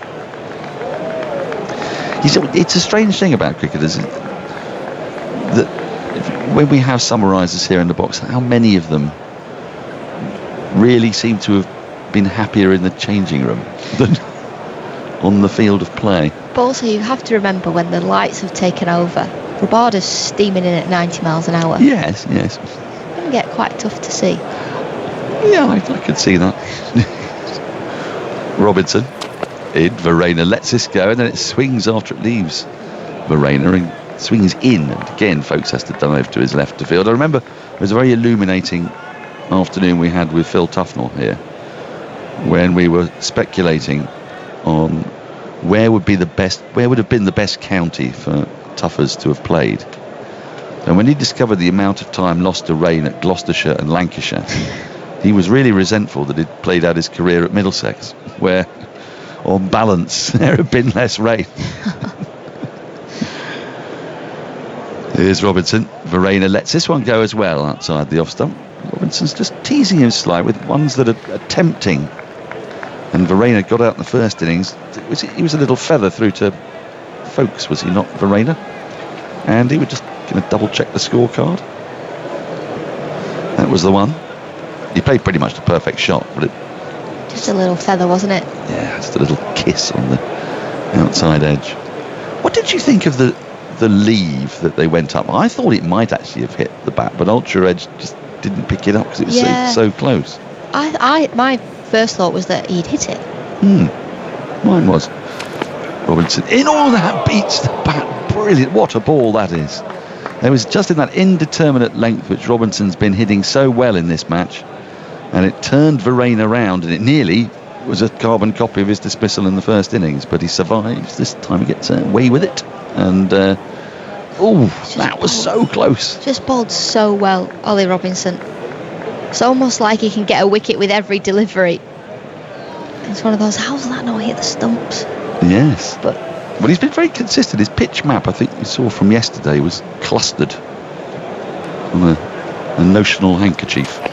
He's in again, and that's firmly defended off the front foot by Varane, but straight to short extra cover. There's no run. And his speeds in the 2 tests he's played this summer, he's averaging 82.8 miles an hour on the CricViz data.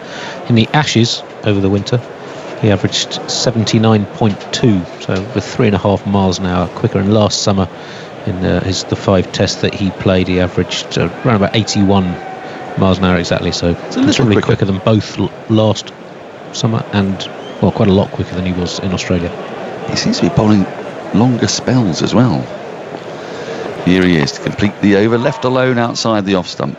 Varane not tempted on this occasion. So 46 overs gone, 139 for 6, Jansen 4, Varane 2, 10, 11 minutes to go till tea. He's so consistent with his run-up and the angle of his run-up. He's actually left a mark on the pitch as well, with the angled run-up, and you can see where each individual foot hits the ground as he runs in. And he very rarely strays away from that, and when he does, it's one of his variations. Must help a little bit as well, because by that stage you've got all your foot marks there. You can. Well, when mine are there, it actually puts me off because I got all my feet where they're supposed to be.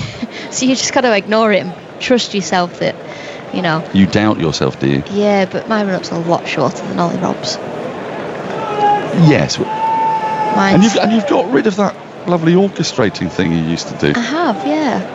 I'm actually bowling properly for the first time in years. Oh, I see. Yeah, it's worked, unfortunately. Stokes in to start a new over. That's edged and gone. Fourth slip takes the catch. Jansen's got to go, driving away from his body. A really good diving catch, that. And Stokes has another wicket. The 7th has gone down. He looks exhausted from his toiling. And it's a no ball. He doesn't, that's why he looks exhausted. Here, well, it is Stokes, and we should always wait for the umpire's verdict, because we know that Stokes can overstep. And instead of being 99 ahead with 7 down, they are now, South Africa, 100 ahead with 6 down. It was a super catch from Pope. It went very quickly, sharply away to his right. It swung a bit as well.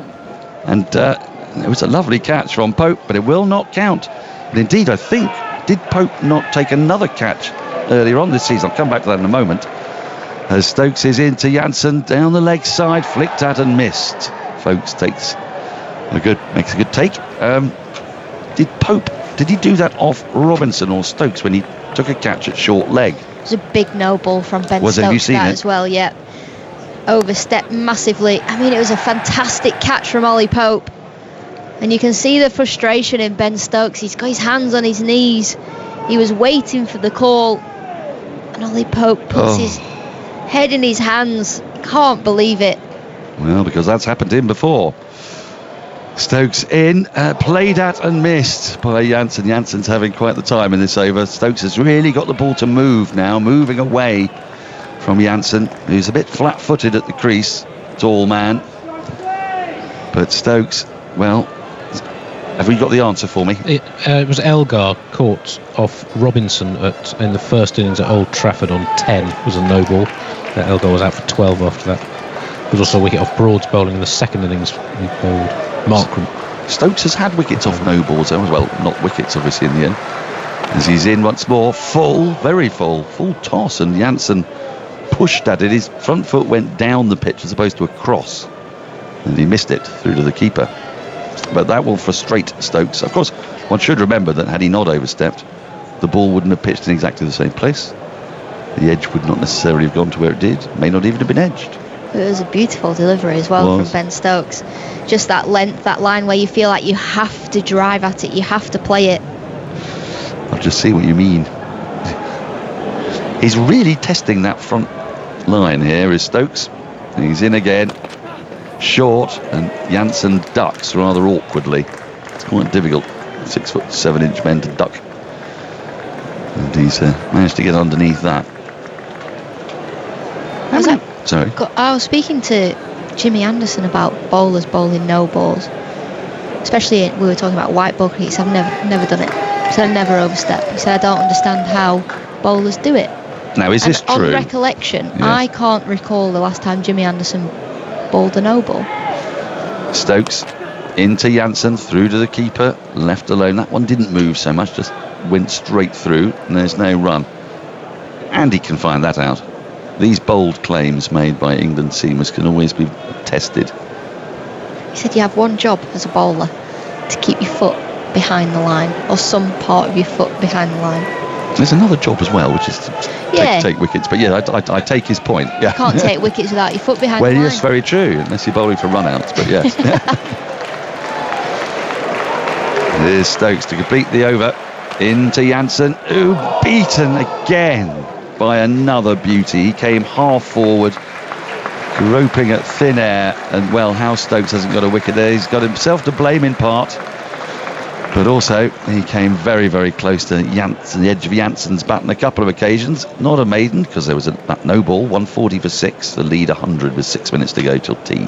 I would love the last time Jimmy Anderson bowled a no ball was like back in 2010 or something like that. Would you like that? I would like that, because then he's like, well, I'm right. Well, he did didn't the England one-day team or something went through an incredibly long period without bowling a no ball. Then came Stephen Finn. But then he created his own no ball. He did the Stephen Finn no ball. No, I think this was a bit more recent. It was after 2015, I think. Right, Robinson's going to bowl the last over to be bowled from the pavilion end before tea. He might squeeze another over in from the Vauxhall end after this, as Verena is on strike. 4 slips, backward point, cover, mid-on, who's very straight, deep square leg and a long leg. Here's Robinson, he's gone for the pull, thick top edge, gone high in the air, and is landed, is it landed beyond the boundary? We'll wait to see the umpire's signal. It was close to Lee's at long leg, but not close enough. Lee's is saying, I'm not sure. That might have actually landed on the rope. So they'll need to check this. For a moment, it looked like he could get there to catch it, but he was miles away in the end. That's landed on the rope. And so now, because we don't have a boundary sponge for this match, that will be actually a little bit more difficult to determine, because you've got a much smaller target, but we'd need to see the angle, not from the one we've got. 6 has been signalled. There we go. Top edge, short ball. Was not in control of that at all, Verena. And he nearly gave a catch to long leg, but it was 3 or 4 yards away. Wasn't going to be able to get to that, I don't think, Lees. As Robinson comes in again. And Verena is edging a ball. Oh, I say, he edged the ball to 4th slip, and then Ollie Pope wanted to repeat the trick of Lord's earlier this season, flung the ball as hard as he could at the stumps, missed the stumps, very nearly hit Verena, and instantly apologised, because he's a very nice lad. Both got smiles on their faces. He said, I'm so sorry. He said, it's fine. But Verena's having quite a torrid time here. It was an interesting choice to hook the previous ball, and actually, now would he have been out if the stumps had hit, because he took evasive action and the bat fell out of his hand. Once the bat has been placed on the floor behind the line, then you're in. But what if you're not holding on to the ball, though? Because the ball was fired back, and he looked, well, it was somewhat comical, his evasive technique that had him contorting his back. It's like the Matrix. That's the Matrix. It's the Matrix. He's done the full-on Matrix. Robinson in again, dabbed to backward point. There's no run. He did a 180-degree pivot, with a bit of in slow motion, as if he was trying to avoid the bullet throw of Ollie Pope. I mean, Ollie Pope's throw was so wayward, it was miles away from the stumps. It was, and it was also very fast. But he plonked the bat over the line, but then he dropped the bat. So what's the situation? I wonder. That's an ask the umpire one, that. That is an ask the umpire. Robinson in, forward in defence, comes for rain, pushes into the offside. There's no run. Andy. I think it would be not out. Inzamam ul Haq was wrongly given out in a test in Pakistan. I think it'd be not out. Because he jumped up, didn't he? Yeah, he was avoiding a throw, I think, from the bowler back at the stumps. I'm pretty sure that would be not out. Jimmy Anderson's last no ball. You've got to go way back through the midst of history to the test against India at the start of July. Robinson's in. This has been nicely on-driven up to Broad. There's no run. Do we know when he last... Sorry, I'm just going to tell you though, that Broad's just thrown the stumps down. Everybody's throwing the ball at poor old Carl Verreynne at the moment. Not quite sure what Verreynne has done to deserve this peppering. He's had an unfortunate moment where the ball has hit him while he was batting in an area that is very uncomfortable, and after that seems to have been the signal for England's fielders to fling the ball at him from all parts. He was home though. As Robinson is into Verreynne wide of the off stump, left alone. End of the over. We'll get one more over in before tea. So he lied there, saying he doesn't ever bowl no balls, because he does. Yes, well, he's possibly doesn't often bowl them. What about has he ever bowled a white ball, no ball? Because that was the conversation we were having. Let's find out. Andy will dig into that. Oh, well, sorry, I've just seen the Stokes no ball, and it was a no ball by about 2 inches. So we have law 38.2. A batsman is not run out if he has been within his ground and has subsequently left it to avoid injury when the wicket is put down. So he would have been fine. So that means a batsman cannot be run out when taking evasive action from a throw if he has not left his crease. Thank you. Stokes into Jansen, wayward delivery down the leg side, taken by Folkes. There's no run. But he had left his crease. But he's got back into his crease. Yeah, okay. I was just throwing a spanner in the works. Because I think you spotted that bit. You said he got his bat grounded, so he's fine. My concern was that then the hand came off the bat, leaving him stranded, batless. Right. But I think we've tidied all that up. 4 slips in place. Stokes, who got Jansen, who thought of a no ball the previous over, he's into him again, and this has been worked into the onside around the pad to mid-wicket, and there's no run. He's got a bit of a limp on here. Stokes, he's got trouble with that left knee, and he has all summer. Well, when he has trouble with his left knee, he tends to bat a little more sedately. His 100, the last hit, it was 100 he got in the last hit, wasn't it? When his knee locked. Stokes into Jansen, who thinks about driving and then shoulders arms to a ball outside the off stump. And there's no run. Similarly at Trent Bridge, when he locked the knee, that was one of his more slow, thoughtful innings. When he was 75 not out. Well, he was 75 off 70 in the end. But that was when Johnny Bairstow was hitting England's second fastest 100 of all time. It's been quite a summer of cricket, isn't it? It has. You almost forget about those New Zealand test matches right at the start of summer.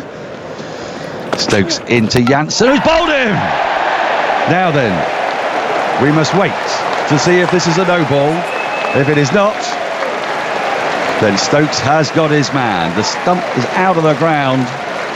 It was a wonderful delivery. He's being congratulated by his players, and Verreynne is waiting.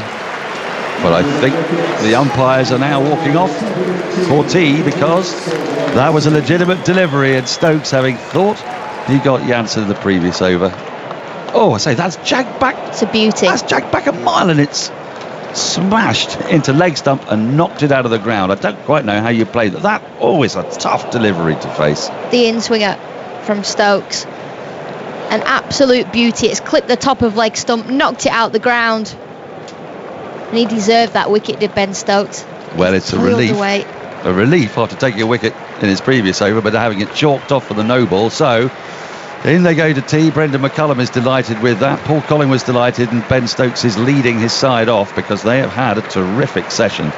146 for 7 South Africa. They lead by 106. They lost 6 wickets in that session. They scored just the 76 runs. Their lead is just 106. They began the session, you would say, Alex Hartley, maybe just ahead. Yeah. They've ended it, you would say, very much behind. Yep, that's exactly how it went. Before lunch, that was South Africa's session, and then that very much so England's session. They've got themselves back into this game. 2 wickets for Stokes, 2 for Broad, 1 for Anderson, 2 for Robinson. This 4-pronged seam attack has been fantastic in this test match. And just give you the bowling figures: 1 for 30 Anderson from 12, Robinson 2 for 40 from 15, Broad 2 for 40 from 11, and Ben Stokes 2 for 29 from just 10.4 overs. So we go into a final session this evening with South Africa just 106 runs ahead. If they could eke out, Alex Hartley, another 50 odd runs. I mean, look at the scores we've had. South Africa 118, England 158. South Africa 146 for 7. 150 is going to be awkward. Yeah, they'll believe that they can bowl England out for anything less than 150. You know, the scores have been low on this wicket going into day 3 tomorrow, the final day. They've got to believe that they can. I think from an England perspective, they'll believe they can chase anything down. They've shown that this summer. But South Africa, they know what this pitch is doing. They know they've got the likes of Rabada up their sleeves, who will get the ball to move around a lot on here. Well, he will, and it will be testing for England's batters. Yeah, but the first test is to knock over those last 3 wickets. England's last 3 wickets this morning did not trouble South Africa for long. 17 balls, 4 runs. England, on the other hand, have had difficulty knocking over the tail, but the next man coming in will be Keshav Maharaj, and then you have Rabada and Nortje. So Maharaj, you see them trying to sort of maybe fling the bat a little bit. Maharaj is going to play aggressively, you'd think. Yeah, and so is Rabada. I think both of them will just try and get South Africa's lead up and above that 150 mark. The players are making their way out. As per usual, the South African batters are at the crease, and the England fielders are now following. The umpires are in position. They're always waiting for the England fielders. Vic Marks is with us, with South Africa 146 for 7, a lead of just 106. Vic, where do you see this session going? Look into your crystal ball, and then it will be Alison Mitchell. Well, I think England are going to bowl them out, and then we'll see whether they can get the runs to win the game. Probably not today, although that is not completely impossible. I mean, the key element of the afternoon, which was fascinating, is how much that ball has swung and how skillful some of the England bowlers have been with the ball that is swinging. And that was started with Jimmy Anderson and Broad both getting significant movement in the air, and it's been followed up by Ben Stokes, last ball before tea, having bowled probably a dozen away swingers at Janssen, something like that. He then produced the perfect shock in swinger, which rushed through the gate and took the leg stump out. A lovely piece of deception. It was a wonderful delivery. Hello, Vic. Afternoon, everyone. Good evening now. Around the wicket to Rabada, who has a dabble outside the off stump and doesn't get any bat on it, through to Ben Folkes. So Rabada, the new batter, joining Farina, who's 8 from the 19 that he'd faced leading up to the tea break. Of course, Stokes has got his 2 balls remaining in what thus far be a 9-over spell. He likes long spells. Well, I was thinking, of course, Old Trafford, he bowled a 14-over spell either side of tea then, didn't he? Well, he might try and do the same now, if necessary. 6 before tea and 8 after. Around the wicket he goes again to Rabada, full. Oh, and that's caught at second slip. Rabada isn't moving, though. Was it played into the ground? Was it a bump ball? Stokes is now high-fiving, but not with great enthusiasm. No, I reckon it's out, and they're a bit confused by Rabada hasn't gone off. It looked like, whether it was an intentional slower ball, it was quite a slow delivery compared to what we've seen.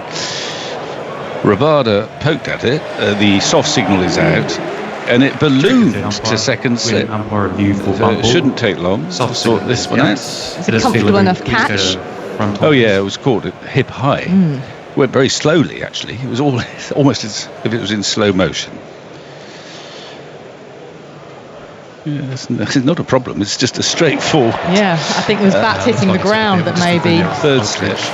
He goes to.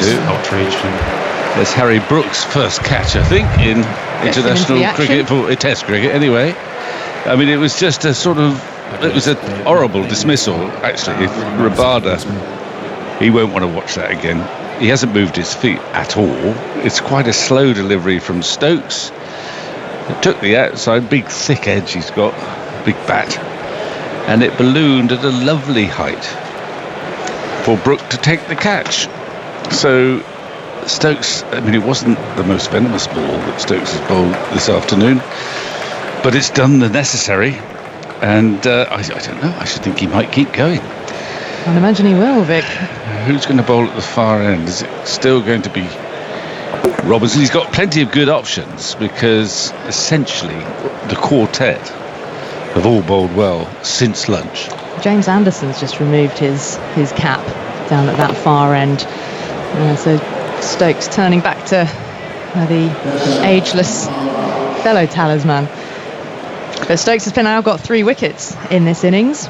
He has bowled a 9-over spell, and just it's broken 2 by wickets T. remain. He'll keep going. And it will be Anderson.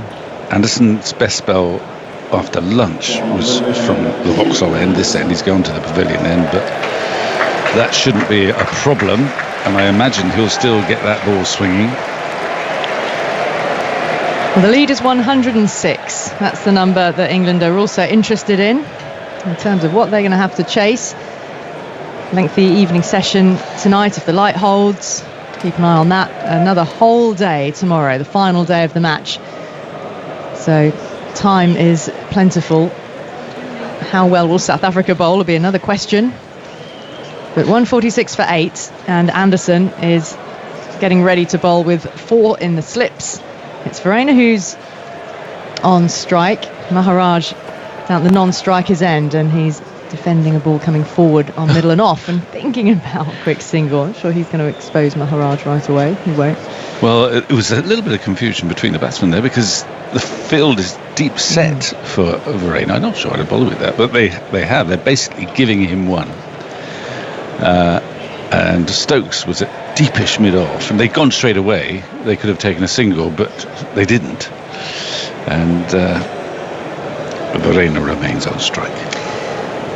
Lovely evening sunshine here at the moment. Early, well, still late afternoon really, only 20 to 5. But shadows are starting to lengthen. Anderson into Verreynne, big thick outside edge as he was forward looking to drive. Runs away towards Leach.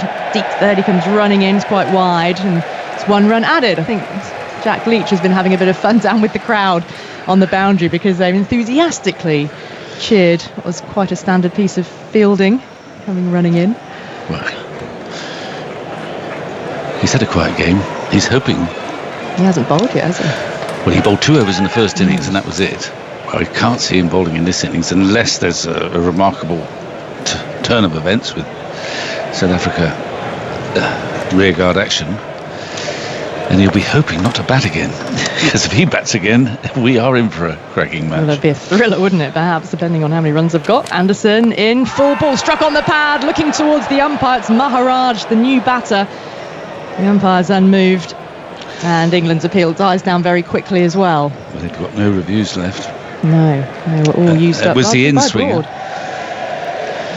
Full in length in swinger. He's bowled a lot of away swingers to the right hander, but that was angled in. It was probably missing leg stump, I think. But it did swing still. The ball, which is 49 overs old. England have bowled a fuller length really since lunch. Anderson in again. Maharaj, it's a full ball again, leans into it defensively. The ball running off the face of the bat out towards mid-off, where it's fielded on the ground all the way. A single taken. That Stokes is he calling fielders up. They've been juggling with their orders, South Africa. It was slightly odd to see Rabada come in ahead of Maharaj, which hasn't always been the case this series. And we know Maharaj, he doesn't come off very often, but if he comes off, he takes a few risks and he can score quickly. And I think in this situation, he probably is given licence. South Africa needs it up their lead. It's defended by Verreynne. Coming forward into the offside. Stokes is there to field. Stokes, as he often does when he was bowling, the spell leading up to tea, was looking a bit pained at times and not always moving smoothly, but he keeps ploughing on through, whether he's feeling pain or Well, not. I suppose he's also thinking I don't have to bowl again until presumably a test in Pakistan, if required. Is Anderson in, forward again, Verena out to the offside, and there's no run. The last ball of Anderson's over, so 50 gone in the innings. South Africa's lead 108, and England looking for these last 2 wickets, which Ben Stokes wants to take himself. He has pulled his cap off his head, and it's sweat or whether he had a bit of a shower in the tea interval is flicks of water you could see flying off on the close-up on the TV screens as he hoiked his cap from his head. I think a shower at the tea interval's unlikely. You'd have to be pretty quick. Yeah, and if he did, certainly didn't put any clean kit on afterwards. In that case, the umpire just got a good dose of salty sweat. So Maharaj is the man to face up to the England captain, who again has been really quite inspiring, getting hold of the ball. He was the man to break the opening partnership after Elgar and Ovid put on 58 for the first wicket. And here is Stokes in now to Maharaj, who ducks in behind this one with a very straight bat back into the pitch and into the hands of Stokes. Tosses the ball away. But the light is good this evening. So far it's not like yesterday when it was murky and grey cloud came over and the floodlights were needed. They haven't been required at all today, and earlier in the day there was warmth in the sun still. It's been very much a short sleeve weather out there at the moment. Shadows are starting to stretch, however. Stokes in full outside the off stump drive. There's nobody down here on the boundary because everyone is either behind square on the offside or on the boundary, and it's 4. Long chase back for Alex Lees, who was in the covers. Punch of gloves between the two. Every boundary is going to be really important here for South Africa with such a small lead. Well, that was sort of in the slot. It was full, wide, not the most elegant off drive, but Maharaj, he is a dangerous cricketer with the bat, and he went after it and he got enough bat on it to get 4. Settling over his bat again. Stokes races in. It's past him, pulled the bat inside the line. As the ball fizzed through to Ben Foakes behind the stumps. We've seen away swingers so far. We remember how, well, you don't have to have a long memory to remember how he bowled Janssen with the surprise in-swinger. At some point, he'll send down the in-swinger to Maharaj. And you need to be a very good batter to keep that one out. Stokes' shirt front has got a big smear of dirt, same with his knees. He goes again, it's on the pads, it's flicked away. That's a square leg umpire. Did he get any bat on it? Maybe a leg by. Scampered 1. Yes, leg by signalled. 153 for 8. That was the in-swinger. Not quite right, just a bit too leg side. Hit the pad. Leg by. Every run is valuable. Leads 113. Well, tomorrow could be a really fascinating day. And so much time tonight, though. If England get these last 2 quickly, and there's time for them to make inroads. We know that we expect them to probably come out and go hard. Well, it's time, it's time for South Africa to make inroads too against, England's opening pair, and hardly Hutton and Sutcliffe just at the minute. And goes Stokes, bounding in. Shapes away, defended on off stump, angled out towards the gully. Anderson is there, and Fields. Or just to bring it into this century, Strauss and Cook.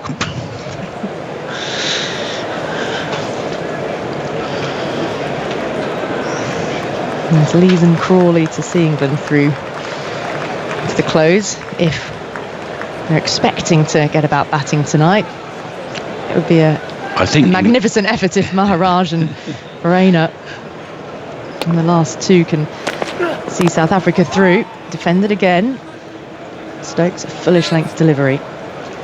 And the end of the over by Stokes. He's got 3 for 33 from his 12. So all in all, either side of tee, 10 overs that he's bowled either side of tee so far. So interesting to see just how long he will continue for. But He's had that break in between. Mentioned that the 14 that he bowled at Old Trafford. I think he almost sees it as his duty to finish the innings. Although he's got options in the sense that there's no reason why. They've all bowled pretty well. Robinson's picked up wickets, Broad's picked up wickets, so he can easily try someone else. He doesn't have to bowl another half a dozen overs in this spell. He's got alternatives, which probably don't include Jack Leach, who's just keeps going around all around this ground to various boundaries. He's now deep square leg. A very important job. Anderson in, new over from the pavilion end of the ground, and it beats Maharaj, who looked a little squared up past the outside edge into the gloves of Folkes. He wanders down the pitch, prodding away the turf and then scraping away some loose dirt. He's at deep square leg, Jack. Sort of Maharaj will take on the short ball. I'm not sure he'll have to hit it well to reach Jack Leach, who's a good 60 yards, 70 yards from the bat. Yeah, the square boundaries are wide, aren't they? Alex Leeds is down at fine leg as well if there's a top edge that flies in that direction. Maharaj on 5, Anderson in, forward, defends a full ball into the ground and out towards Ollie Robinson, who's patrolling cover region at the moment. Amazing, isn't it, to think back. England wanted the ball changed so many times earlier in the day. Broad took the ball to the umpire. Anderson, even Joe Root took the ball to the umpire. But Stuart Broad was very unhappy with the ball, wasn't he, at Old Trafford before he then proceeded to take a hatful. I think he likes the cards to be in his favour. Anderson setting off, 4 slips in place, forward defence again, out to Robinson at cover, and there's no run. Interestingly, I actually noticed earlier today, Vic, on social media, given that there has been a lot of conjecture about the Duke's balls this year, that the leather tannery that produces the leather that provides Duke's actually put a batch of cricket ball leather up for sale. And I'll show you the photograph in a moment, as Anderson is in now. Short ball, it is swatted away into the ground, and Lees moves forward and across to his left to field, to the delight of the crowd behind him. A single is taken to take the lead to 114, 154 for 8. He's very quickly onto the pull, edging it into the ground. Alex Lees is having fun with the crowd there, waving to them, acknowledging they're enjoying the fun. So red cricket ball bends is what they're called, these strips of leather for cricket balls. 130 in stock, gives the size and the thickness. Out of specification for their original purpose. You can pick one up for 50 quid a go. We think that's a dodgy leather, do we? Well, my inquiries haven't yet come to anything concrete. Forward, Verena to Anderson, defender back up the pitch. Anderson doing a few keepy uppies, which the crowd again have enjoyed. But you are in your Miss Marple role, for want of a better. I'm putting in inquiries. Putting in inquiries. Or Jane Tennyson, perhaps. That'll spell better. Yeah. but I do know that Dukes did make representations to the tannery in question, given the complaints about the ball qualities for this year. But it could be. Maybe these are the rejects. But they're up for sale if anyone wants them. Forward, again, back into the pitch, defended. And Anderson fielding in his follow through to end the over. 154 for 8 in South Africa's lead, 114 runs. Well, there's still a little bit of swing for Anderson, but they actually played that over quite well, the two South Africans. Every run, it's great. I love it when every run seems just to change the balance slightly. Just to put this South Africa's batting struggles in context, we'd highlighted a few slight issues with their batting order ahead of the series, the top order, the middle order and the tail, and those concerns have all come true. So far, England's South Africa have only 150 in the series, and unless they can eke one out in the final parts of this innings. Stokes continuing, no surprise there.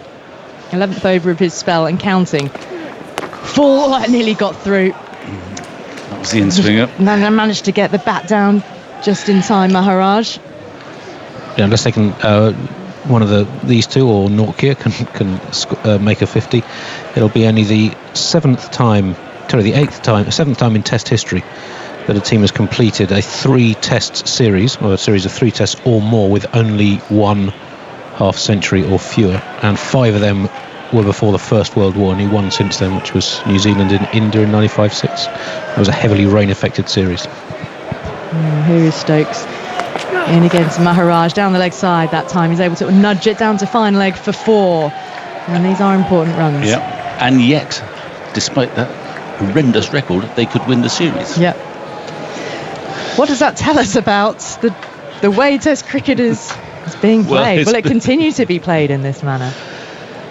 Is this what we need to become accustomed to? Lower scoring, fast-paced matches? Well, I think obviously today the ball has swung. It did. I mean, there are conditions that have been good for bowling. Some more so in the second half of the summer than the start.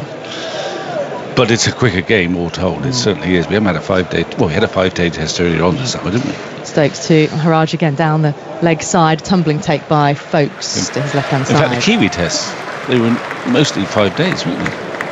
If not all. Yeah, so then we had the batting being difficult in the first 30 overs, sort of in line with what we've seen in recent summers, and then considerably easier from 31 onwards, or sort of later in the innings, rather than being so precise. But in this series, the big change is, for whatever it's the absence of draws. We've talked about South Africa's run, but I mean, England don't have any draws anyway. And I always remember with great affection, actually, the Stokes interview. When he took on the captaincy. Leg slip in place here. Stokes into Maharaj. It's a low full toss, smearingly into the leg side. He's coming back for the second. Jack Leach there, scoops it up.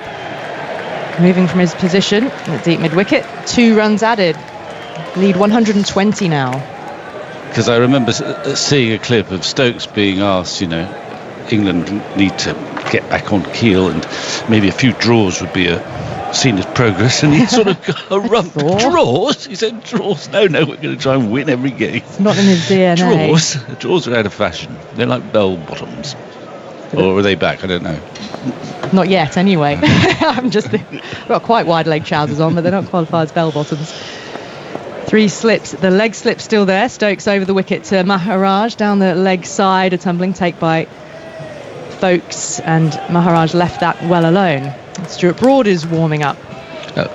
Also to put this game in context, some of the amount of movement the seam bowlers have got, looking just inside the first 50 overs since we've had shortened innings in this match, in the 120 odd matches in the database of tests in England. This is in the top 6 for most seam movement for pace bowlers in those first 50 overs, so it has been tricky. Going to make batting a challenge. This goes back to about 2006. Okay.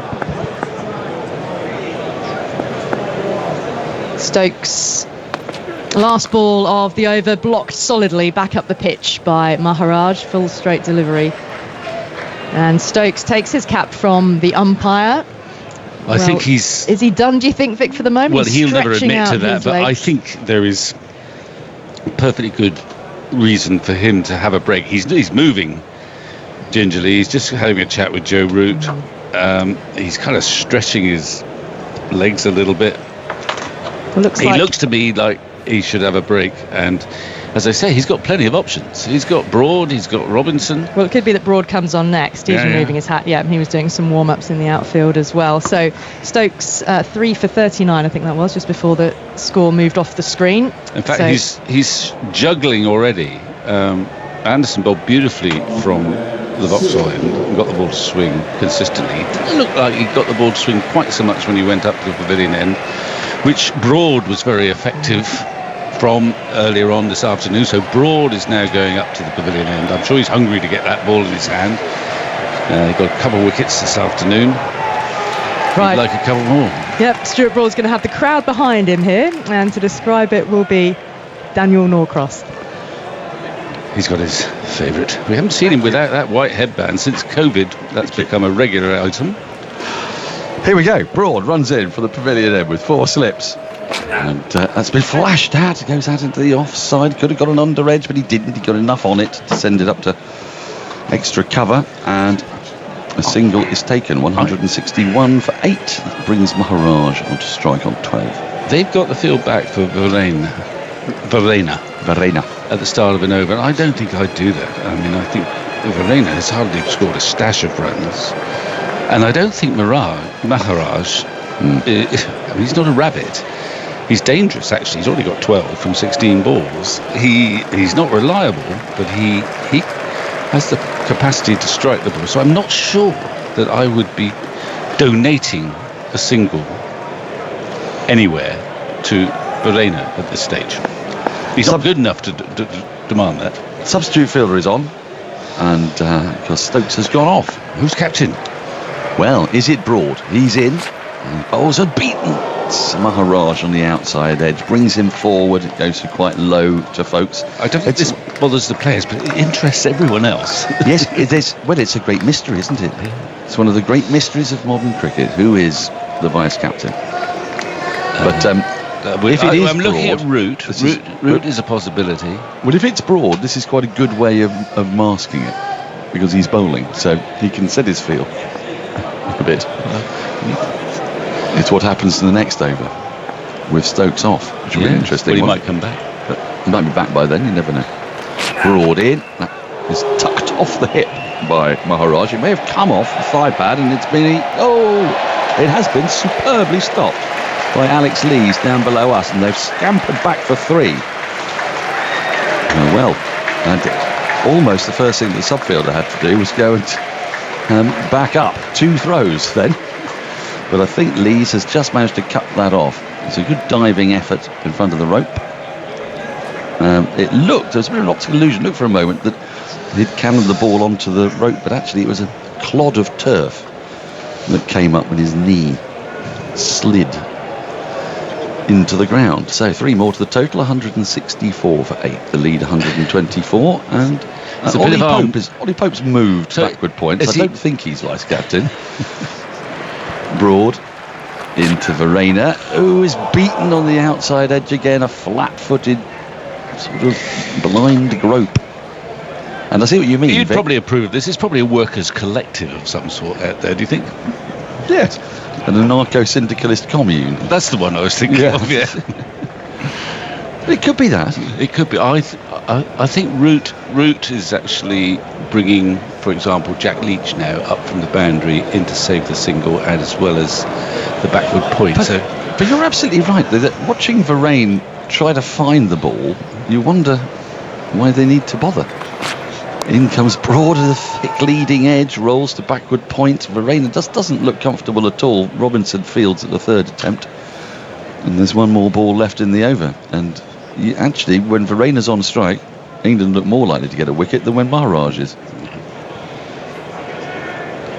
Which is quite the thing. So yeah, mid-wicket's up, mid-on is up, and the substitute is at extra cover, saving 1. A backward point, 4 slips, a long leg, almost deep backward square. He's so wide.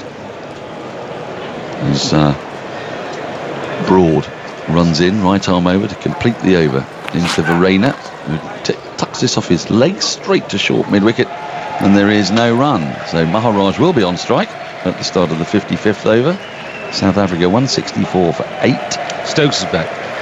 Stokes is back on the field, so we'll, again, not going to find out who the vice-captain is. And so he will summon whoever's going to bowl next. It doesn't look like it's going to be Robinson, it's going to be Anderson. They're reverting to what was so effective between lunch and tea. With Broad from the pavilion end and Anderson. Well, what it does mean, Victor, is that we're not going to see the tactic that we've seen so much this summer, when Stokes sort of flicks his fingers like Douglas Jardine, and then people stand in unusual and weird positions. Well, I hope not, because you use the bouncer barrage when the ball's not doing anything. So when the ball's swinging, quite appropriately, you stick with what is now a packed slip cordon, 4 slips. Maharaj on strike. Anderson runs in from the Vauxhall end. There's a short ball that's easily whipped away. A sort of controlled short arm pull down to the deep backward square. Jack Leach does the fielding, 165 for 8. I was talking to George DeBell over tea, or just after tea, and he told me that England had tried to have the ball changed a few times, which I hadn't entirely spotted. Well, they did do around about the 25 over. And then they've stopped. They stopped worrying Well, they about obviously stopped since when it started Since it swinging. started working. Since the dismissal of Elgar, they have not been badgering the umpires to change the ball. But I think George may be right there, because I spotted that too about 3 hours ago. He said. Anderson in on the pads, and that's come off pad and rolled out into the onside. And they're going to get a single, 166 for 8. Don't sound so surprised that George was right. Well, no, I was surprised you were surprised that he'd made this Well, he said observation. 5 times, he said. Well, I haven't been counting, but once they start with the ball, once they decide, Joe Root kept going up politely asking umpire men on, didn't he? And he's the keeper of the ball, isn't Yes, he? So he is. he'd be the most intimately acquainted with it. Yeah, and then he worked his magic, you see, and no ball change has been suggested for about 25 overs.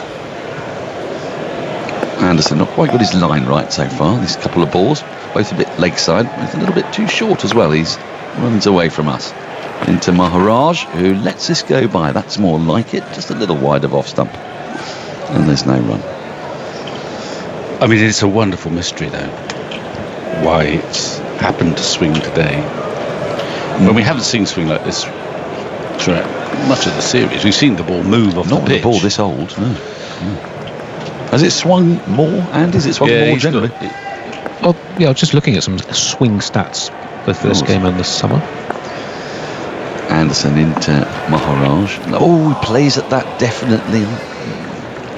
Outside the off stump, it goes through low to Folkes, and there's no run. So England in this series with South Africa, with this slightly different batch of balls, have got around about another 25 to 30% more swing than they were getting in the first 4 tests of the summer against New Zealand and India. I'm looking at overs 31 to 60. So later in the innings, the ball has stayed swinging. But later in the year as well, of course, August and coming into September. As Anderson's in, that's a bit short, pushed into the offside from the crease by Maharaj. No run as it finds extra cover. Stokes. Sorry, Dan. They've also got a little bit more seam movement in this series than earlier in the summer in this phase of the innings. Interesting. So they are moderately better. I still haven't heard the bowlers. Well, for the bowlers, not for the batsmen. Well, no. I mean, there's a very real danger if England can pick up these last 2 wickets before South Africa score another 33 runs. I'll come back to that danger in a moment. As Anderson is in, and that's been guided nicely by Maharaj through backward point. They've run the first quickly. They're going to come back for a second. They will get it comfortably. 167 for 8. There's a very real chance that there'll only be 2 scores of over 200 in this series. Well, with that staggering stat, I'll let Alex contemplate it. Oh, Good luck with that. You're going to leave? Yes. Right. Also, bowlers' strike rate so far in this series of both sides combined, the bowlers have taken 87 wickets with a strike rate of a wicket every 37.5 balls. 6 overs. So 6 overs and 1.5 balls. In the entire history of Test cricket, there have only been 2 series of 3 or more matches in which bowlers have a better collective strike rate, and they were both in the late 19th century. Thank you. It's felt a bit like that. Alex Hardy's back with us. Hello. Hello. 4 slips in place. Verena on strike on 11, 168 for 8. The lead 128 as Broad comes into Verena, and he fences at a ball outside the off stump, and he misses it through to the keeper. We've been talking, Victor and I, about England's determination to bowl at Maharaj, who has 18 from 23, when really they seem a lot more threatening when they're bowling at Verena, who has 11 off 30 odd. Yeah, He's all at sea, isn't he? Yeah, there's been a few player misses from Verena, a few close run-out opportunities, and then they bowl at Maharaj, who we know is going to be aggressive. We know he's going to try and score some runs. I would definitely bowl at Verena. It tended to go a bit leg side to Maharaj, it feels, as Broad is into Verena, who does get bat on this and just pushes it into the offside, sets off for an easy single, which Robinson will collect at extra cover, and now England will have to bowl at Maharaj. They got rid of the short play tactic to Maharaj. Well, I suppose the ball's still doing a bit. Yes. Which is encouraging that. And who does bowl that? I suppose Broad might, but Stokes would be the other, and he's just come off another lengthy spell. I reckon every time Vic's left this commentary box, he leaves his glasses and has to come back for them. I think that's right. Broad into Maharaj. He trapped on a pad, is he? Oh, he's bowled him. I do believe he's bowled him. Well. Broad gets Maharaj. The 9th wicket goes down. I think that must have been an absolute beauty. That's kissed the top of off stump. 169 for 9. We'll see on the replay in a moment. But Maharaj is walking off. Broad has his 3rd. South Africa with his slender lead of 129. Just take a look at this again. And that's perfect. It's just kissed the top of middle stump. The bail's flicked off. And Broad is delighted. The fuller ball from Broad gets another wicket. And it's nipped off the surface ever so slightly. Kissed the top of middle stump, like you said. And a lovely delivery from Stuart Broad. And England, they need one more wicket here. And they'll believe that they can win this test match. Well, that is a ball that's very much worth watching on the BBC highlights tonight on BBC 2 at 7 o'clock, or you can see the in-play clips and the highlights on the BBC website and that, but I would ask you to forgive the commentator for his commentary on that one because it wasn't particularly accurate. But the ball was very good. The ball was great. It's the green bales again, Dan, it's isn't the green bales. Camouflaged green bales. You can't see them come on. I can't actually see them. What coloured bale would you like? Andy's got a campaign that he's running out of his stats shed in Streatham. And it is essentially that zinger bales should be used because you can see what happens when zinger bales fly up. But if you're going to have bales, don't have them the colour of grass because they tend to be somewhat camouflaged. Well, they do, and they've been placed back on the stumps now. But from a certain angle, you can't see them. Well, I can't really see them, can you? Maybe you can. Yeah, I can. Right. But I am also a little bit younger. All right. I've got bad eyes. I've had them lasered. And they're going again. No, they're going again. I suppose that'll happen. Anric Norkie is the new batter, and Andy, you had your microphone in hand. Will you just go to support the Zinger Bale campaign? Yeah. Just seeing this ball again, it's jagged back nicely, just between bat and pad, and it was really an indeterminate growth. But there's this movement again. We've seen so much movement today, and with this ball as old as it is, Broad delighted. England now 1 wicket away from bowling out South Africa and having plenty of time. It's getting the crowd going as well there, Stuart Broad. We've seen a fair bit of that from England today. Root's done it from the slip cordon. Broad's now doing it. He's whipping up a frenzy and smiling while he does it. Anric Norkie on strike. Here comes Broad. And Norkie leaves this alone wide outside the off stump after you just whipped the crowd into a frenzy. Wasn't quite the ball, but never mind. Never mind. It makes a good atmosphere, doesn't it? Yes. They just circles his hand and says, come on. Now we're just seeing a graphic that shows that Maharaj was playing for the ball not to move, and had it not jagged back, it would have hit the middle of his bat. But unfortunately it did jag back and it missed the inside edge, just clipped the top of the middle stump. Here's Broad again. Into Norkie, who aims to leave the ball and ends up guiding it to point, and then thinks about setting off for a run off the 5th ball of the over, and Verena is slightly consternated and says no. Quite sensibly says no as well. There's just one more ball that he needs to survive here. And then Verena is on strike for the next over. What does Verena do then? Because, see, the thing is, it's all very well saying he tries to score some boundaries, but he's struggled to stay in. Yeah, he has, and he's also struggled to score runs. He's 12 off 34 balls. Yes, and the field has been wide open for him. They've still had the slips in. I think there's been a few men back. Here's Broad to complete the over. He's into Norkie, who plays and misses at one and nearly takes the edge outside the off stump. Drawn forward once again. A terrific over from Broad comes to an end. 3 for 45 he's taken. 169 for 9 South Africa. Verena 12. Norkie yet to score. Alex Hartley. England are on the brink of being set this target. It's another innings in this match that will finish under 200 runs if that wicket goes shortly enough. Thoughts on that? And then it's going to be Jonathan Agnew. Well, it's only a matter of time before one of these two batters are dismissed, I guess the first innings for South Africa 118, England 158. South Africa 169 for 9. They lead by 129. And there's been enough in this pitch for the bowlers. It's been tough going for the batters throughout this test. Yeah, it's a brilliant bowling today. 169 for 9. Anderson's on his way. He's trying to wrap it up. He's on his way and bowls to Verreynne, the wicket-keeper for South Africa, who stubbornly resists and plays that into the leg side. And Anderson walks through, picks the ball up, gives it a rub.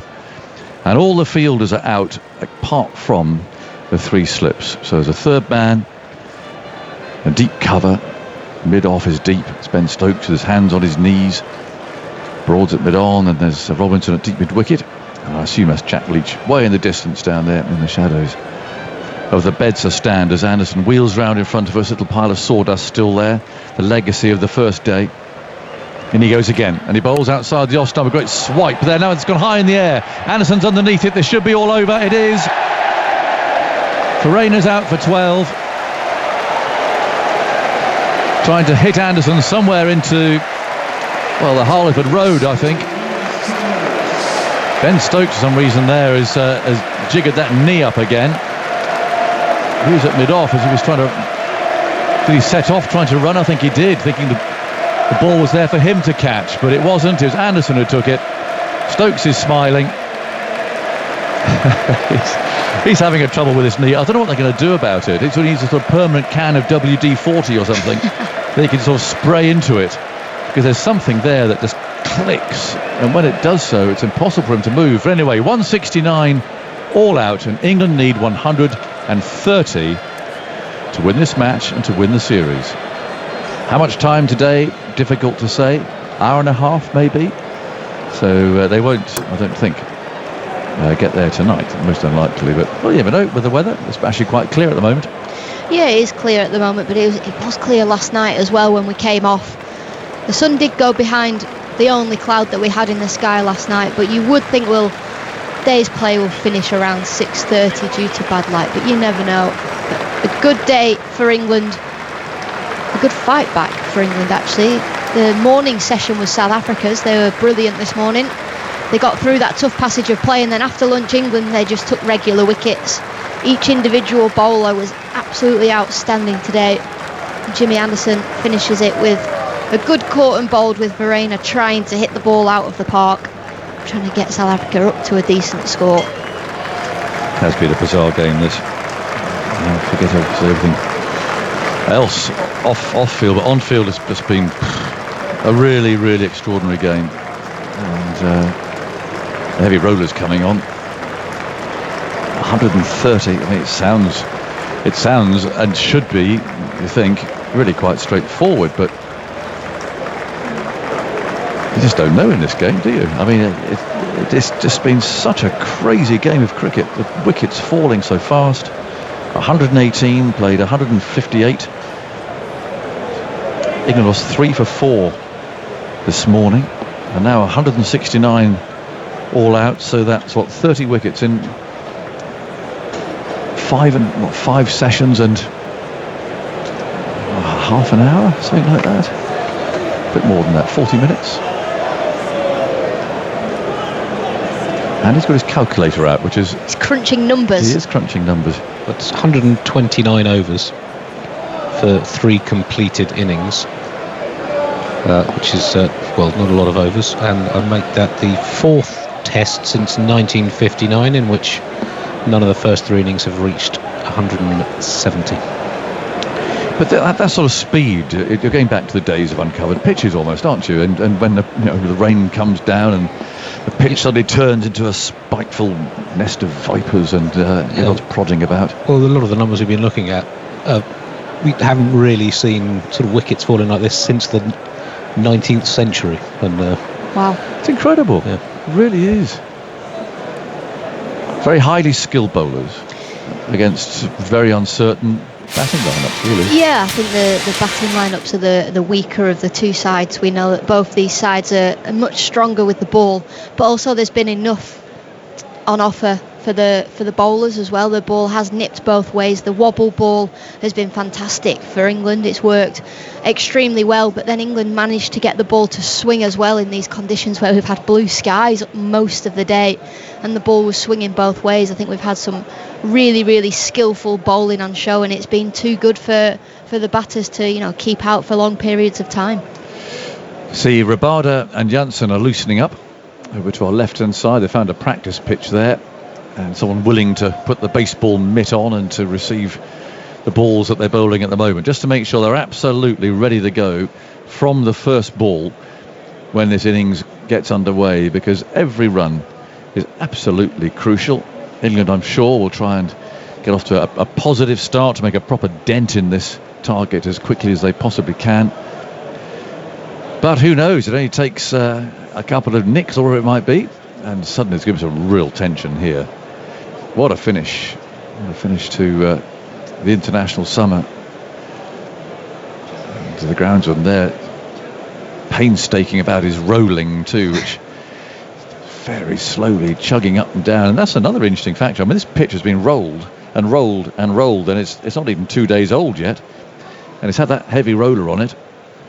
Up and down, well, before the start of play between innings. That is a well-rolled pitch. 129 overs, I said, for the 3 innings so far. It's the 8th fewest overs in the first 3 innings combined, and 2 of the games with fewer had declarations on some of those sticky pitches we were talking about, and teams used to declare to try to bowl while the conditions were still tough before the pitch eased out. In England, you've got to go back to 1907, that game between England and South Africa at Leeds, for a game in which the first 3 innings lasted less long than they have in this game. That's one of only 3, well, only 2 shorter than this. The other was in 1888 at Lord's. Serious, 1907 was the last time that the 3 innings were finished as quickly as this. Do you remember it well? Well, I'm just racking my brains. It'll be there somewhere. Thank you, Alex. That's incredible. Wow. And there's therefore no guarantee about what we're going to see here, which is what makes it such a good game. I think England will be wary as well that Rabada and Janssen bowled fantastically for South Africa. In England's first innings, Janssen picked up 5 wickets. He bowled so well. He's added height as well. He was getting that extra bounce, the nip off the pitch, but also bowled slightly fuller than the other bowlers as well. Rabada was expensive, but then still managed to pick up 4 wickets. Just run through the bowling figures. Well, actually, shall I start with the card of what happened this morning, first of all, because people, I'm sure, are saying, what happened? We last heard an interview from Ollie Robinson saying he was going to stay with Ben Foakes. They could take the lead up to 100, and on we go. Well, actually, if he thumped the only ball that he faced today straight to mid-off. He was the first man out for 3. Leach was bowled by Rabada for 0. And then Foakes was caught by Peterson, who's very good in that slip cordon, off Janssen for 14. So yes, that gave Janssen his 5th wicket. He finished with 5 for 35. It meant that England lost 3 for 4 in 17 balls, 6 for 29 overall, bowled out for 158. So that lead they wanted to be around about 100 was actually only worth 40. And the 2 openers for South Africa knocked those off before they were parted. Elgar was caught by Root at first slip off Stokes, who brought himself on and got a wicket in his first over. Elgar out for 26. That was 58 for 1, 83 for 2. And it's an extraordinary dismissal of Elgar, who was LBW to Broad, but he rather gave himself out. And the replay showed it would have missed the leg stump. The umpire did raise his finger, but only after Elgar had left the crease. It was a very strange one indeed, and the captain must have kicked himself when he got back into the dressing room. He had made a really painstaking, hard-fought 36. That was 83 for 2. Peterson made 23. He was caught by Pope in the slips off Anderson. Rickleton was bowled by Broad for 8. And then Muller played on to Robinson for 14. There were 2 lovely in-swingers here. Muller for 14 and Zondo, LBW to Robinson, was another example of that. He was out for 16. Janssen for 4. Big in-swinger from Stokes. Was on the verge of tea, and in the same over continued after tea, so it was a double wicket maiden actually. Rabada was caught by Brook for his first catch in Test cricket off Stokes without scoring. Bit of a flurry at the end there with Maharaj and Farina. Maharaj out for 18, and then Farina, the last man out, caught and bowled by Anderson for 12. So Anderson 2 for 37 from 15.2 overs. Ollie Robinson 2 for 40, bowled beautifully today from 15. Stuart Broad also bowled magnificently. Well, they all bowled really well, let's be honest. Broad 3 for 45 and Stokes 3 for 39. Now the opening batsmen are ready, but the groundsman's not yet. He hasn't finished with this roller and he's still chugging up and down there. The batsmen are ready, the umpires are ready, and this is very precisely timed, all of this. So anyway, he's reversing off now. He's done his bit. And he can slip it up a gear too. He can just go a little bit faster now. But off he goes. He's done his bit. And the South Africans appear. They had another huddle there. And in fact, the groundsman still painting out the creases there as well. So the umpires are just keeping a beady eye on what's going on. And we can get underway as the roller makes stately progress off the field there. Bright green with red wheels. Well, not really wheels, are they rollers?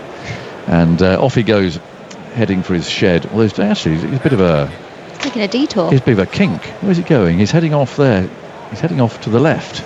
He needs to go right. Turn it round. There we go. That's rather strange, isn't it? He's just enjoying himself, I think. I mean, must be fun to ride and drive on those things. I think it must be boring. They go incredibly slow. I'd like to be the grass cutter. Oh, that speeds on the big up tractor, and down. yeah. That paints the squares, cuts the squares in the outfield. He came in there on an angle, so that was all rather nice. Anyway, he's parking up. Rabada's ready to go from the end from which he bowled well, as opposed to the end in which he had a very loose opening spell yesterday. Leach is going to be on strike. There's 4 slips. Again, lots of attacking positions here. And here's the first ball of England's reply on their quest for victory. It's edged and caught! No, it's not. He's put it down. Oh, what a start that is. Put down by Janssen at slip. And they've run 3. Bit of bounce. Oh. Well, they've got 3 for that. It's a drop catch. And Mark Boucher's smiling ruefully up there. In the dressing rooms, there's a lovely ball from Rabada. Just bounced. Top part of the bat. Oh, he should have caught that. Just to his left. Should have got that. He got both hands to it. What a life. He's actually gone past the ball, diving to his left, and it's hit him on the wrist. Janssen will be kicking himself. He should have caught that. It was an easier opportunity. Lees gets a life. First ball. Rabada again runs in, bowls to Crawley, who allows that to go through outside the off stump. Well, what a start. First ball, slip chance. I mean, it all happens so quickly, doesn't it? And you're absolutely on it. You're standing in the right place. You're a bit too close. All of those things. But he got there. I'm afraid I'm trying to be kind, really. He should have caught that. Rabada again goes in gracefully and bowls, and Crawley works out hard, flicking it to Maharaj. He's there at mid-on. He's really middled that. Goes straight to the fielder. But can you imagine if that catch had been taken? Would have been pressure on. Would have been Ollie Pope coming to the crease. Number 3. But Alex Lees, he's still there. It was a good first ball from Rabada. Cruising in again. There he goes and bowls. And the way Crawley looked there, looked like he'd edged that. Calm down, Elgar. Pushing outside the off stump. Elgar's smiling as he takes the ball there at mid-off. Lovely ball, wasn't it? Crawley just snatched his head back there. He had a look like a batsman does when they're guilty sometimes. Pushing at it. There he goes, looking back. Saw the replay. 4 slips. Rabada again goes in, bowls to Crawley, who hits that away past the diving fielder at backward point. Crowd cheering. They've taken 2. Can they get the 3rd? They're certainly running it hard. Lees is after it, heading to the far end.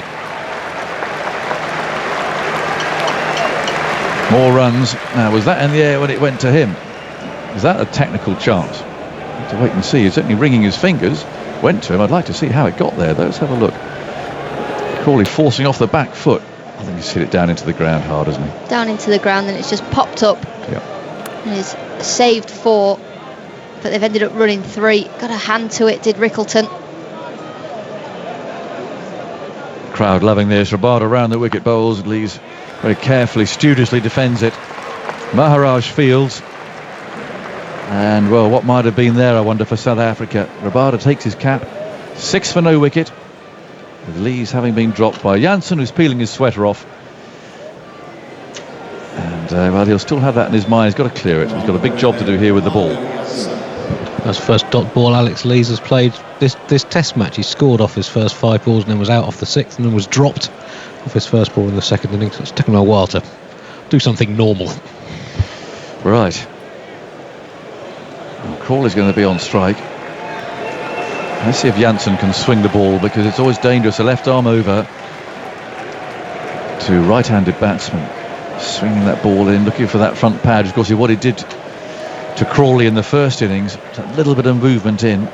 Crawley's got to be careful here not to plant that left foot down the pitch. In comes Jansen, comes in bowls to him. He drives well and cleanly for 4. Down through mid-off it goes. That's a good shot.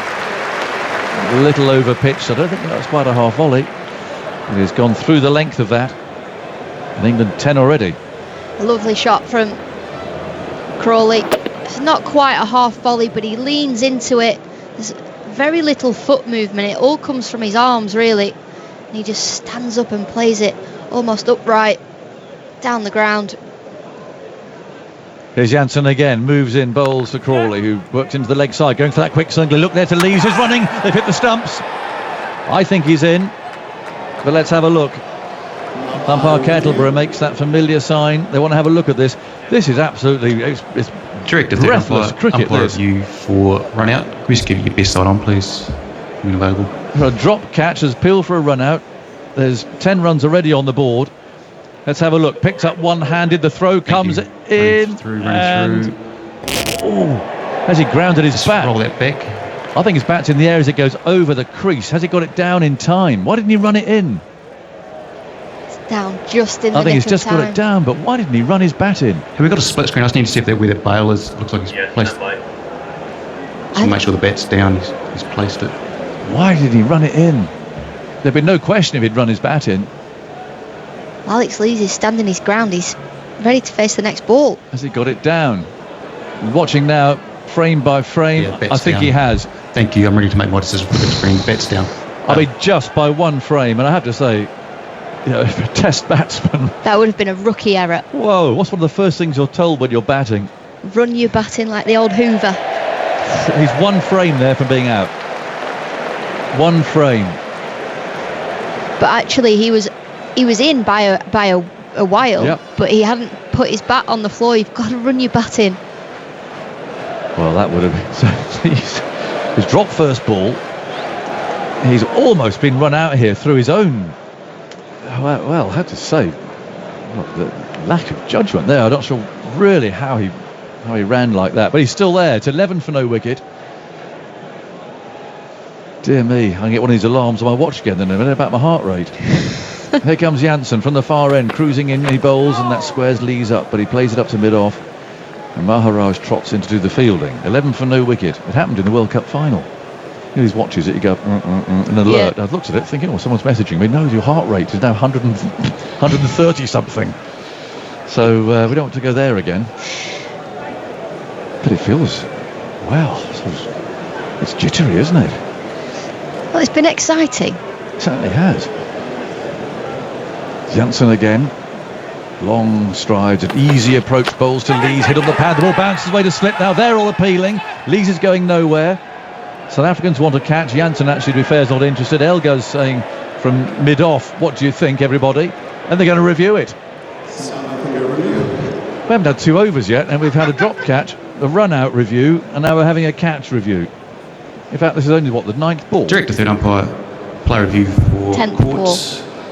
It is a field delivery. Original decision is not out. Where's your front time available? Thanks. The coach isn't happy that they've reviewed this. Let's have a look. No, he's nowhere near that. Back. He's going to be all right with that. It's clearly missed the bat. They've burned a review off here. Wide for LW to worry about that. I'll go back on field to Nitin. Nitin, you can stay with your original decision of not out. Good decision by the umpire, because it's very easy an umpire to get sucked into all this frenetic cricket as well, but that was a very good, calm decision. Yes, and you're right, Mark Boucher isn't very pleased that they've burned off a review there, but this is kind of excitement and what can happen. 11 for no wicket. That was the 10th ball. The target's 130 for England to win the match and the series. And Jansen's on his way again and bowls, and well, Leach has thumped him down the ground. No one's going to stop that. He opened his shoulders slightly, and he's just drilled it straight past the umpire and into the straight boundary for 4. 15 for no wicket. They've had 11 balls. Well, I don't know. How's that heart rate? What's happened to Test cricket? It's gone mad. It's Well, sort of on speed. We've had it all. I mean, that's a bit of a slog, to be honest. He's opened his shoulders there. It's actually come off the inside edge of his bat as well. Yeah. He's lucky that he's got it down the ground for 4. There's Jansen, bowls to Leach, turns that into the onside, go for a quick single. That's a good call, nothing wrong with that. Into the gap in the leg side. 2 overs gone. It's 16 for no wicket. The target's 130. It's as if England are trying to do it tonight. Surely they can't do it. It's probably an hour of cricket to go, perhaps a little bit more. But If there's any Test team in the world that Yep. would try and do it tonight, it's Ben Stokes' team. I mean, they're trying to puncture a big hole in it, basically, aren't they? So Yeah. they come back tomorrow. They do the majority of the work in this, what we think will be final hour. Now, Leach is on strike, and Rabada's on his way again. He's there and he bowls. Oh, beats him there, pushing forward outside the off stump. Through it goes. Alex is off for a lie down. Well, that was as frenetic a couple of overs, I must say, as you could ever wish to see. 16 for no wicket. This means so much to both teams. South Africa were top of the World Test Championship, to England, who've had this remarkable summer. Rabada around the wicket, moves in, bowls, and Leach tucks him away. Down to fine leg it goes. And they pick up 1. 17 for no wicket. In the 3rd over, the target 130. Vernon's back. I'm trying to read your face, Vernon. Yeah, I guess Chan's very first ball of I the know. innings. I suppose when you're defending a low score, you need those to go to hand to really give yourself the best opportunity. First ball. He's not quite with it. I don't know. It's a slip catch. In goes Rabada, bowls outside the off stump, and that's been beautifully put away by Crawley. That has gone flying to the boundary. He stood up and played a square drive. A little bit of width from Rabada, and that's the best shot we've seen so far. 21 for no wicket. Crawley 12 from 7 balls. Yeah, they've made the intentions clear. Yep. The 2 opening batsmen. Wow, that's a shot of a man in form. That really is a good stroke. Beautiful shot. Top of the bounce. Hit it square in front of that point fielder. The man out now there, out at deep backward point. Rabada's on his way, bowls to Crawley, who drives into the onside, and straight enough for 4. Maharaj for a moment looks as he might get there from mid-on, but again a crisply timed stroke. And Crawley's flying is 16 from 8 balls. Once again, it's Rabada leaking boundaries. It's not a bad ball though, is it, really? We've seen it in the first innings. It's that middle and off, it's not a half volley, and Crawley's played that well. Rabada again runs in bowls, and that's dabbed into that offside now. They'll think about 2 if they possibly can. No, they're not going to take it. So the fielder gets there very quickly. Skimming return. 26 for no wicket. This is a bit of a flyer for England. Both these opening batsmen looking to impose themselves on the South African attack. Looking real busy, looking to rotate the strike. Of course, left-hand, right-hand combination, which means you have to change your angle every time as the bowler as well. There's the last ball of the over then. Rabada moves in, bowls to Leach, who's forward, wanting a quick single too. Rabada can't stop it. It's like a one-day game, but there's still a day to go. The target's 130. It's 27 for no wicket. Leach has 10, Crawley 17. Vernon, some thoughts from you. And then Isha is coming in here. Many would have questioned whether 3 days were going to be enough for a result. We still have a full day left. And today there's still 31 overs left in this day. So there's certainly more than enough time left in this game. England at the moment, they need a further 103 runs for victory. And South Africa will be disappointed once again with the bat, but what a phenomenal bowling effort from England, especially after lunch today. I feel like I'm in an F1 car, the speed at which this test is going. Here comes Janssen, bowling to Lees, who ably defends back down the pitch. No run.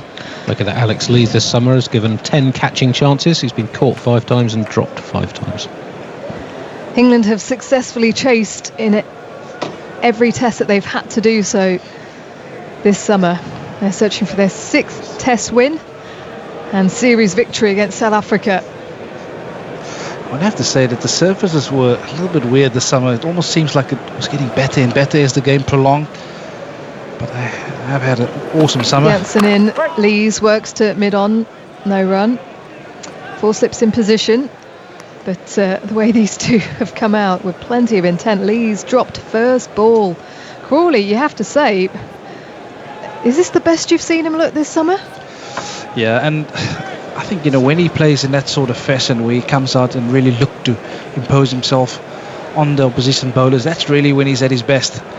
Of course, he's had his troubles with that ball outside the off stump on a good length. So if he can try and keep that out, I reckon he'll be a serious player for England. Janssen bowls up and over from Lees, pass mid-off. Maharaj chasing it down out to the long off boundary. They'll come back for a couple. Plenty of intent, a good length delivery. They just punched in the air. Yeah, it's not convincing at all, but it's working for them at the moment. I think they've also identified the danger of this new ball, so rather put the attack to the South African bowlers, try and get off to a flyer. As you can see, that's by no means a bad ball either, but he's gone over the top, half a outside edge, and manages to clear the guy at mid-off, picked up 2.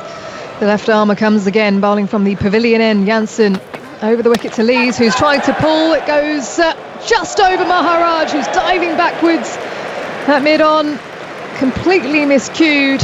He tried to pull it out to the deep mid-wicket boundary. Gets in high on the bat. He comes through for 1. Lees moves to 13, 30 for no loss inside the 4th over. Feels a bit like a T20 game at the moment. Seems like England want to get this over and done with tonight.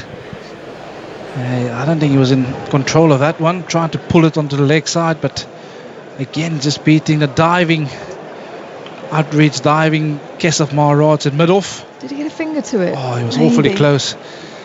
awfully close. Living dangerously is Lees. They've just sent point back onto the boundary. Can't afford to go for many more boundaries. South Africa.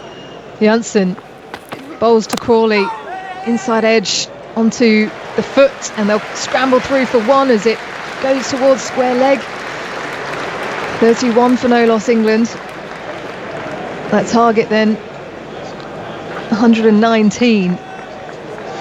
Yeah, it is so tough to always rely on your bowlers to come to the party. And as South African batsmen, they will be kicking themselves. They haven't had a good series at all. My maths has been terrible today, Van, and 99 is what they need. Under 100. No, I'll forgive you on that one. 131 is 31. Yes, thanks. I think you should have got that. Lees beats the edge as they've just taken someone out of slip. So 2 slips in a gully and an extra cover. At the end of that over, 31 for no loss. 4 overs have been bowled. 99 needed for England. Lees 13, Crawley 18. We reckon another hour and 20 of play. But the umpires can decide to stay on if there is a result possible. Yeah, of course, they've got the extra half an hour. If the umpire deemed that they can get the runs within that half an hour. At the rate that they're going at the moment, they probably won't need it. I'm pretty sure South Africa, you add 1 or 2 wickets to that scoreboard.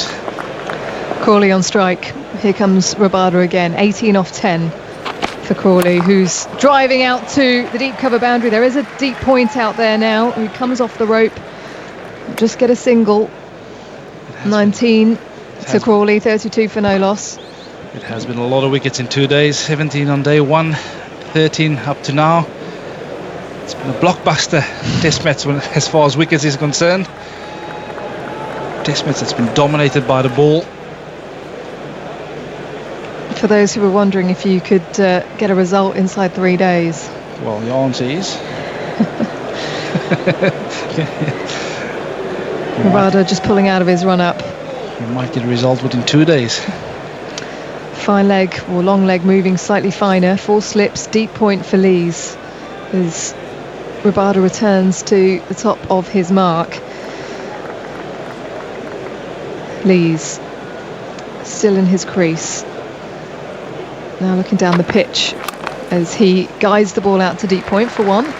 Move to 14.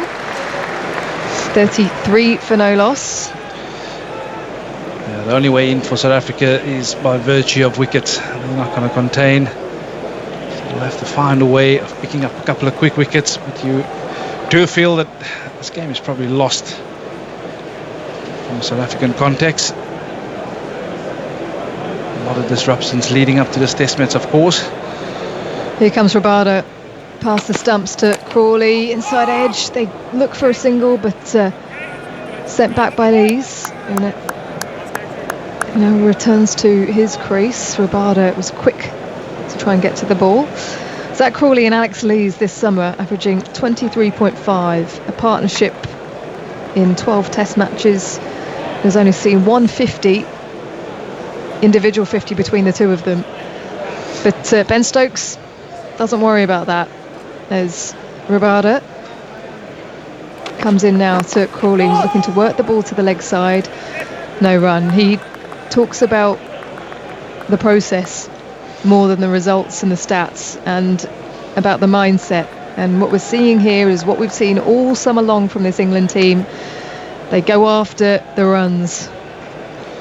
Yeah, I suppose it has been a tough summer with the bat for not just the England top order, for the opposition of top order as well. That new Duke ball has been so tough to negotiate, and it has been really tough for these guys. Square leg out to the boundary as Crawley drives again out to deep point for 1.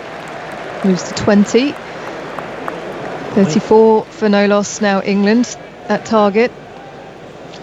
Well, the way he's played that on the up, one would never say he's had an issue with the ball outside the off stump. Of course, he's been nicking off on that similar sort of line, similar sort of length. He's had his troubles out there, but he's looking in full control this afternoon.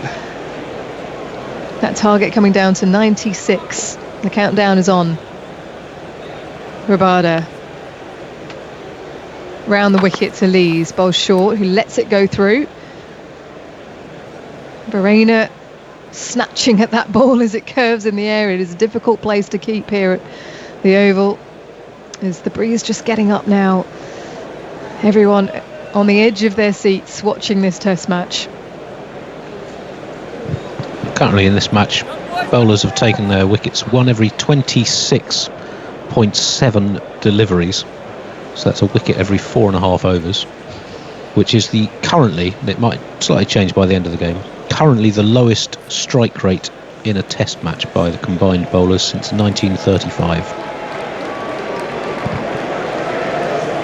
Been a few records this test match as Jansen comes into Crawley, who turns it off his hip out to long leg for 1.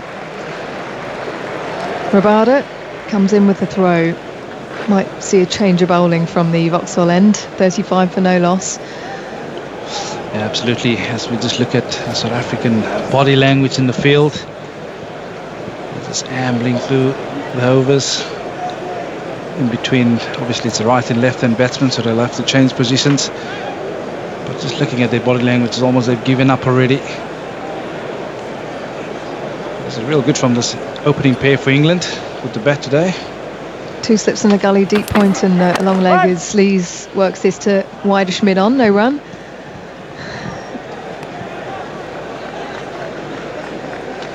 Yeah, I've been very impressed with Marco Jansen. Of course, missed that second test match. I certainly felt he should have played. There's such a wonderful variety to this bowling lineup. He took 5 for 35 in the first innings, of course.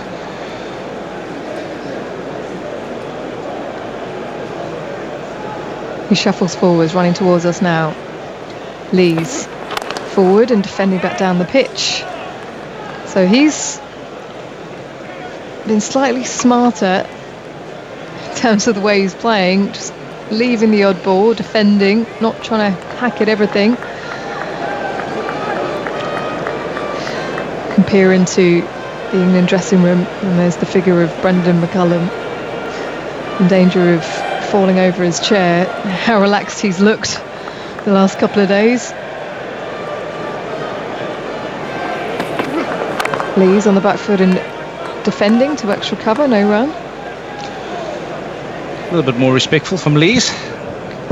All out attack in the first couple of overs. But South Africa also losing 1 or 2 slips. You guy at cover now, guy at deep point. I suppose it's all about the start in England. Very nervous. And they've gone the attacking route. Got themselves off to a flyer, 35. Just 5 overs. Jansen bowls short. Lees ducks underneath it, uncomfortable, nearly getting in the way of that ball as it goes through to Verena. But that was a hostile delivery. In many ways, he probably didn't expect the short ball by the looks of it. So used to Jansen pitching the ball up. This time it's a short pitch delivery. Oh, took his eyes off the ball. But fortunately for him, just missed his helmet. Good take from Verena in the end, one-handed with his right glove. As Jansen comes again to Lees, who just leans forwards with an angled bat, defends back down to mid-off, no run, so a lot calmer from him. 35 for no loss after 6. That target of 130 for England in the 4th innings here, after winning the toss and electing to bowl 4 days ago. You were calling for a bowling change. It's still going to be KG Rabada from the Vauxhall end. He's been a touch on the expensive side, but understandably so as well. I had a chat to him this morning and he said he felt that he needed to bowl wicket-taking deliveries, and of course with not many runs on the board, that's the way you feel like you have to go. 4 slips in position for Crawley, looking to turn it leg side, but it heads out towards extra cover. They'll come through for 1. We've seen that a few times throughout the last couple of days. Players looking to work it leg side and it just catches the outer part of the bat, just not getting the timing on it. 36 for no loss then. Yeah, it's almost like the ball is just sitting up in the surface a little bit. Batsman being threw the shot way too early. He's trying to work it to the leg side, but the ball just held its line, leading it into the offside. You'd probably felt he could come back for 2. Lees inside edge, I think, into the guts as it pops up towards the slip cordon, falls on the ground. Yeah, it's amazing. We're 2 days into this test match and there's still a lot of lateral movement off the seam for the seamers.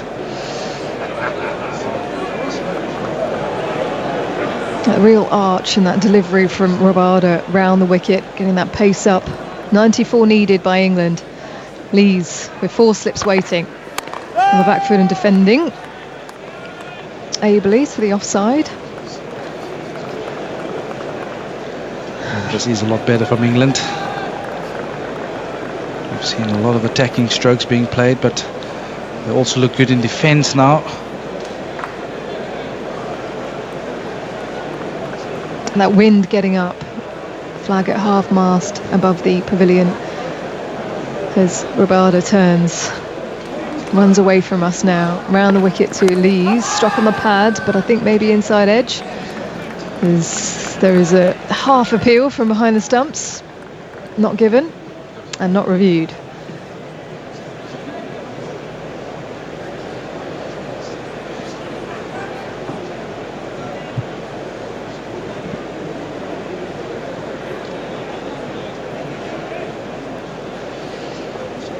Rabada then circling, he pushes forwards again.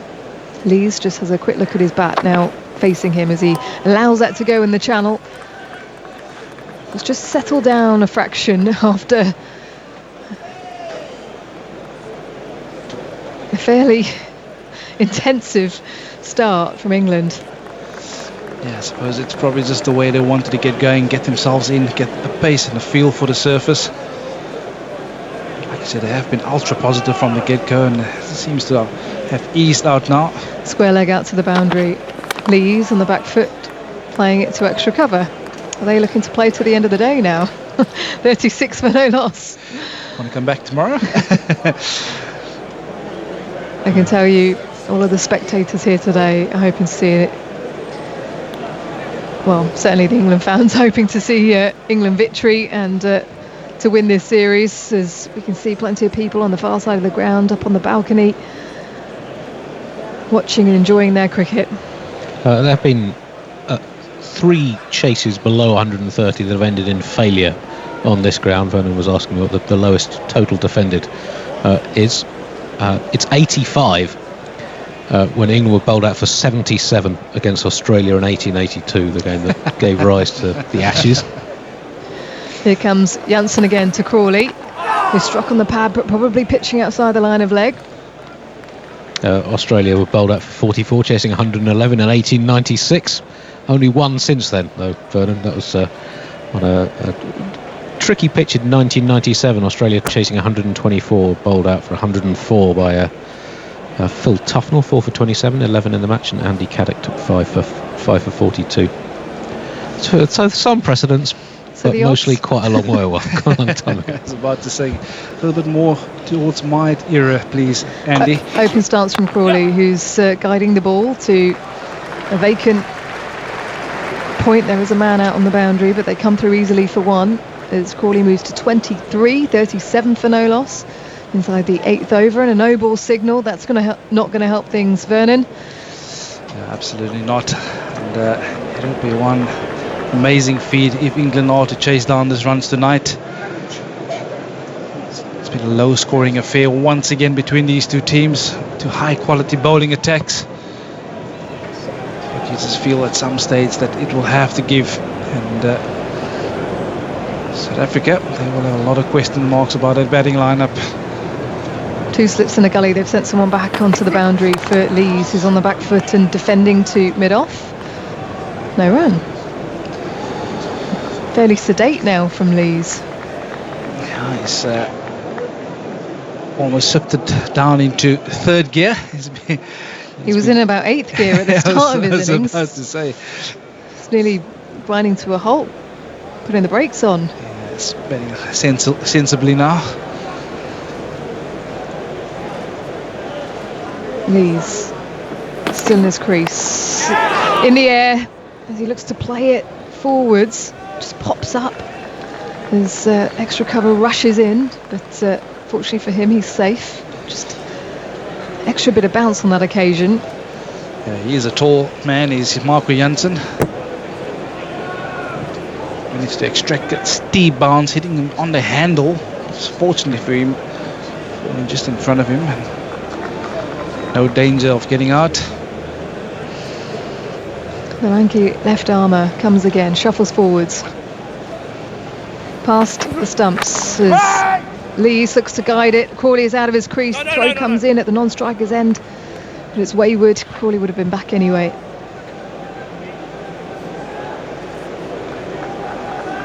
So looking at South Africa's collective batting performance, which on numerous levels has been insufficient. They've averaged collectively in the 3 tests this series 17.6, which is the 2nd worst by a touring team in England in the last 43 years. Jansen in again to Lees. Struck on the pad and it heads towards gully. The only team since 1978 with a worse collective batting average was Pakistan in 2010, when they averaged just 16.1. And just looking at South Africa's batting in England since readmission, and their collective batting average is 1994 it's 31, 98 was 33, 2003 41, 2008 it collectively averaged 36. Jansen powering through as Lees gets up on his toes and works it out to deep backward square for 1. 39 for no loss then after 8 overs. 91 needed by England as Lees moves to 15 and nicks the strike.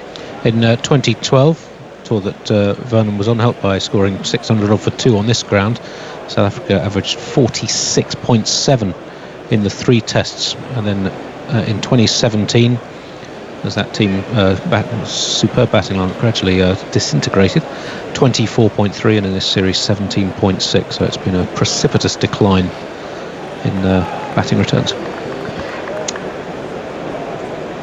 Well, they've kept themselves at the top of the Test Championship, so the bowler's getting them out of trouble.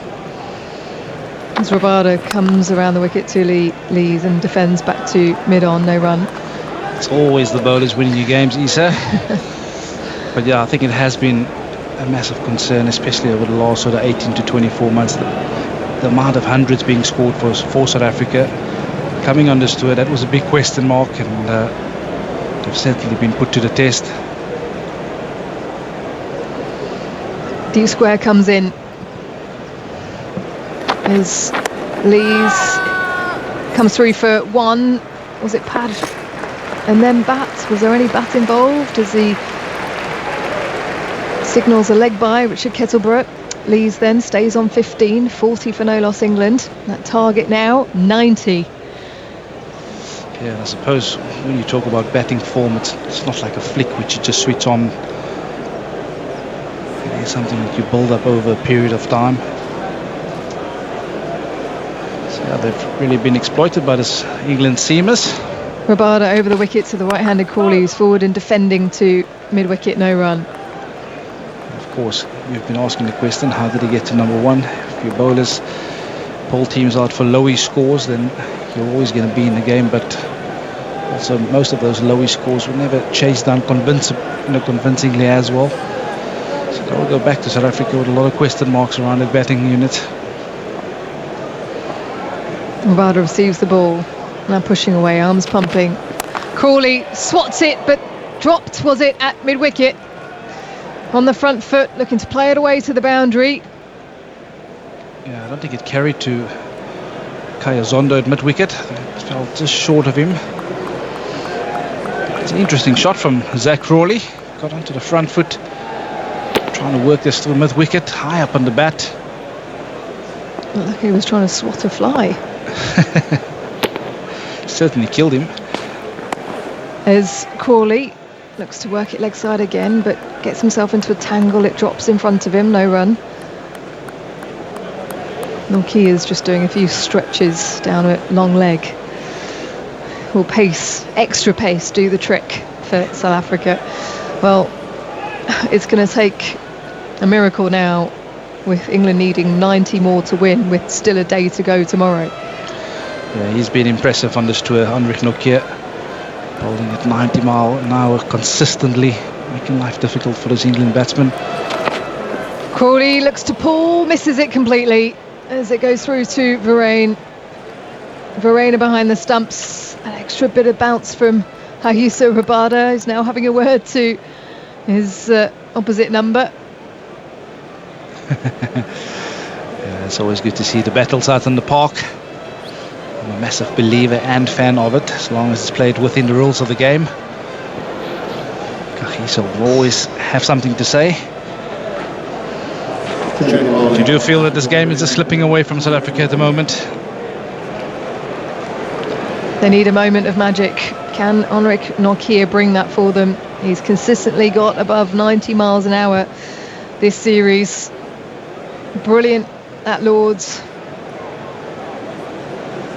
as he announced himself in the series. Yeah, the only danger with real pace is that they often give you some scoring opportunities as well. So from a South African captain, you'd probably want to be carrying his attacking fielders for as long as he possibly can, but with the amount of runs needed, he's had to take out another slip. 2 slips in the gully at the moment. 9 wickets in the series so far. Can he extract one here as Lees fends one away from the off foot? Stump out to the deep cover boundary. It's Deep Point rushing around to his left to collect the ball. They'll come back for a couple.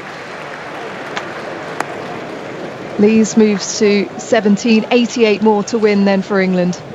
Tyler, what Vernon was saying about South Africa's batting since October of 2021 in 10 tests, just 2 centuries for South Africa. The 9 teams that have played tests since then, all the others have scored at least 5 centuries in that time. One-way traffic at the moment. Nortje pushes forwards, mechanical action, past the stumps. Lees bats it back down the pitch. Just getting into position, holding his bat high and letting the ball hit the top part of it as he's able to play it down. He's got a deep square and a long leg. Nortje. Yeah, one would have to say that's not one of the quickest surfaces around, so you will have to try something new. Maybe ball a couple of bounces, make life a little bit uncomfortable for these New England batsmen. Pace-wise, they have been really comfortable. Nortje comes again round the wicket to Lees, who's edging the ball past Gully, down to the third man boundary for 4. 84 needed to win here, England. Going at it with hard hands. Caught the outer part of the bat, and Lees moves to 21. Yeah, it's certainly not a bad delivery from Anvik Nortje. Thick outside edge. Be it the gully fielder, Keegan Peterson. With the pace that he bowls, that's always going to make its way down to the boundary for 4. Not a lot of foot movement there from Lees, who taps his bat down now. And looks at the back of it before facing Nortje, running towards him on the back foot and defending to mid-off. No run.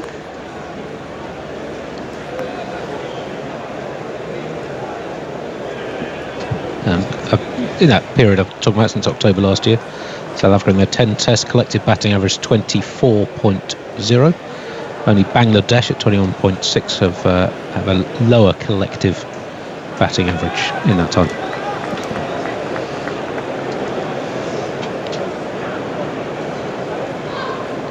Nortje trying to get his batting unit out of trouble as Lees plays the ball to extra cover.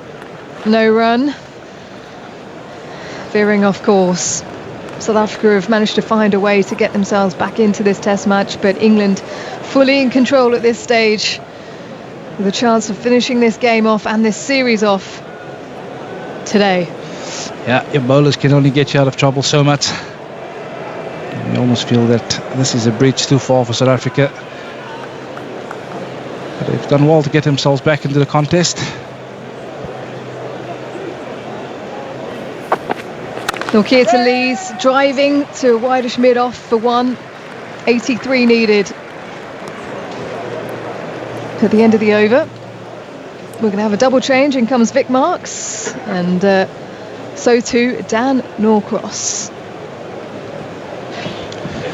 The baton has been passed. You can go now, Isha. And the game is moving on pretty quickly. Actually, the openers have slowed down a little bit. Off to an absolute flyer. Perhaps they should always, whatever the situation, bat as if you needed 50 off 10. And England would get better starts. I don't know. Big piece of luck. Big stroke of luck for Lees. Drop first ball.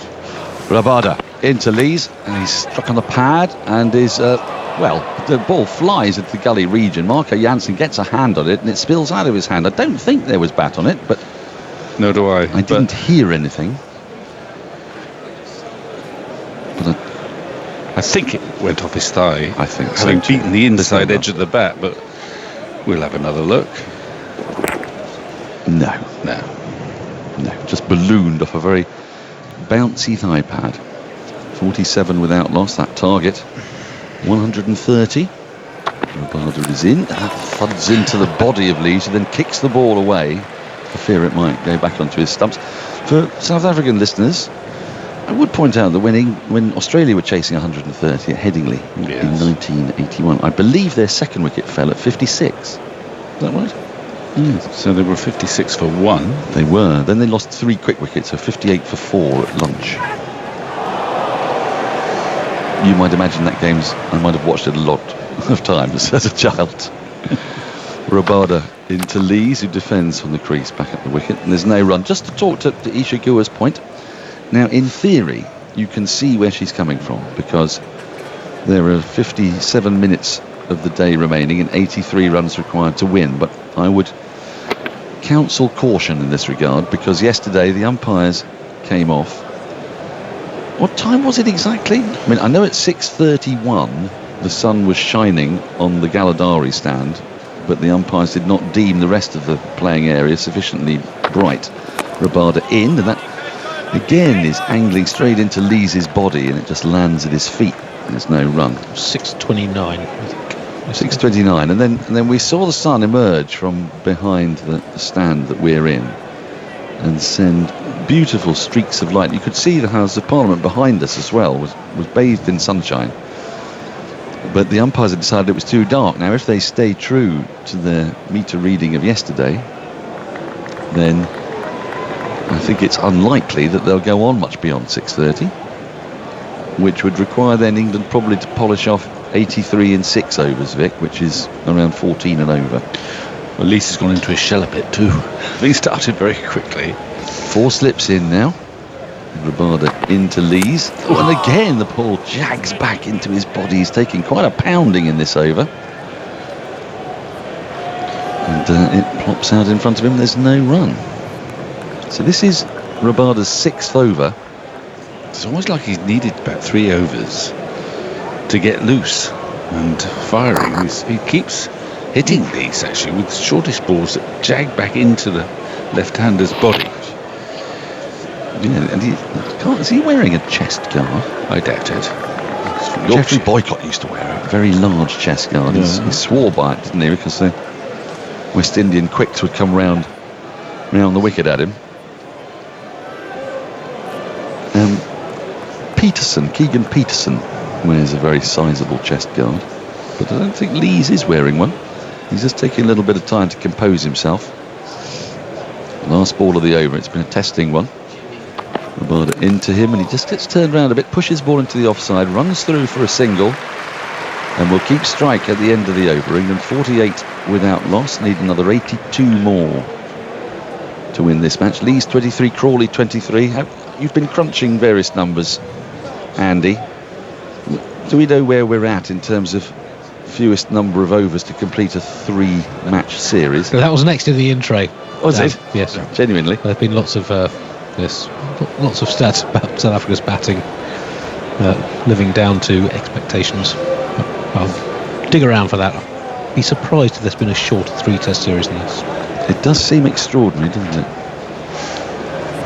As we began this innings, only 129 overs have been bowled in the match, and 129 exactly, perhaps. Which is sort of soon after lunch on day 2. Nortje in, that's down the leg side, that'll run away for 4. I think he got a little touch on that. No, leg bias has been signalled. He got a little touch of leg on it. And 4 more to the total. The 50 is up. And a largely very happy England section of the crowd is applauding, as you might imagine. A little wayward from Nortje, just speared down the leg side. Is this a bit of a plan here to Lees? Rabada coming round the wicket and spearing it into the body. Nortje trying to do the same. We've got 6 men on the offside. Yes. But there's a deep square leg and a long leg. 2 slips gully and a catching extra cover. Nortje in, that's driven just in front of square on the offside. Should pick up 2 here, driven off the back foot. Lee's a little bit short, a little bit wide. 2 more to him. He goes to 25, 54 without loss. It's an oddity. I'm sure he's not doing it on purpose, but Lee's just having all the strike. Twice as many balls he's received than Crawley, who started very quickly but has hardly faced a ball lately. That won't worry anyone, I don't think. Might worry Crawley a little bit. It's nice when you're in with him. He's played some nice shots to keep on strike maybe, but it's just the way it's worked out. Nortje comes into the upright Lees. And Lees just gets up on his toes and defends, but slightly cuts the bat across the ball. As a result, it slides out to the backward point region, where it is picked up by Keegan Peterson. They get through for a single, 55 without loss. If we get play tomorrow, tickets are available with proceeds shared between 4 charities: Chance to Shine, the Lambeth Food Bank Trust, the Alzheimer's Society, and the Surrey Cricket Foundation. 4 very worthy charities. Tickets are available via the Surrey website at £20, whilst children's tickets are available for £1. Yes. It might be that £20 is a bit of a deterrent in that you think there's unlikely to be more than, well, I don't know, presume an hour's play. But I'm speculating about whether there'd be refunds. It wouldn't seem quite right if the money's being connected with charities, would it? I don't know. Anyway, there you go. Come along. If it's, I think it still will be going. I think it will, but I don't think it'll be for very long.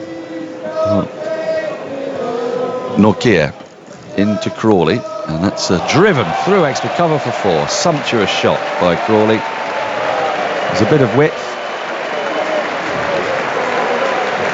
and that's made it all the way up to the extra cover boundary just in front of the groundsman's hut. 59 without loss. Who knows? Maybe there won't be play tomorrow. If the only way there will be refunds, I've been informed, is if there is no play. Right. And I thought it's actually more of a cut in front of square through extra cover. Well, he sort of just stood tall and hit through the line. It's a grand shot. I mean, he torments you, Crawley, doesn't he? Yes, he does. 59 without loss.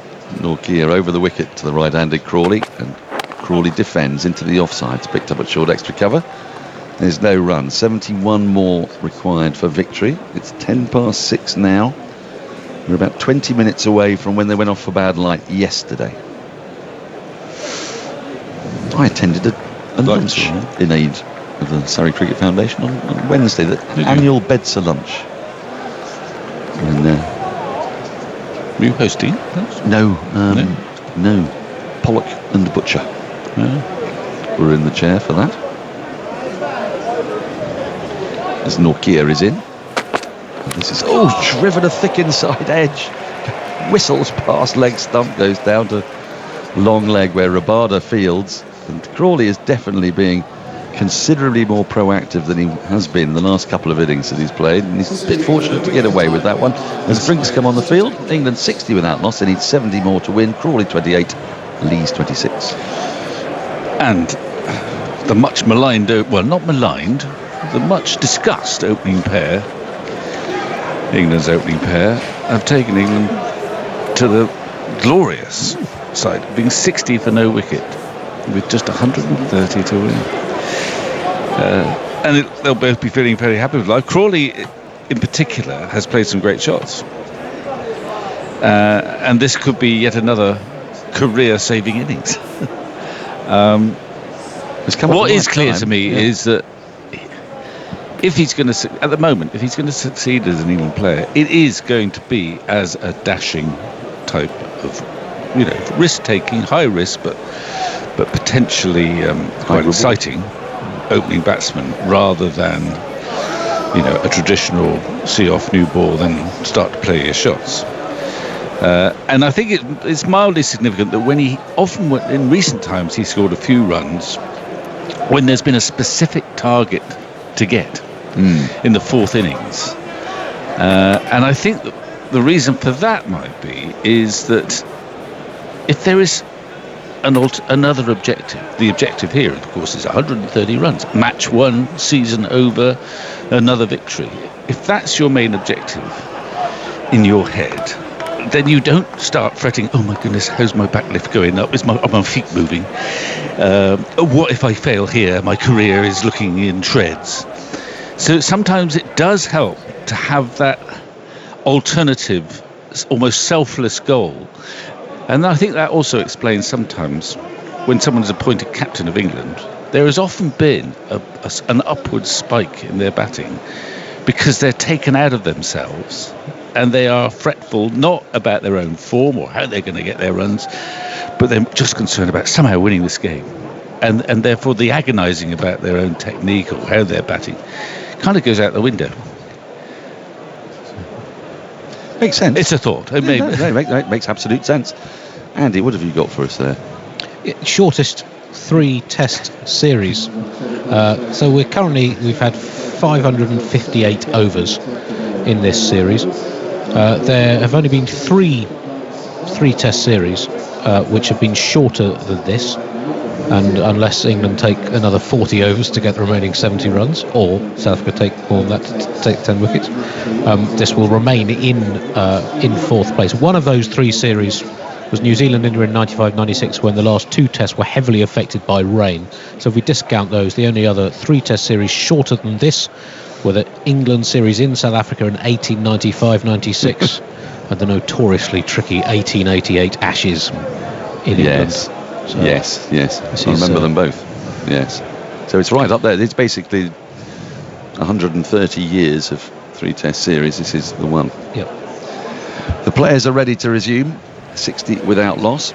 3 or 4 minutes taken up for drinks there, so we get closer and closer to that 6:30 time. And Rabada is going to continue into Crawley, who pulls his first ball but doesn't get really much on that, and it dribbles down fine on the leg sides, picked up by Verena. And there's no run, and we're now starting to see the foreshadows that are being cast by the floodlights, and this is precisely the point. Sorry to labour it if you're bored of it, but this is why starting test matches at 11 o'clock in September is not a great idea. Rabada in, short, pulled away by Crawley, out towards the boundary for 4. Super shot. He got on top of that. There are 2 fielders out there. There's a long leg and a deep backward square leg, and he found the gap between both of them. Swivel pulled. Terrific shot from Crawley. Moves into the 30s. That's 32-64 without loss. Well, he saw that one all right. Well, yes, but they were seeing it all right, I thought, last night. But Banged in short on purpose, I think, and he just got on top of it and helped it round with a beautifully controlled pull shot. Rabada in again. What will his response be? Short again. Crawley's gone again. This time along the ground to the man at deep backward square. And there is but 1 more run. Also, another feature of this summer, there's been no centuries by openers in any of the 7 tests, and counting the summers with at least 3 tests in this country, of which this is the 101st. That summer in 1888, and it's only 3 tests, is the only other summer not to feature a century by an opening batsman. Do you know, Andy, I think we need to pitch to our producer that you and I do 1888. Yeah, we do a 6-hour deep dive into 1888. A summer. He's very excited by that idea. A summer to remember. Rabada into Lees this time, round the wicket, left alone. And there's no run, because we refer to it frequently, but our listeners probably know, says the producer. How about an hour? I think he missed the W off no there, didn't he?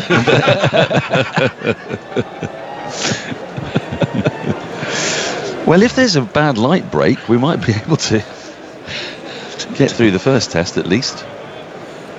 You never know. We did an hour and a half on the 1992 World Cup, didn't we? At Bristol. Rabada in, pushed into the offside, fielded at short extra cover, and there's no run, which was a very fine and interesting World Cup, but not sure it has quite the significance of the 1888 Ashes. Well, we had the assistance of Ramiz Raja for that, who played in the 92 World Cup. Well, we did have that. Slightly trickier to get an ex-player from 1888. Well, But we can harness the occult. We can get wisdom. We can have readings from wisdom. Maybe Vic could read from wisdom. As a venerable former player. 65 without loss. England are halfway to their target of 130. Rabada is in. That's gone right through Lees. Wow. And has been spectacularly taken by Verena, diving to his right. I wonder how quick that was. I'm waiting to see. It's not come up on our screen. It went between bat and pad, and it flew over the top of off stump. Yeah, middle stump, maybe. I would think. Over middle stump. Yeah. Quite a long way over middle stump. Well taken by the keeper in the end. And there's still plenty happening off the pitch, and with this ball, as you would expect, the ball's only 13 overs old. England going at 5 and over. As we reach the end of this summer, I dare say that's another thing you'll be looking at, is scoring rates, and particularly England's scoring rate this summer has been extraordinary.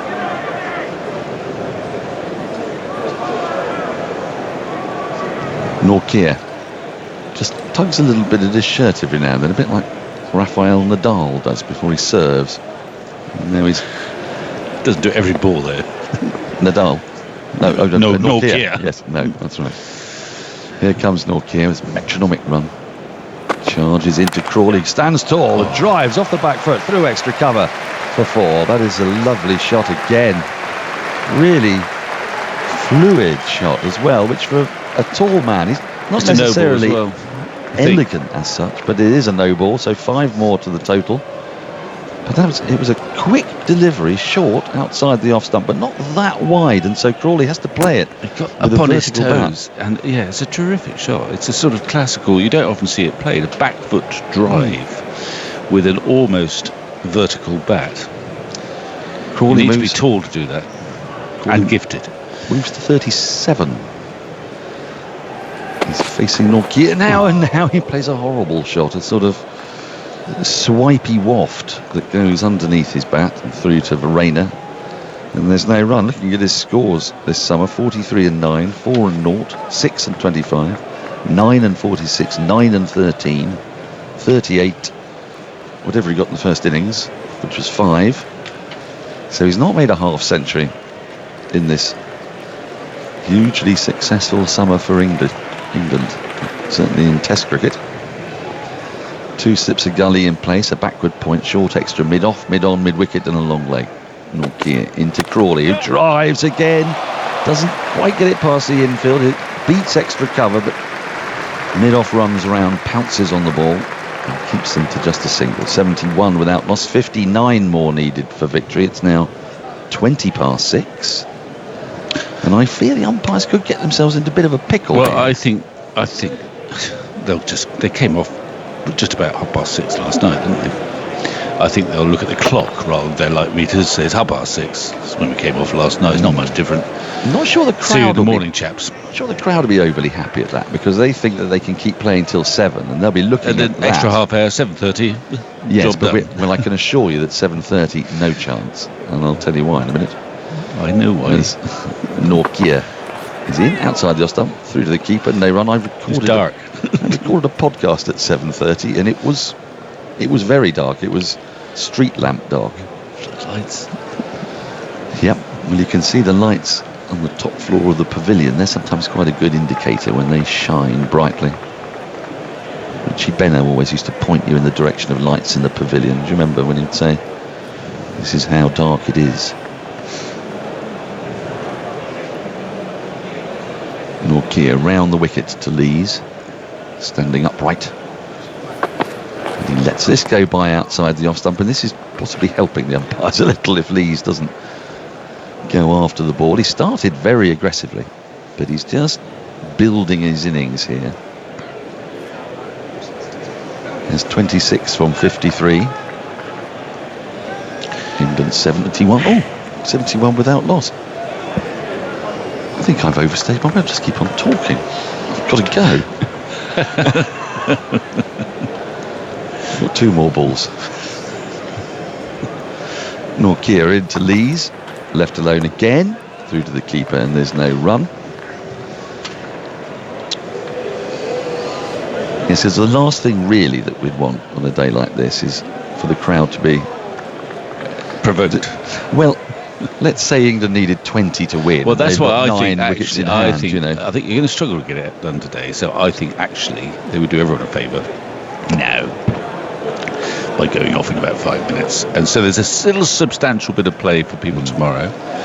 Well, it was 6:29 yesterday, and of course we've lost another couple of minutes of daylight. Last ball of the over, Nortje in, played and missed by Lees, through to the keeper. There's no run. 71 without loss, 59 needed, Lees 26, Crawley 38. More from you, Victor, and then to take you through to what I think might be the close of play will be Alison Mitchell. There's a fourth umpire been spotted moving down towards the boundary edge. I presume the umpires, but you can't be certain, have got their light meters on them. The umpires are actually going to have Are they going to have a little chat? No, they just had a little look at one another. But I can see, I think it's umpire Mark Saggers, who's made his way down to the boundary edge. Now, has he been summoned, or has he just gone for a little walk? I don't know. Anyway, play continues. Alison's here. It does. Hello, Vic, and it's Rabada under the floodlights. Over the wicket he goes, and it has Crawley tucked up and looking to nudge this into the onside. Ball strikes him on the body, drops right down in front of his feet. Rabada picks up in his follow-through. You see, the umpires, when play was called off last night for light, there is the light meter is in the hands of umpire Nitin he's got Menon. it. So they He's would have looking at it taken a now. reading when they came off last night. And is that then not meant to be, if you like, the benchmark Yes. for the rest of the match? It does feel like it's quite bright in the middle because of the floodlights. But official sunset is in, well, just about an hour's time, 7:26 p.m. Rabada in again to Crawley. 59 more needed to win. It's edged wide of fourth slip. Running away down for deep third boundary. Won't be cut off. And it's another 4. England move a little closer to their target. 55 more needed. 75 without loss. It's a no ball as well. So that's 1 more closer to the target. Crawley on to 42. Crowd getting very worked up about something, but can't tell what that is. Umpires are still safe in their positions. The umpires, I think it's Richard Kettle, has just gone over to have a chat with the South African captain. We will be asking what the situation is, no doubt. Also, if you come back tomorrow, how many people do you think would pay £20 to see maybe 30 runs? Rabada in, dropped into the offside. Janssen at full slip moves across to field, and there's no run. But they still need another 54 at the moment, which is more of a substantial number. So you'd hope that people would come to enjoy the atmosphere of the last day of Test cricket of the summer, and what people would expect to be an England victory with just 54 more needed. At the moment, though, we carry on. Crawley awaits, 4 slips in, Rabada bowls full, he's driving gloriously through mid-off past Dean Elgar, and that is 4 more. Elgar continues to chase, but he won't get there. And that was wonderful from Crawley. He moves to 46. The crowd do not want this innings and this day's play to end. England need exactly 50 more for victory. Yeah, the umpires, I don't know if they can talk to one another through the crowd noise, but they're certainly looking at one another. It's a lovely shot though, flat-footed drive, but beautifully timed. Crawley on 46. Rabada is in, flicks it off his legs out through mid-wicket. 4 more for the 50. Zach Crawley raises his bat. It's the first 50 of the summer for the England opener, and it's come off just 36 balls. 650 in his Test career, and he's guiding England towards victory here with just 46 more needed. All the England players in the dressing room on their feet, applauding Crawley enthusiastically. 9 boundaries in that 50. He settled over his bat again. The crowd are taking their seats after a standing ovation. A great deal of warmth for Crawley. That one deflected away into the ground and towards Janssen at fourth slip. Well, that's a fast 50 by any standards, and certainly by Test cricket standards. A beautiful flick off his hip to get that boundary. There was a man at deep backward square just behind square, but he had no chance of stopping that. He was 5 off 34 balls in the first innings, and now a half century off 36. Rabada over the wicket, and again to Crawley. He flicks it down to fine leg once more. Fielder is there. Sends the ball back into Farina. End of the over. England needing just 45 more to win. 85 without loss. The umpires are glancing towards each other, but seem content to carry on at the moment. It's Nitin Menon who's looking down at that light meter in his hand. Andy. Crawley's 50 is 8th in Test cricket, 2 of which he's converted into hundreds. His first of this Test summer. It's the joint 9th fastest Test 50 for England, and the joint fastest by an opener, along with Ben Stokes' 36 ball effort against West Indies at Old Trafford in 2020, when he went up the order and were chasing quick runs in the second innings before a declaration. So we wouldn't necessarily imagine that Zach Crawley would share a record with Ben Stokes for fastest innings. But he has. Settling again now, 2 slips and the gully. 85 without loss. England 130 was set for them by South Africa. And that one could have gone back onto the stumps of the defence. I'm not quite sure where the ball had gone. It dropped into the ground and away into the leg side. No run. 45 more. You see those shadows, can't you? 4 of them around the feet of the fielders. It's an added tension. I haven't got a light meter on me, and if I did, I probably wouldn't know how to work it. But I don't think it's any different to when they came off last night now. Umpire's discretion. It's Nortje now. He bowls quick and he's in now, and Crawley's whipping this away now. Is that a deflection? It's short mid-wicket. I mean, how do you see that coming at you? It's a single. And goodness it was me. in the air. He clipped it from middle and off stump. Full in late. He hit it very hard. Yeah. And it surprised Rickleton at mid-wicket. It came to him sort of at his chest. It's deflected right off the middle of his chest in his hands. I mean, he really middled that.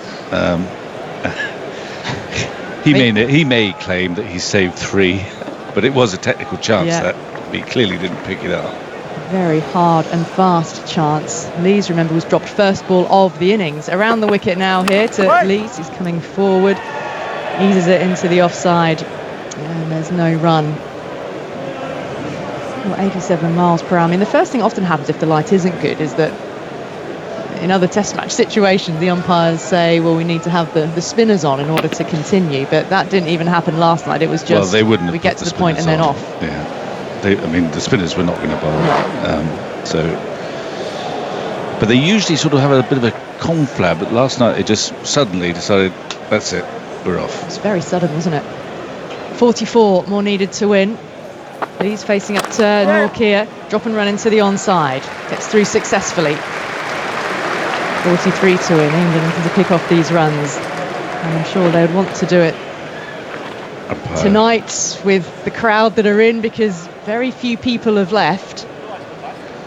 But umpire Menon, he's got his light bead. He's had it in his left hand for quite a while throughout this over. Keeps looking at it. It's a feel a bit sort of boom or bust. Either England have got to get these runs quickly and have a successful chase tonight in front of this crowd, or it's going to be worse if they manage to get another 20 or so and yet they still come off. It's edged between keeper and first slip.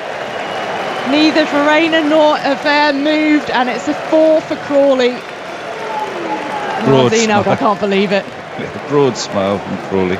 Suddenly everything's slotting into place. He's played well, but and it's getting to the stage where it may be not too bad if you're batting, but tricky if you're fielding. Very much so. Keeper didn't move for that edge. Slip didn't move, and it bisected them perfectly. Crawley's on 56. England need 39. It's getting trickily time close. For pen and paper. Well, that was exactly the delivery and the edge that Nortje had been looking for. Crawley on 56, Nortje over the wicket now. It's the tall batsman who bottom edges it into the ground, looking to drive. And he makes it as far as Elgar at Shaw's extra cover. And he tries that shot again in rehearsal. It's the end of the over from Nortje, who gets a consolation pat on the back. Now, the umpires look as if they're coming together here. It's Menon with the light meter in his hand, and I think he's going to place it on top of the stumps and take another reading. 39 more needed to win. He has a word with Richard Kettleborough. We're going to continue. We're going to continue. Marco Jansen hands his cap to umpire Kettleborough. Dean Elgar is having a word with Nitin Menon as he takes his position back at square leg. 91 without loss. Alex Hartley is back alongside me. It's tension within the game here, isn't there? It is indeed. I thought for a moment that was going to be it for the day, because we went off at a similar time yesterday, if not slightly earlier. The skies are clearer, but you can see the floodlights are starting to take over here at the Oval. It feels now, with just 39 runs to win and no wickets down, that it's the right decision for cricket, which we don't often say. Jansen in now to Leach, who clips him into the onside.